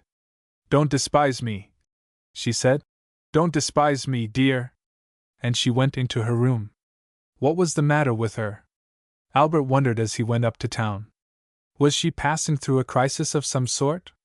Was she only just beginning to realize that she was his wife? He spent the whole day in town. In the evening he went to the theater. They played Le Monde au on Essanut. As he sat and watched platonic love, the union of souls, unmasked and ridiculed, he felt as if a veil of close mesh lies were being drawn from his reason. He smiled as he saw the head of the charming beast peeping from underneath the cardboard wings of the stage angel. He almost shed tears of amusement at his long self-deception. He laughed at his folly.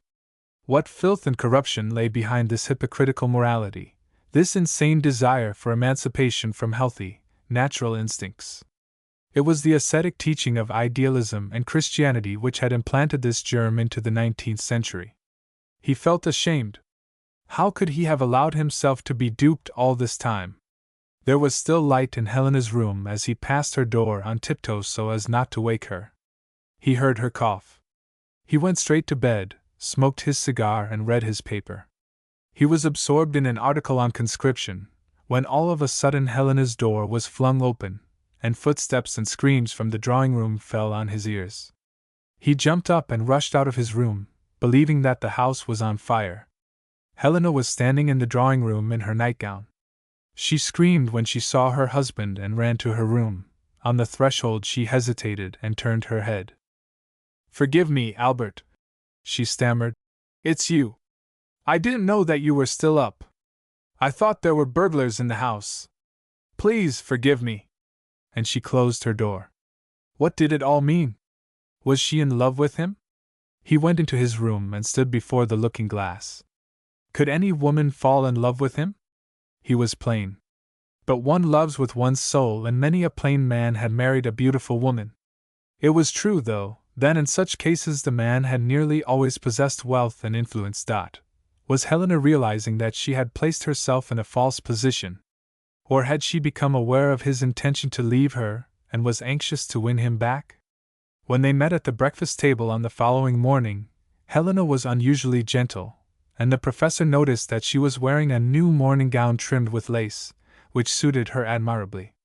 As he was helping himself to sugar, his hand accidentally touched hers. They talked about indifferent things. On the same day Parliament opened.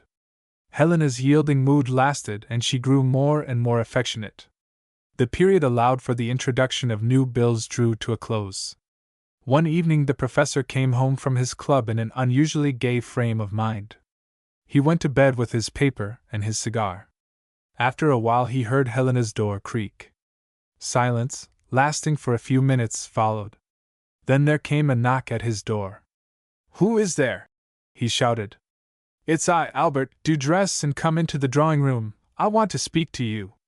He dressed and went into the drawing room. Helena had lighted the chandelier and was sitting on the sofa, dressed in her lace morning gown.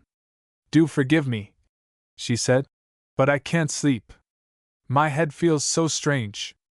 Come here and talk to me." "You are all unstrung, little girl," said Albert, taking her hand in his own. "You ought to take some wine."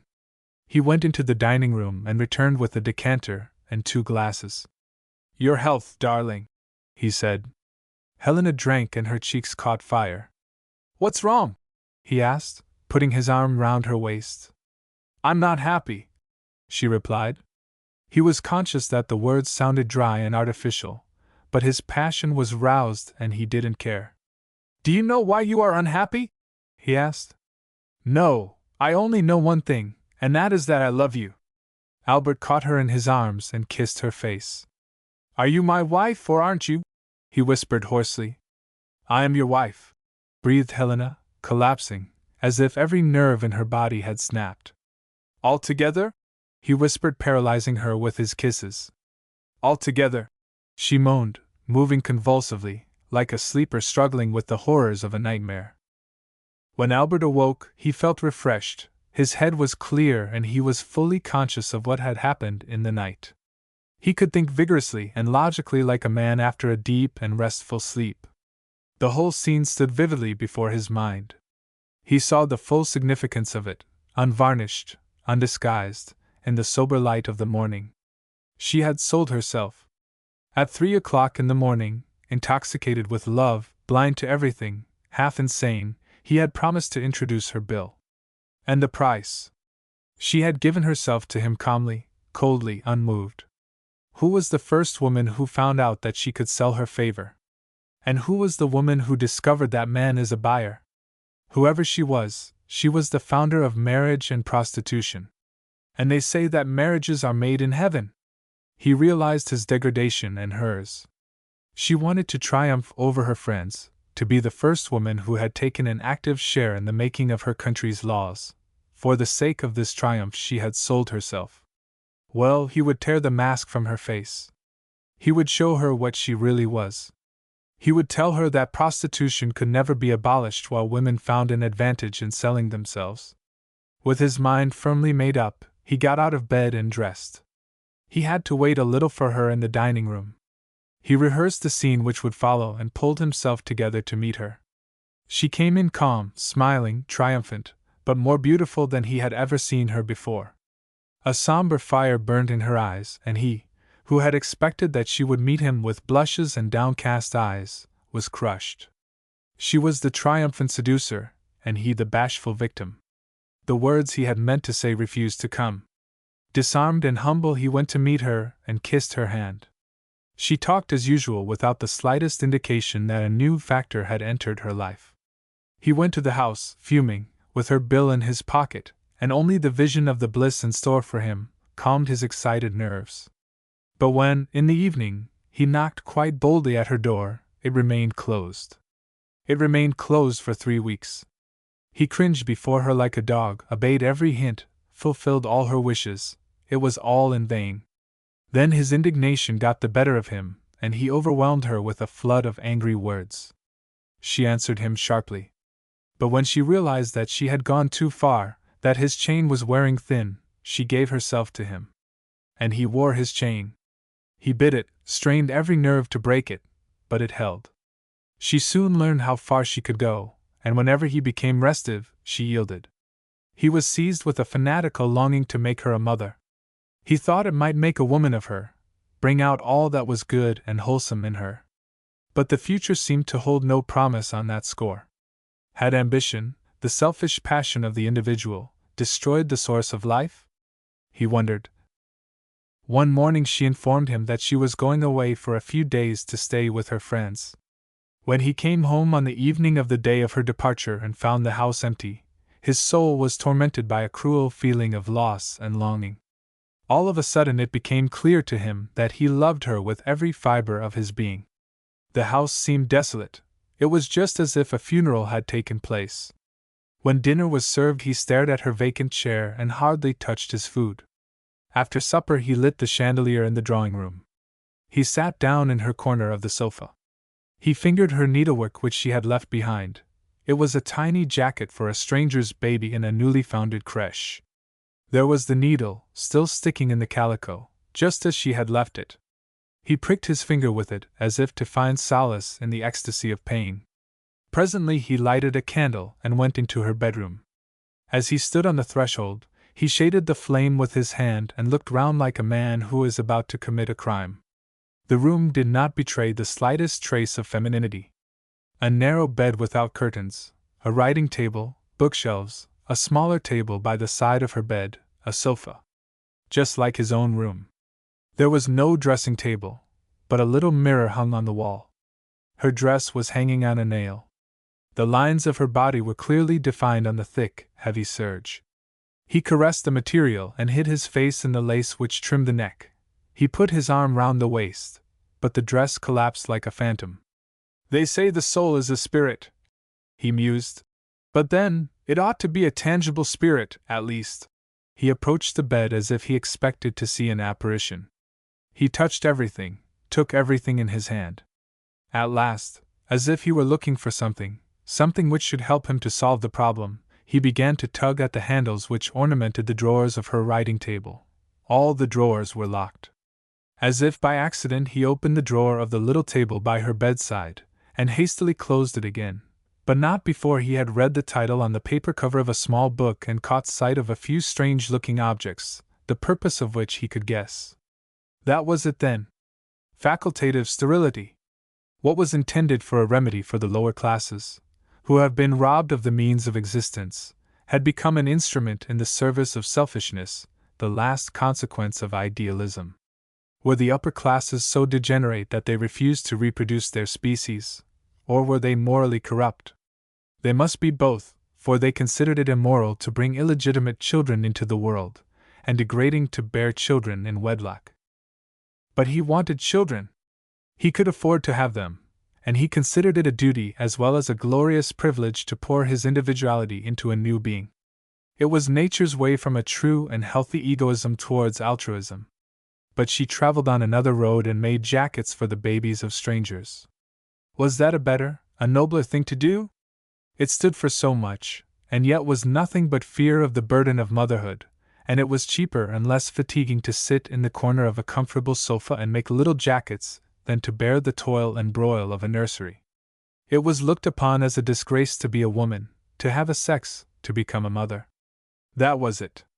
They called it working for heaven, for higher interests, for humanity, but it was merely a pandering to vanity, to selfishness, to a desire for fame or notoriety. And he had pitied her, he had suffered remorse because her sterility had made him angry. She had told him once that he deserved the contempt of all good and honest men, because he had failed to speak of sterile women with the respect due to misfortune. She had told him that they were sacred, because their sorrow was the bitterest sorrow a woman could have to bear. What, after all, was this woman working for? For progress? For the salvation of humanity? No, she was working against progress, against freedom and enlightenment. Hadn't she recently brought forward a motion to limit religious liberty? Wasn't she the author of a pamphlet on the intractability of servants? Wasn't she advocating greater severity in the administration of the military laws? Was she not a supporter of the party which strives to ruin our girls by giving them the same miserable education which our boys receive? He hated her so, for he hated her ideas. And yet he loved her? What was it then that he loved? Probably, he reflected, compelled to take refuge in philosophy, probably the germ of a new being, which she carries in her womb, but which she is bent on killing. What else could it be? But what did she love in him? His title, his position, his influence? How could these old and worn-out men and women rebuild society? He meant to tell her all this when she returned home, but in his inmost soul he knew all the time that the words would never be said. He knew that he would grovel before her and whine for her favor, that he would remain her slave and sell her his soul again and again, just as she sold him her body. He knew that that was what he would do, for he was head over ears in love with her. Unmarried and married. The young barrister was strolling on a lovely spring evening through the old Stockholm hop garden. Snatches of song and music came from the pavilion. Light streamed through the large windows and lit up the shadows cast by the great lime trees which were just bursting into leaf.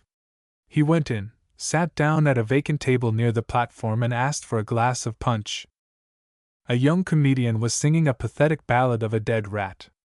Then a young girl, dressed in pink, appeared and sang the Danish song, "There is nothing so charming as a moonshine ride." She was comparatively innocent-looking and she addressed her song to our innocent barrister. He felt flattered by this mark of distinction, and at once started negotiations which began with a bottle of wine and ended in a furnished flat, containing 2 rooms, a kitchen and all the usual conveniences.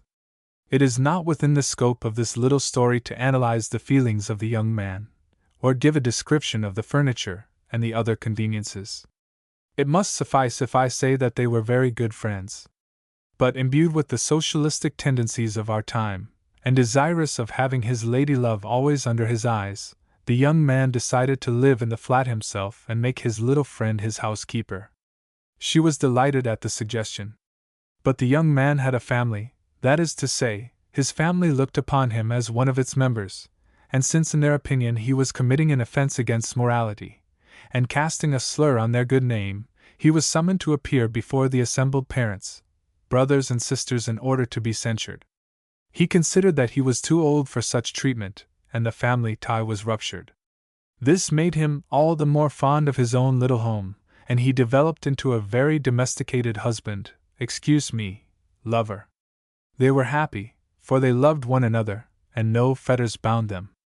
They lived in the happy dread of losing one another, and therefore they did their utmost to keep each other's love. They were indeed one. But there was one thing which they lacked: they had no friends. Society displayed no wish to know them, and the young man was not asked to the houses of the Upper Ten. It was Christmas Eve, a day of sadness for all those who once had a family. As he was sitting at breakfast, he received a letter. It was from his sister, who implored him to spend Christmas at home, with his parents. The letter touched upon the strings of old feelings and put him in a bad temper. Was he to leave his little friend alone on Christmas Eve? Certainly not. Should his place in the house of his parents remain vacant for the first time on a Christmas Eve? This was the position of affairs when he went to the law courts. During the interval for lunch a colleague came up to him and asked him as discreetly as possible, "Are you going to spend Christmas Eve with your family?" He flared up at once. Was his friend aware of his position? Or what did he mean? The other man saw that he had stepped on a corn, and added hastily, without waiting for a reply, "Because if you are not, you might spend it with us. You know, perhaps, that I have a little friend, a dear little soul." It sounded all right, and he accepted the invitation on condition that they should both be invited. Well, but of course, what else did he think? and this settled the problem of friends and Christmas Eve. They met at 6 o'clock at the friend's flat, and while the two old men had a glass of punch, the women went into the kitchen. All four helped to lay the table.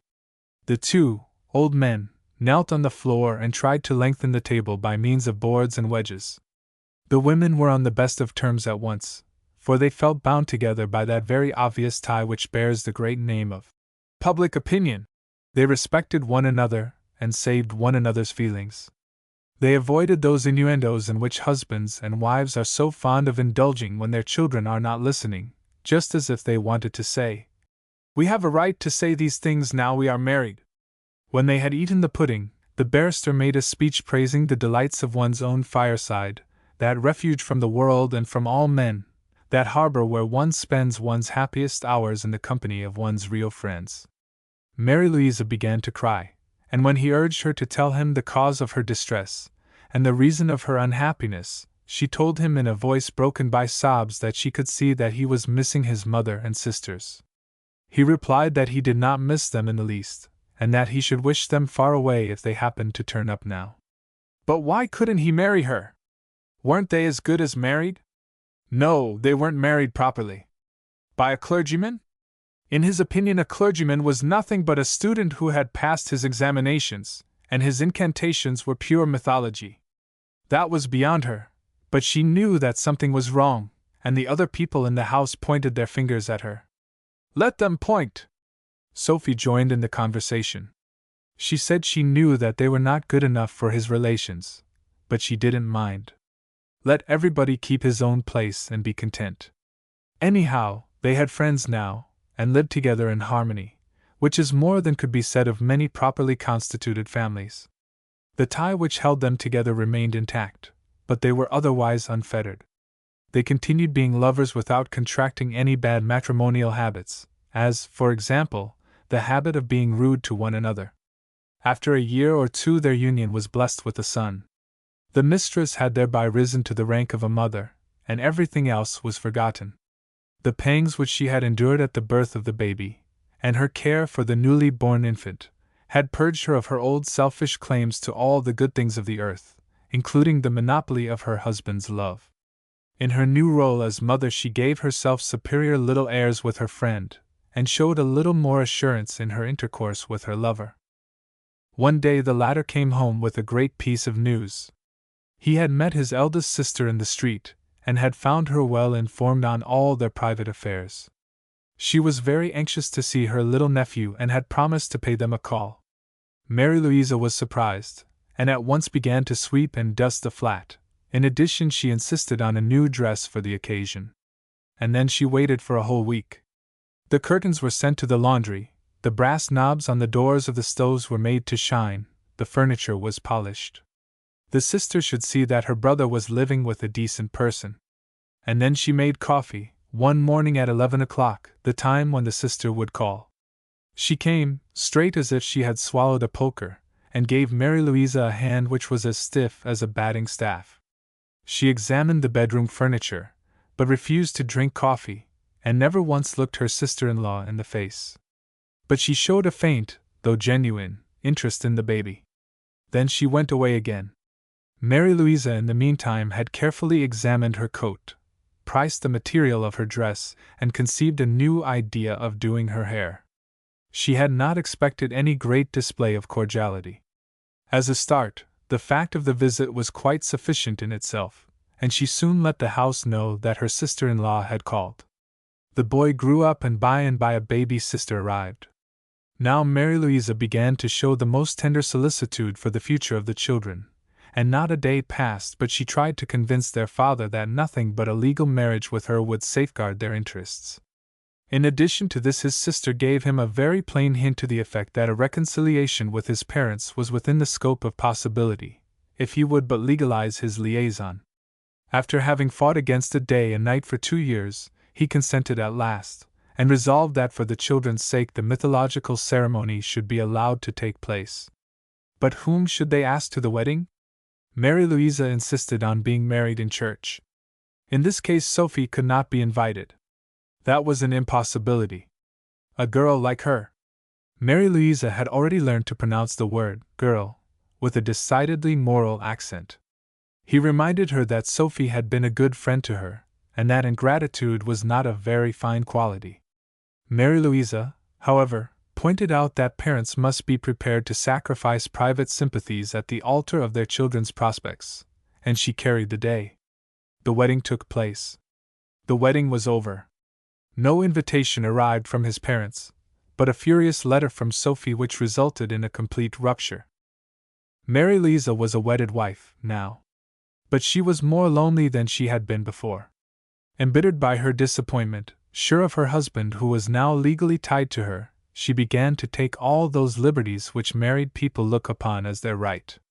What she had once regarded in the light of a voluntary gift, she now considered a tribute due to her.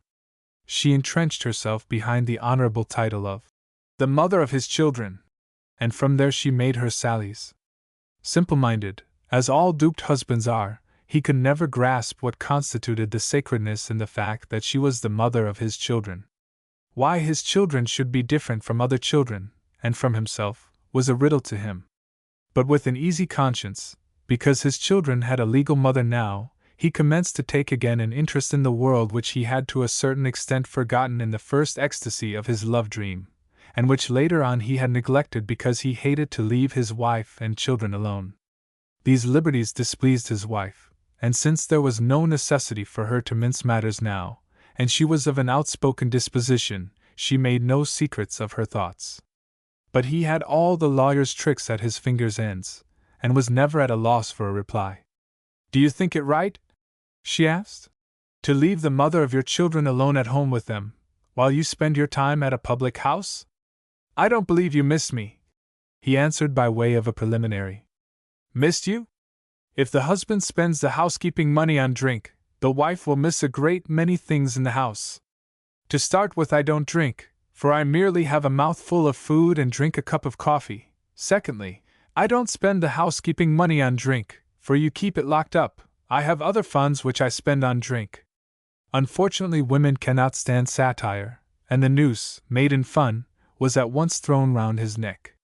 "You do admit, then, that you drink?" "No, I don't. I use your expression in fun." "In fun? You are making fun of your wife? You never used to do that. You wanted the marriage ceremony. Why are things so different now?" "Because we are married, of course." "Partly because of that, and partly because intoxication has the quality of passing off." "It was only intoxication in your case, then?" "Not only in my case, in your case too, and in all others as well. It passes off more or less quickly. And so love is nothing but intoxication as far as a man is concerned. As far as a woman is concerned too. Nothing but intoxication." "Quite so. But there is no reason why one shouldn't remain friends. One need not get married for that." "No, and that's exactly what I meant to point out." Wasn't it you who insisted on our marriage?" "Only because you worried me about it day and night 3 long years." "But it was your wish, too." "Only because you wished it. Be grateful to me now that you've got it." "Shall I be grateful because you leave the mother of your children alone with them while you spend your time at the public house?" "No, not for that, but because I married you." "You really think I ought to be grateful for that?" "Yes, like all decent people who have got their way." "Well, there is no happiness in a marriage like ours." "Your family doesn't acknowledge me." "What have you got to do with my family?" "I haven't married yours?" "Because you didn't think it good enough." "But mine was good enough for you. If they had been shoemakers, you wouldn't mind so much." "You talk of shoemakers as if they were beneath your notice." "Aren't they human beings like everybody else?" "Of course they are, but I don't think you would have run after them." "All right. Have your own way." But it was not all right, and it was never again all right. Was it due to the fact of their being married, or was it due to something else? Mary Louisa could not help admitting in her heart that the old times had been better times. They had been jollier, she said. He did not think that it was only owing to the fact that their marriage had been legalized, for he had observed that other marriages, too, were not happy. And the worst of it all was this: when one day he went to see his old friend and Sophie, as he sometimes did, behind his wife's back, he was told that there was an end to that matter. And they had not been married. So it could not have been marriage which was to blame. A duel. She was plain, and therefore the coarse young men who don't know how to appreciate a beautiful soul in an ugly body took no notice of her. But she was wealthy, and she knew that men run after women for the sake of their wealth, whether they do it because all wealth has been created by men and they therefore claim the capital for their sex, or on other grounds, was not quite clear to her. As she was a rich woman, she learned a good many things, and as she distrusted and despised men, she was considered an intellectual young woman. She had reached the age of 20. Her mother was still alive, but she had no intention to wait for another 5 years before she became her own mistress. Therefore, she quite suddenly surprised her friends with an announcement of her engagement. "She is marrying because she wants a husband," said some.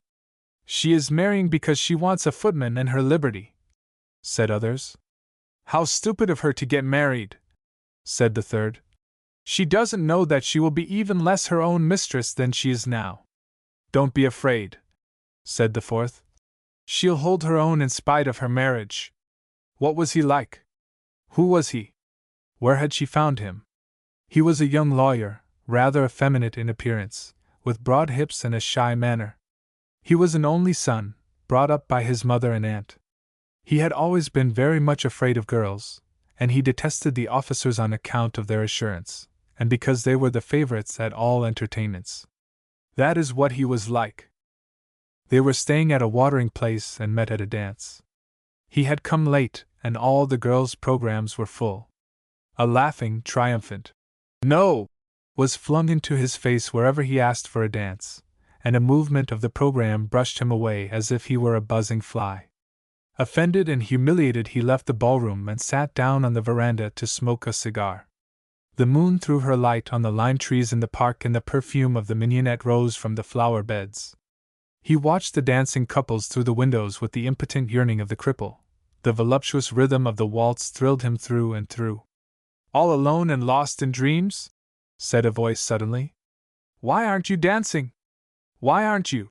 he replied, looking up. "Because I am plain and nobody asked me to," she answered. He looked at her. They had known each other for some time, but he had never studied her features. She was exquisitely dressed, and in her eyes lay an expression of infinite pain, the pain of despair and vain revolt against the injustice of nature. He felt a lively sympathy for her. "I, too, am scorned by everybody," he said. "All the rights belong to the officers. Whenever it is a question of natural selection, right is on the side of the strong and the beautiful. Look at their shoulders and epaulets. How can you talk like that? I beg your pardon. To have to play a losing game makes a man bitter. Will you give me a dance? For pity's sake? Yes. Out of compassion for me." He threw away his cigar. "Have you ever known what it means to be marked by the hand of fate and rejected? To be always the last?" He began again, passionately. "I have known all that. But the last do not always remain the last," she added emphatically. "There are other qualities, besides beauty, which count. What quality do you appreciate most in a man?" "Kindness," she exclaimed, without the slightest hesitation. "For this is a quality very rarely found in a man. Kindness and weakness usually go hand in hand. Women admire strength." "What sort of women are you talking about?" "Rude strength has had its day.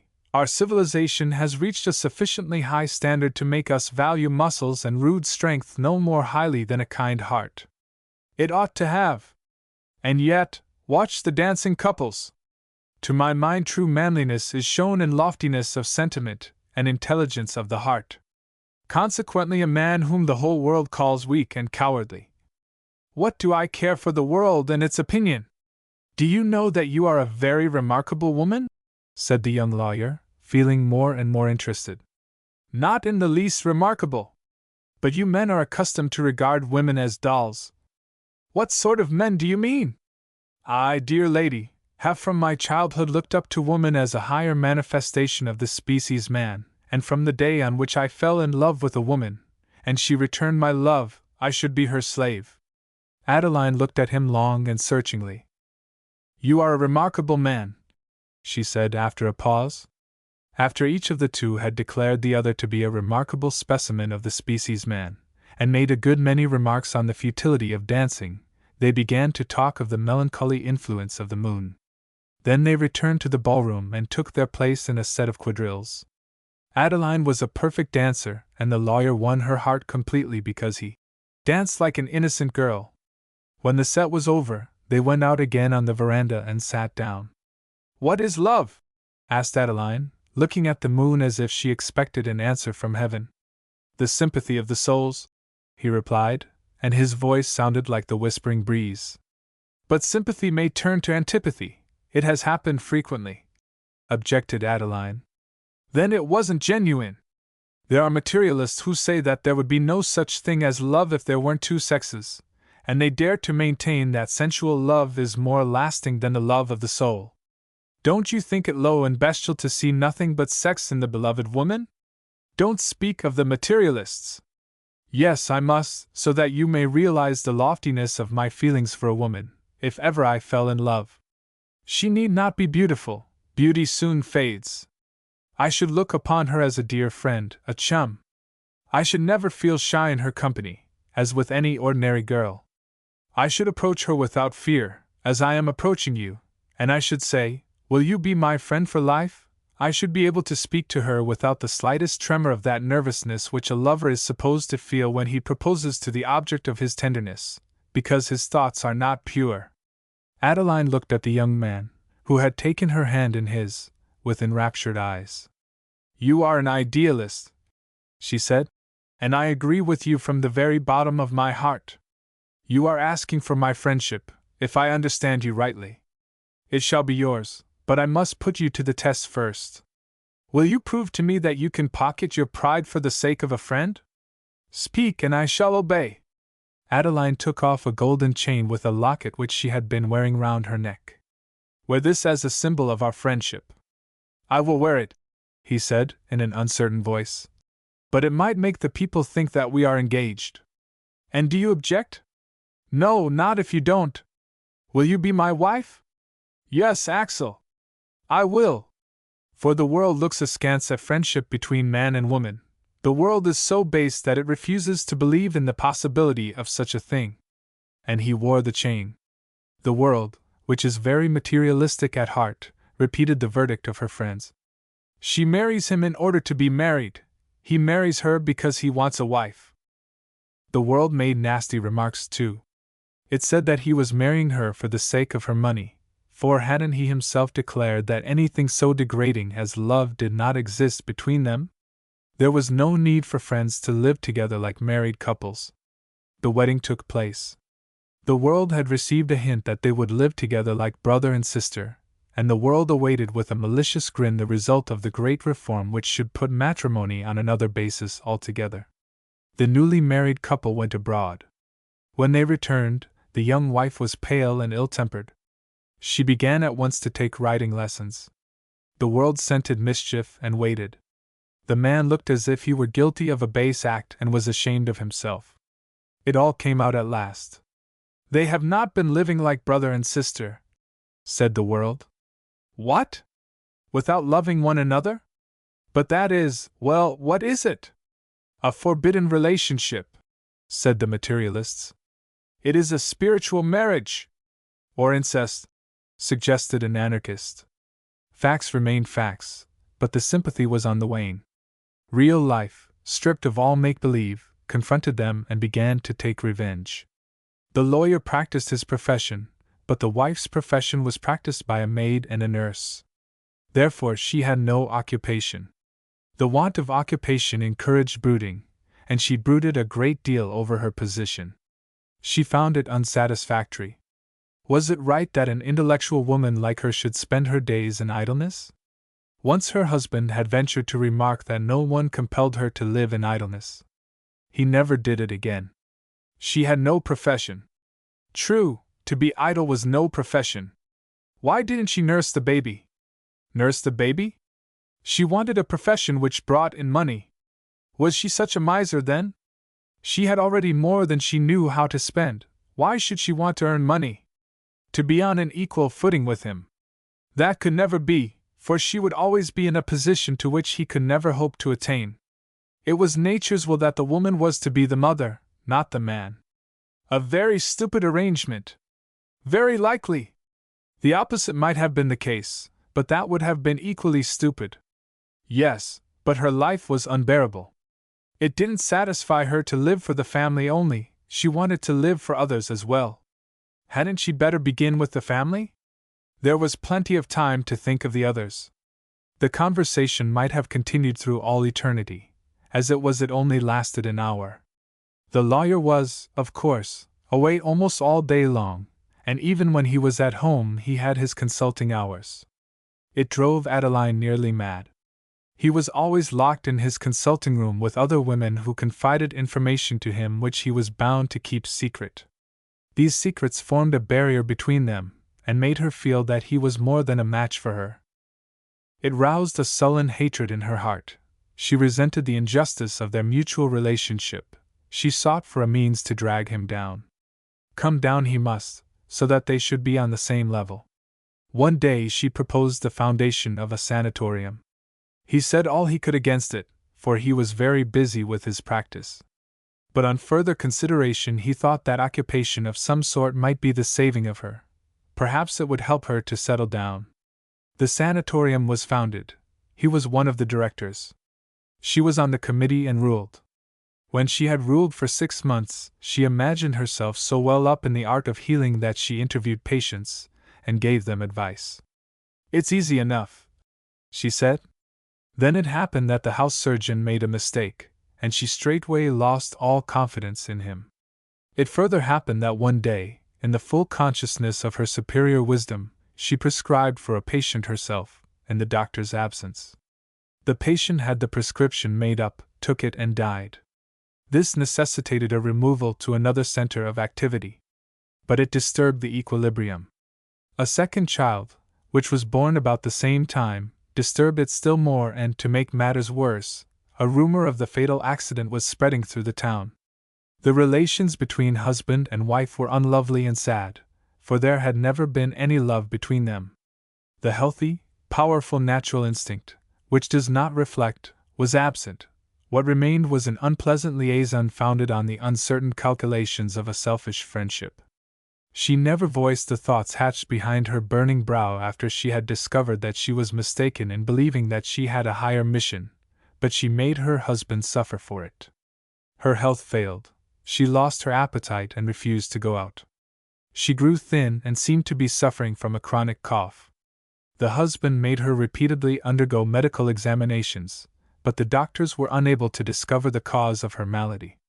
In the end he became so accustomed to her constant complaints that he paid no more attention to them. "I know it's unpleasant to have an invalid wife," she said. He admitted in his heart that it was anything but pleasant. Had he loved her, he would neither have felt nor admitted it. Her emaciation became so alarming that he could not shut his eyes to it any longer, and had to consent to her suggestion that she should consult a famous professor. Adeline was examined by the celebrity. "How long have you been ill?" he asked. "I have never been very strong since I left the country," she replied. "I was born in the country." "Then you don't feel well in town?" "Well? Who cares whether I feel well or not?"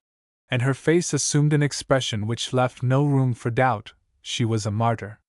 "Do you think that country air would do you good?" continued the professor.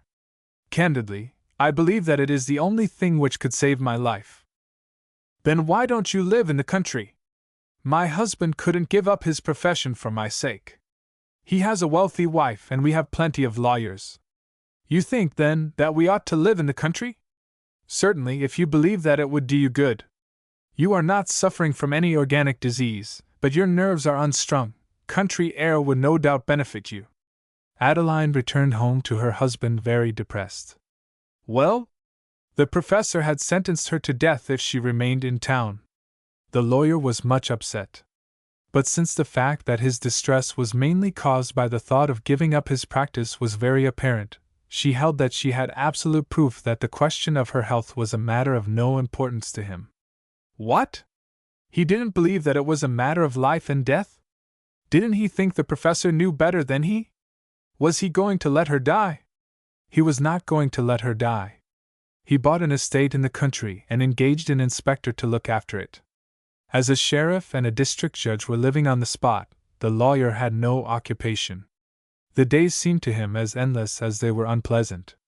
Since his income had stopped with his practice, he was compelled to live on his wife's money.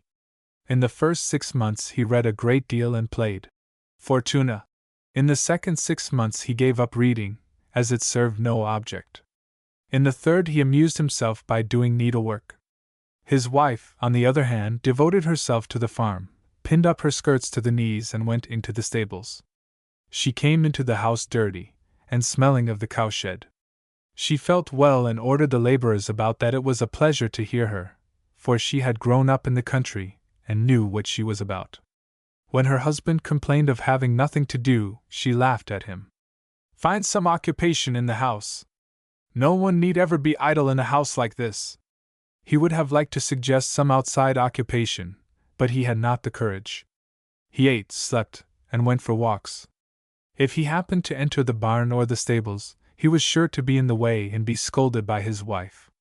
One day, when he had grumbled more than usual, while the children had been running about, neglected by the nurse, she said, "Why don't you look after the children? That would give you something to do." He stared at her. Did she really mean it? Well, why shouldn't he look after the children? Was there anything strange in her suggestion? He thought the matter over and found nothing strange in it. Henceforth he took the children for a walk every day. One morning, when he was ready to go out, the children were not dressed. The lawyer felt angry and went grumbling to his wife. Of the servants he was afraid. "Why aren't the children dressed?" he asked. "Because Mary is busy with other things." "Why don't you dress them? You've nothing else to do. Do you consider it degrading to dress your own children?" He considered the matter for a while, but could see nothing degrading in it. He dressed them. One day he felt inclined to take his gun and go out by himself, although he never shot anything. His wife met him on his return. "Why didn't you take the children for a walk this morning?" she asked sharply and reproachfully. "Because I didn't feel inclined to do so." "You didn't feel inclined? Do you think I want to work all day long in stable and barn? One ought to do something useful during the day, even if it does go against one's inclination." "So as to pay for one's dinner, you mean? If you like to put it that way.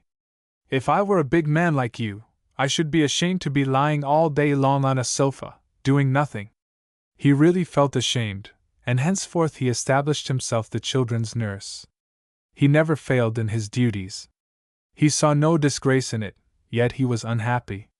Something was wrong somewhere, he thought, but his wife always managed to carry her point. She sat in the office and interviewed inspector and overseer. She stood in the storeroom and weighed out stores for the cottagers. Everybody who came on the estate asked for the mistress. Nobody ever wanted to see the master. One day he took the children past a field in which cattle were grazing. He wanted to show them the cows and cautiously took them up to the grazing herd. All at once a black head, raised above the backs of the other animals, stared at the visitors, bellowing softly. The lawyer picked up the children and ran back to the fence as hard as he could. He threw them over and tried to jump it himself, but was caught on the top. Noticing some women on the other side, he shouted, "The bull! The bull!" But the women merely laughed, and went to pull the children, whose clothes were covered with mud, out of the ditch. "Don't you see the bull?" he screamed. "It's no bull, sir," replied the eldest of the women. "The bull was killed a fortnight ago."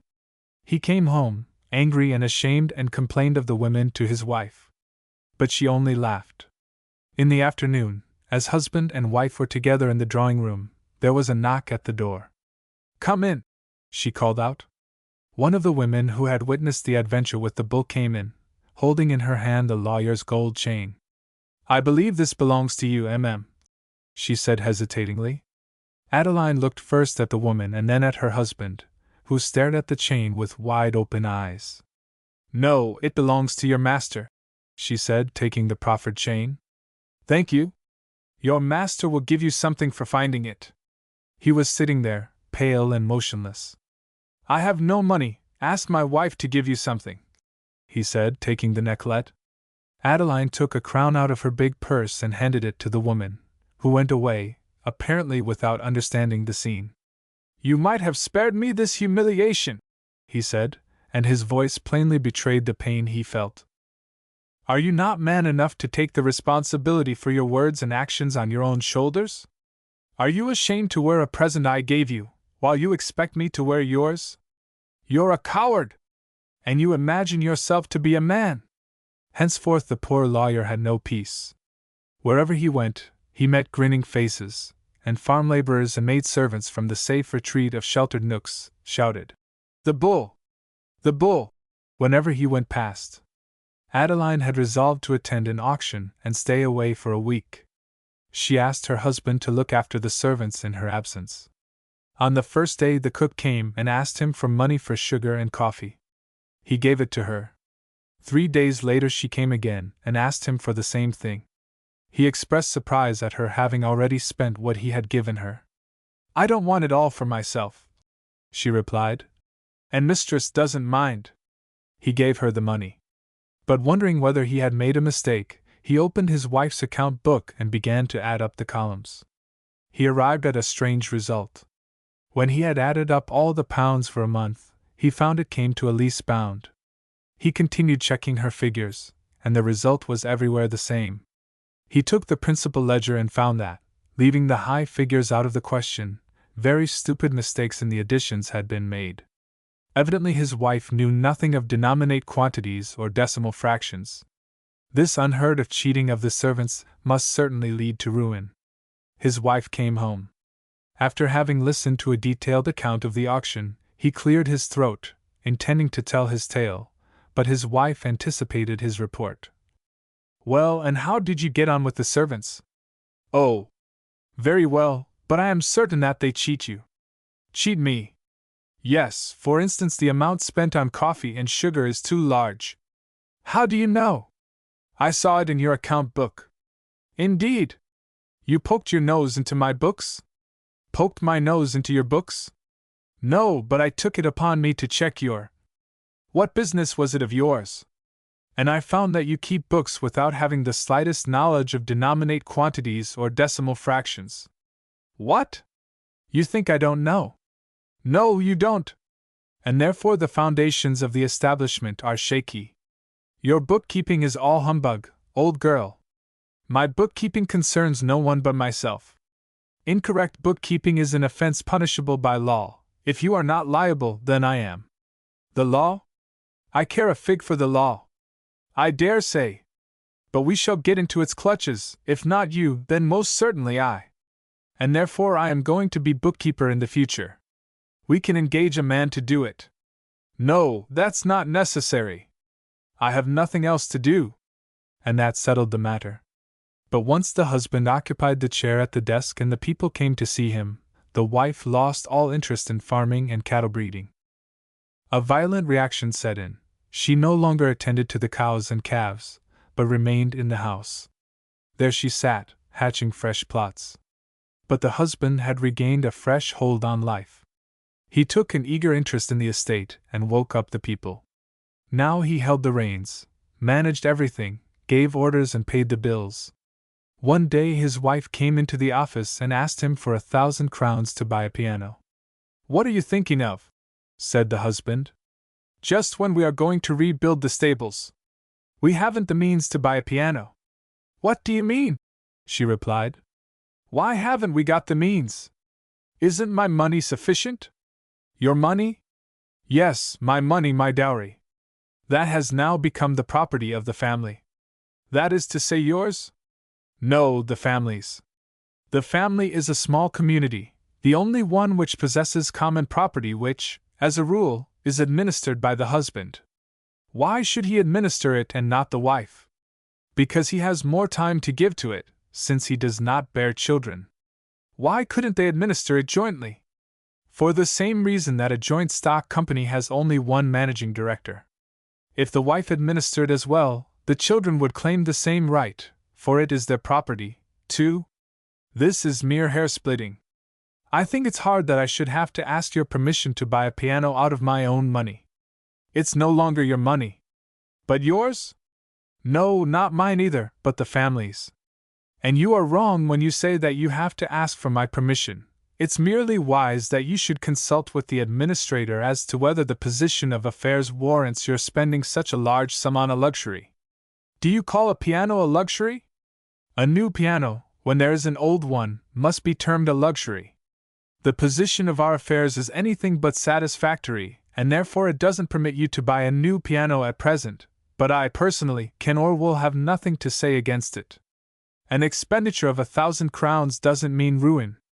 To incur a debt of 1,000 crowns at the wrong time may be the first step towards ruin.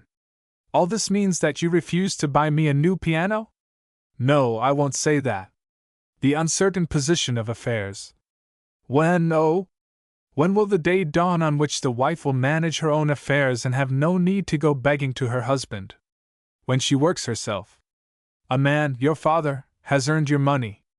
The men have gained all the wealth there is in the world.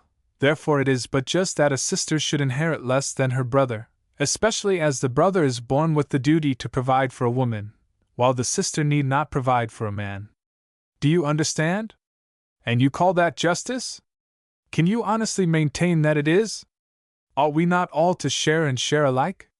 No, not always. One ought to share according to circumstances and merit. The idler who lies in the grass and watches the mason building a house should have a smaller share than the mason. Do you mean to insinuate that I am lazy? I'd rather not say anything about that. But when I used to lie on the sofa reading, you considered me a loafer, and I well remember that you said something to that effect in very plain language. But what am I to do? Take the children out for walks. I'm not constituted to look after the children. But there was a time when I had to do it. Let me tell you that a woman who says that she is not constituted to look after children isn't a woman.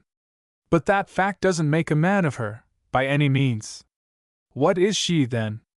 Shame on you that you should speak like that of the mother of your children. What does the world call a man who will have nothing to do with women? Isn't it something very ugly? I won't hear another word. And she left him and locked herself into her room. She fell ill. The doctor, the almighty man, who took over the care of the body when the priest lost the care of the soul, pronounced country air and solitude to be harmful. They were obliged to return to town so that the wife could have proper medical treatment. Town had a splendid effect on her health. The air of the slums gave color to her cheeks. The lawyer practiced his profession, and so husband and wife had found safety valves for their temperaments, which refused to blend. His servant or debit and credit. Mr. Blackwood was a wharfinger at Brooklyn, and had married Miss Dankward, who brought him a dowry of modern ideas. To avoid seeing his beloved wife playing the part of his servant, Mr. Blackwood had taken rooms in a boarding house. The wife, who had nothing whatever to do, spent the day in playing billiards and practicing the piano, and half the night in discussing women's rights and drinking whiskeys and sodas. The husband had a salary of $5,000. He handed over his money regularly to his wife, who took charge of it. She had, moreover, a dress allowance of $500 with which she did as she liked. Then a baby arrived. A nurse was engaged who, for $100, took upon her shoulders the sacred duties of the mother. 2 more children were born.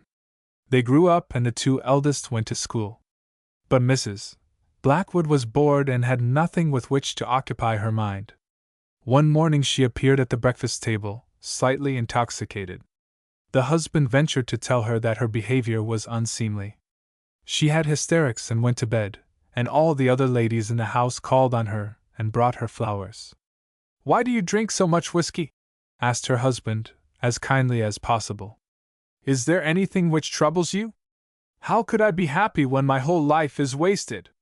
"What do you mean by wasted?" "You are the mother of 3 children and you might spend your time in educating them." "I can't be bothered with children." "Then you ought to be bothered with them. You would be benefiting the whole community and have a splendid object in life, a far more honorable one, for instance, than that of being a wharfinger." "Yes, if I were free." "You are freer than I am." I am under your rule. You decide how my earnings are to be spent. You have $500 pin money to spend as you like, but I have no pin money.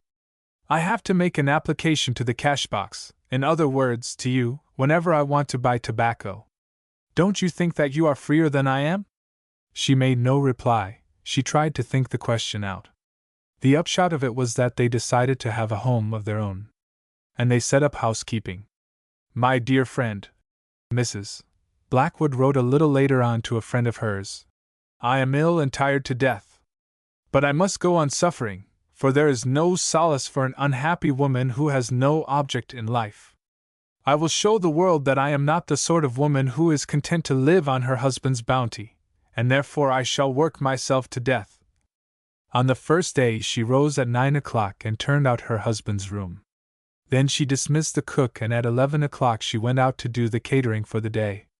When the husband came home at 1 o'clock, lunch was not ready. It was the maid's fault. Mrs. Blackwood was dreadfully tired and in tears. The husband could not find it in his heart to complain. He ate a burnt cutlet and went back to his work. Don't work so hard, darling, he said, as he was leaving. In the evening his wife was so tired that she could not finish her work and went to bed at 10 o'clock. On the following morning, as Mr. Blackwood went into his wife's room to say good morning to her, he was amazed at her healthy complexion. Have you slept well? He asked. Why do you ask? Because you are looking so well.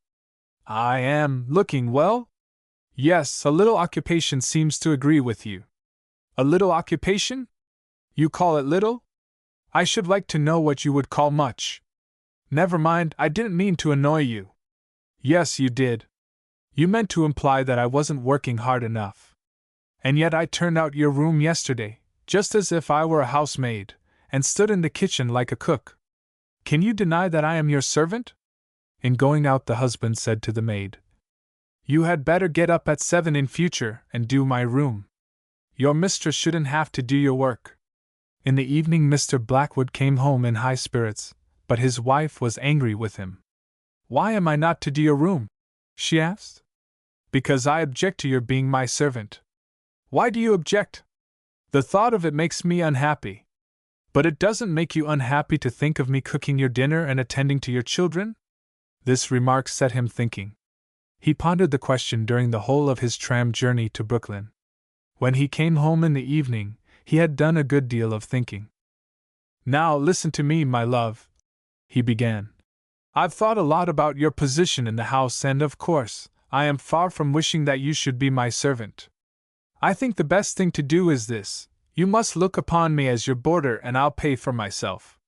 Then you'll be mistress in the house, and I'll pay you for my dinner. What do you mean? Asked his wife, a little uneasy. What I say. Let's pretend that you keep a boarding house and that I'm your boarder. We'll only pretend it, of course. Very well. And what are you going to pay me? Enough to prevent me from being under an obligation to you. It will improve my position, too, for then I shall not feel that I am kept out of kindness. Out of kindness? Yes, you give me a dinner which is only half cooked, and then you go on repeating that you are my servant, that is to say, that you are working yourself to death for me. What are you driving at? Is $3 a day enough for my board? Any boarding house will take me for $2.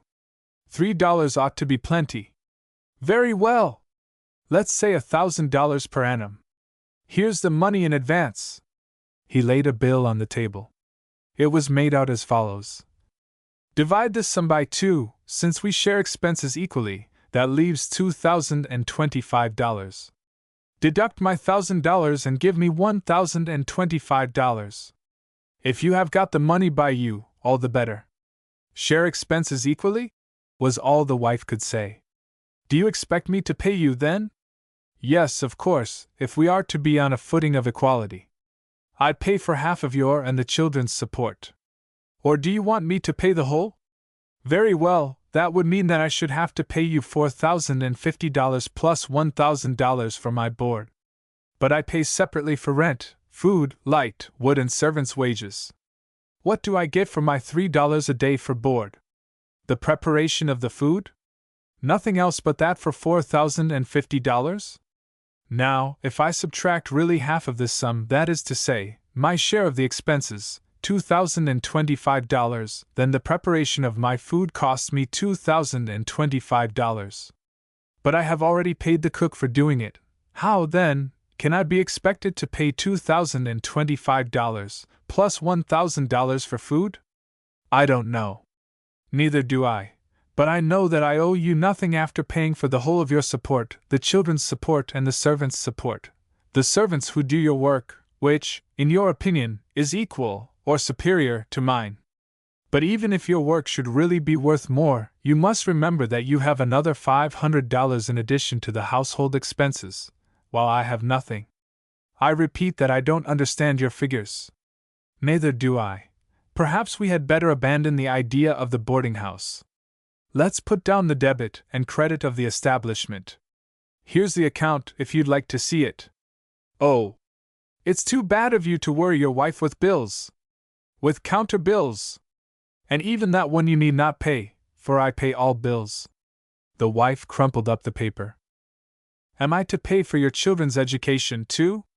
No, I will, and I shall, and I will also pay for your children's education. You shall not pay one single farthing for mine. Is that being on a footing of equality? But I shall deduct the sum for the maintenance of my children and servants. Then you will still have $2,100 for the assistance you give to my servants. Do you want any more bills? She wanted no more, never again. The breadwinner. He wakes up in the morning from evil dreams of bills which have become due and copy which has not been delivered. His hair is damp with cold perspiration, and his cheeks tremble as he dresses himself.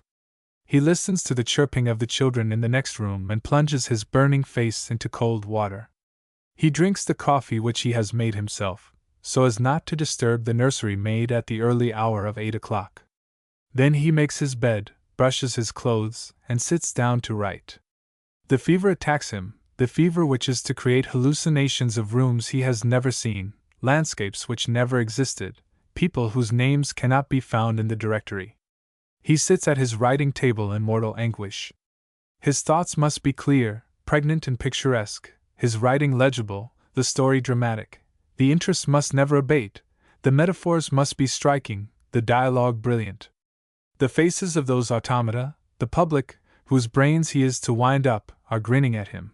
The critics whose goodwill he must enlist, stare at him through the spectacles of envy. He is haunted by the gloomy face of the publisher, which it is his task to brighten.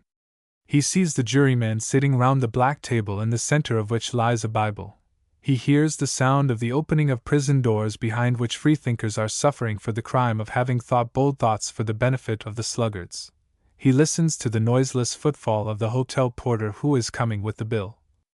And all the while the fever is raging and his pen flies over the paper without a moment's delay at the vision of publisher or juryman, leaving in its track red lines as of congealed blood which slowly turn to black. When he rises from his chair, after a couple of hours, he has only enough strength left to stumble across the room. He sinks down on his bed and lies there as if death held him in his clutches. It is not invigorating sleep which has closed his eyes, but a stupor, a long fainting fit during which he remains conscious, tortured by the horrible thought that his strength is gone, his nervous system shattered, his brain empty. A ring at the bell of the private hotel. Voila le facteur! The mail has arrived. He rouses himself and staggers out of his room. A pile of letters is handed to him. Proofs which must be read at once. A book from a young author, begging for a candid criticism. A paper containing a controversial article to which he must reply without delay. A request for a contribution to an almanac. An admonishing letter from his publisher. How can an invalid cope with it all? In the meantime, the children's nurse has got up and dressed the children, drunk the coffee made for her in the hotel kitchen, and eaten the rolls spread with honey which have been sent up for her. After breakfast, she takes a stroll in the park. At 1 o'clock, the bell rings for luncheon. All the guests are assembled in the dining room. He, too, is there, sitting at the table by himself. Where is your wife? He is asked on all sides. I don't know, he replies. What a brute! Is the comment of the ladies, who are still in their morning gowns. The entrance of his wife interrupts the progress of the meal, and the hungry guests who have been punctual are kept waiting for the second course. The ladies inquire anxiously whether his wife has slept well and feels refreshed. Nobody asks him how he feels. There is no need to inquire. He looks like a corpse, says one of the ladies. And she is right. Dissipation, says another. But that is anything but true. He takes no part in the conversation, for he has nothing to say to these women. But his wife talks for two. While he swallows his food, his ears are made to listen to rich praise of all that is base, and vile abuse of all that is noble and good. When luncheon is over, he takes his wife aside. "I wish you would send Louisa to the tailor's with my coat. A seam has come undone and I haven't the time to sew it up myself."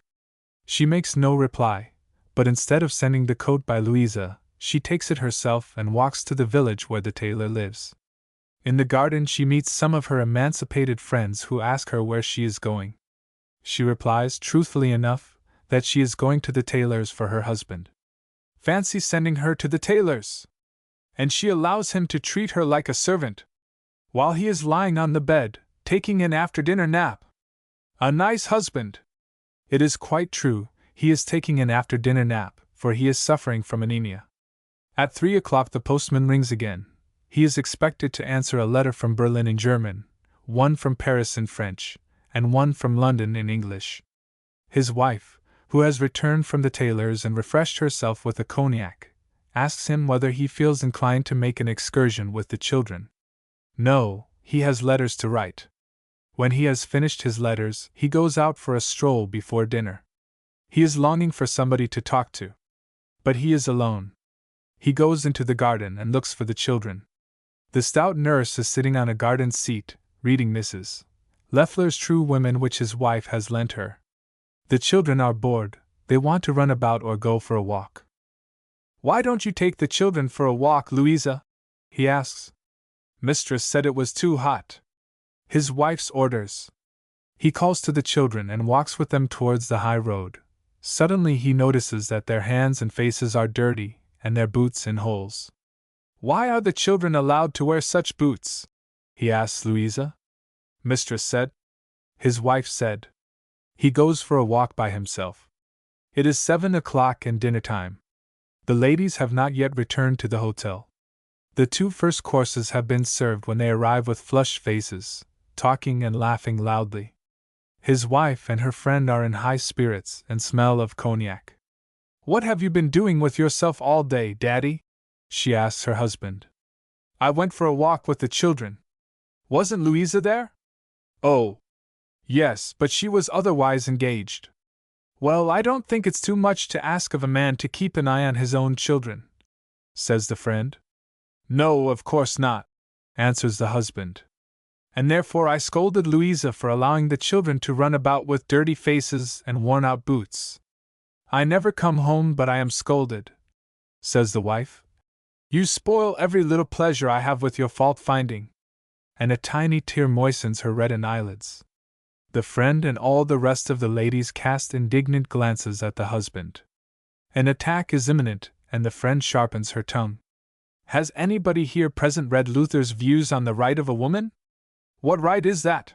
asks his wife. "To look out for another partner if she is dissatisfied with the one she has." There is a pause. "A very risky doctrine as far as a woman's interests are concerned," says the husband. "For it follows that in similar circumstances a man is justified in doing the same thing.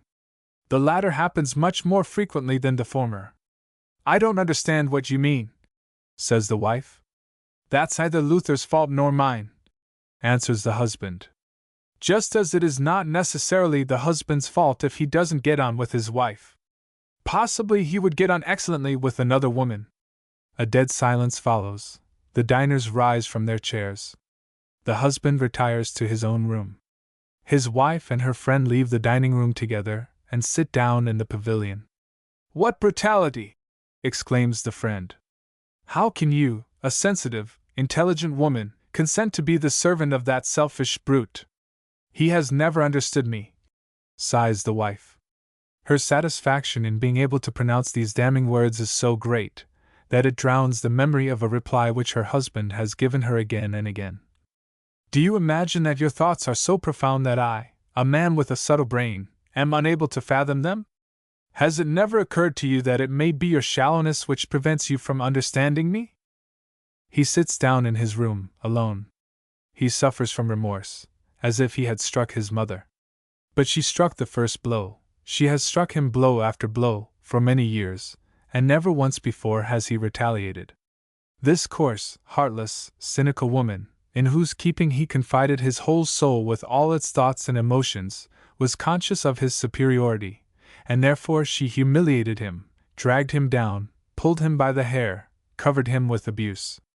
Was it a crime that he struck back when she publicly taunted him? Yes, he felt as guilty as if he had murdered his dearest friend.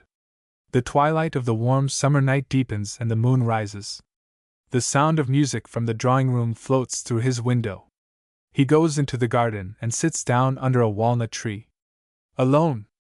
The chords of the piano blend with the words of the song. He strolls through the garden and looks through the window. There she sits, his living poem, which he has composed for his own delight. She sings with tears in her voice. The ladies on the sofas look at one another significantly. But behind the laurel bushes on a garden seat 2 men are sitting, smoking, and chatting. He can hear what they say. Nothing but the effect of the cognac. Yes, they say that she drinks. And blame the husband for it. That's a shame. She took to drinking in Julian's studio. She was going to be an artist, you know, but she didn't succeed. When they rejected her picture at the exhibition, she threw herself at the head of this poor devil and married him to hide her defeat. Yes, I know, and made his life a burden until he is but the shadow of his former self. They started with a home of their own in Paris, and he kept 2 maids for her, still she called herself his servant. Although she was mistress over everything, she insisted that she was but his slave. She neglected the house, the servants robbed them right and left, and he saw their home threatened with ruin without being able to move a finger to avert it. She opposed every suggestion he made. If he wanted black, she wanted white. In this way she broke his will and shattered his nerves. He broke up his home and took her to a boarding house to save her the trouble of housekeeping and enable her to devote herself entirely to her art. But she won't touch a brush and goes out all day long with her friend. She has tried to come between him and his work, too, and drive him to drink, but she has not managed it. Therefore she hates him, for he is the better of the 2. But the husband must be a fool, remarks the other man. He is a fool wherever his wife is concerned, but he is no exception to the rule. They have been married for 12 years and he is still in love with her. The worst of it is that he is a strong man, who commanded the respect of Parliament and press, is breaking up. I talked to him this morning. He is ill, to say the least.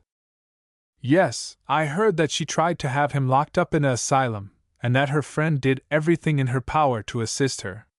And he works himself to death, so that she can enjoy herself. Do you know why she treats him so contemptuously? Because he cannot give her all the luxuries she wants. A man who cannot give his wife all she wants, she said the other day at dinner, ce n'est pas grand chose. I believe that she counted on his booming her as an artist. Unfortunately, his political views prevent him from being on good terms with the leading papers, and moreover, he has no friends in artistic circles. His interests lie elsewhere. I see, she wanted to make use of him for her own ends. When he resisted, she threw him over. But he serves his purpose as a breadwinner. Comes her voice from the drawing-room. Bang! The sound came from behind the walnut tree. It was followed by a snapping of branches and a crunching of sand. The talkers jumped to their feet. The body of a well-dressed man lay across the road, with his head against the leg of a chair. The song stopped abruptly. The ladies rushed into the garden. The friend poured a few drops of eau de cologne which she held in her hand, on the face of the prostrate man. When she realized that it was no fainting fit, she started back. Horrible! She exclaimed, putting her hand up to her face. The elder of the 2 men, who was stooping over the dead body, looked up. Be silent, woman! He exclaimed. What a brute! Said the friend. The dead man's wife fainted, but was caught in the arms of her friend and tenderly nursed by the rest of the women. "Send for a doctor!" shouted the elder of the two men. "Run!" Nobody took any notice. Everybody was busy with the unconscious wife. To bring such grief on his wife! "Oh! What a man! What a man!" sobbed the friend. "Has no one a thought for the dying man? All this fuss because a woman has fainted! Give her some brandy, that will revive her! The wretched man has deserved his fate," said the friend emphatically. "He indeed deserved a better fate than to fall into your hands alive. Shame on you, woman, and all honor to the breadwinner." He let the hand of the dead man go and rose to his feet. "It's all over," he said.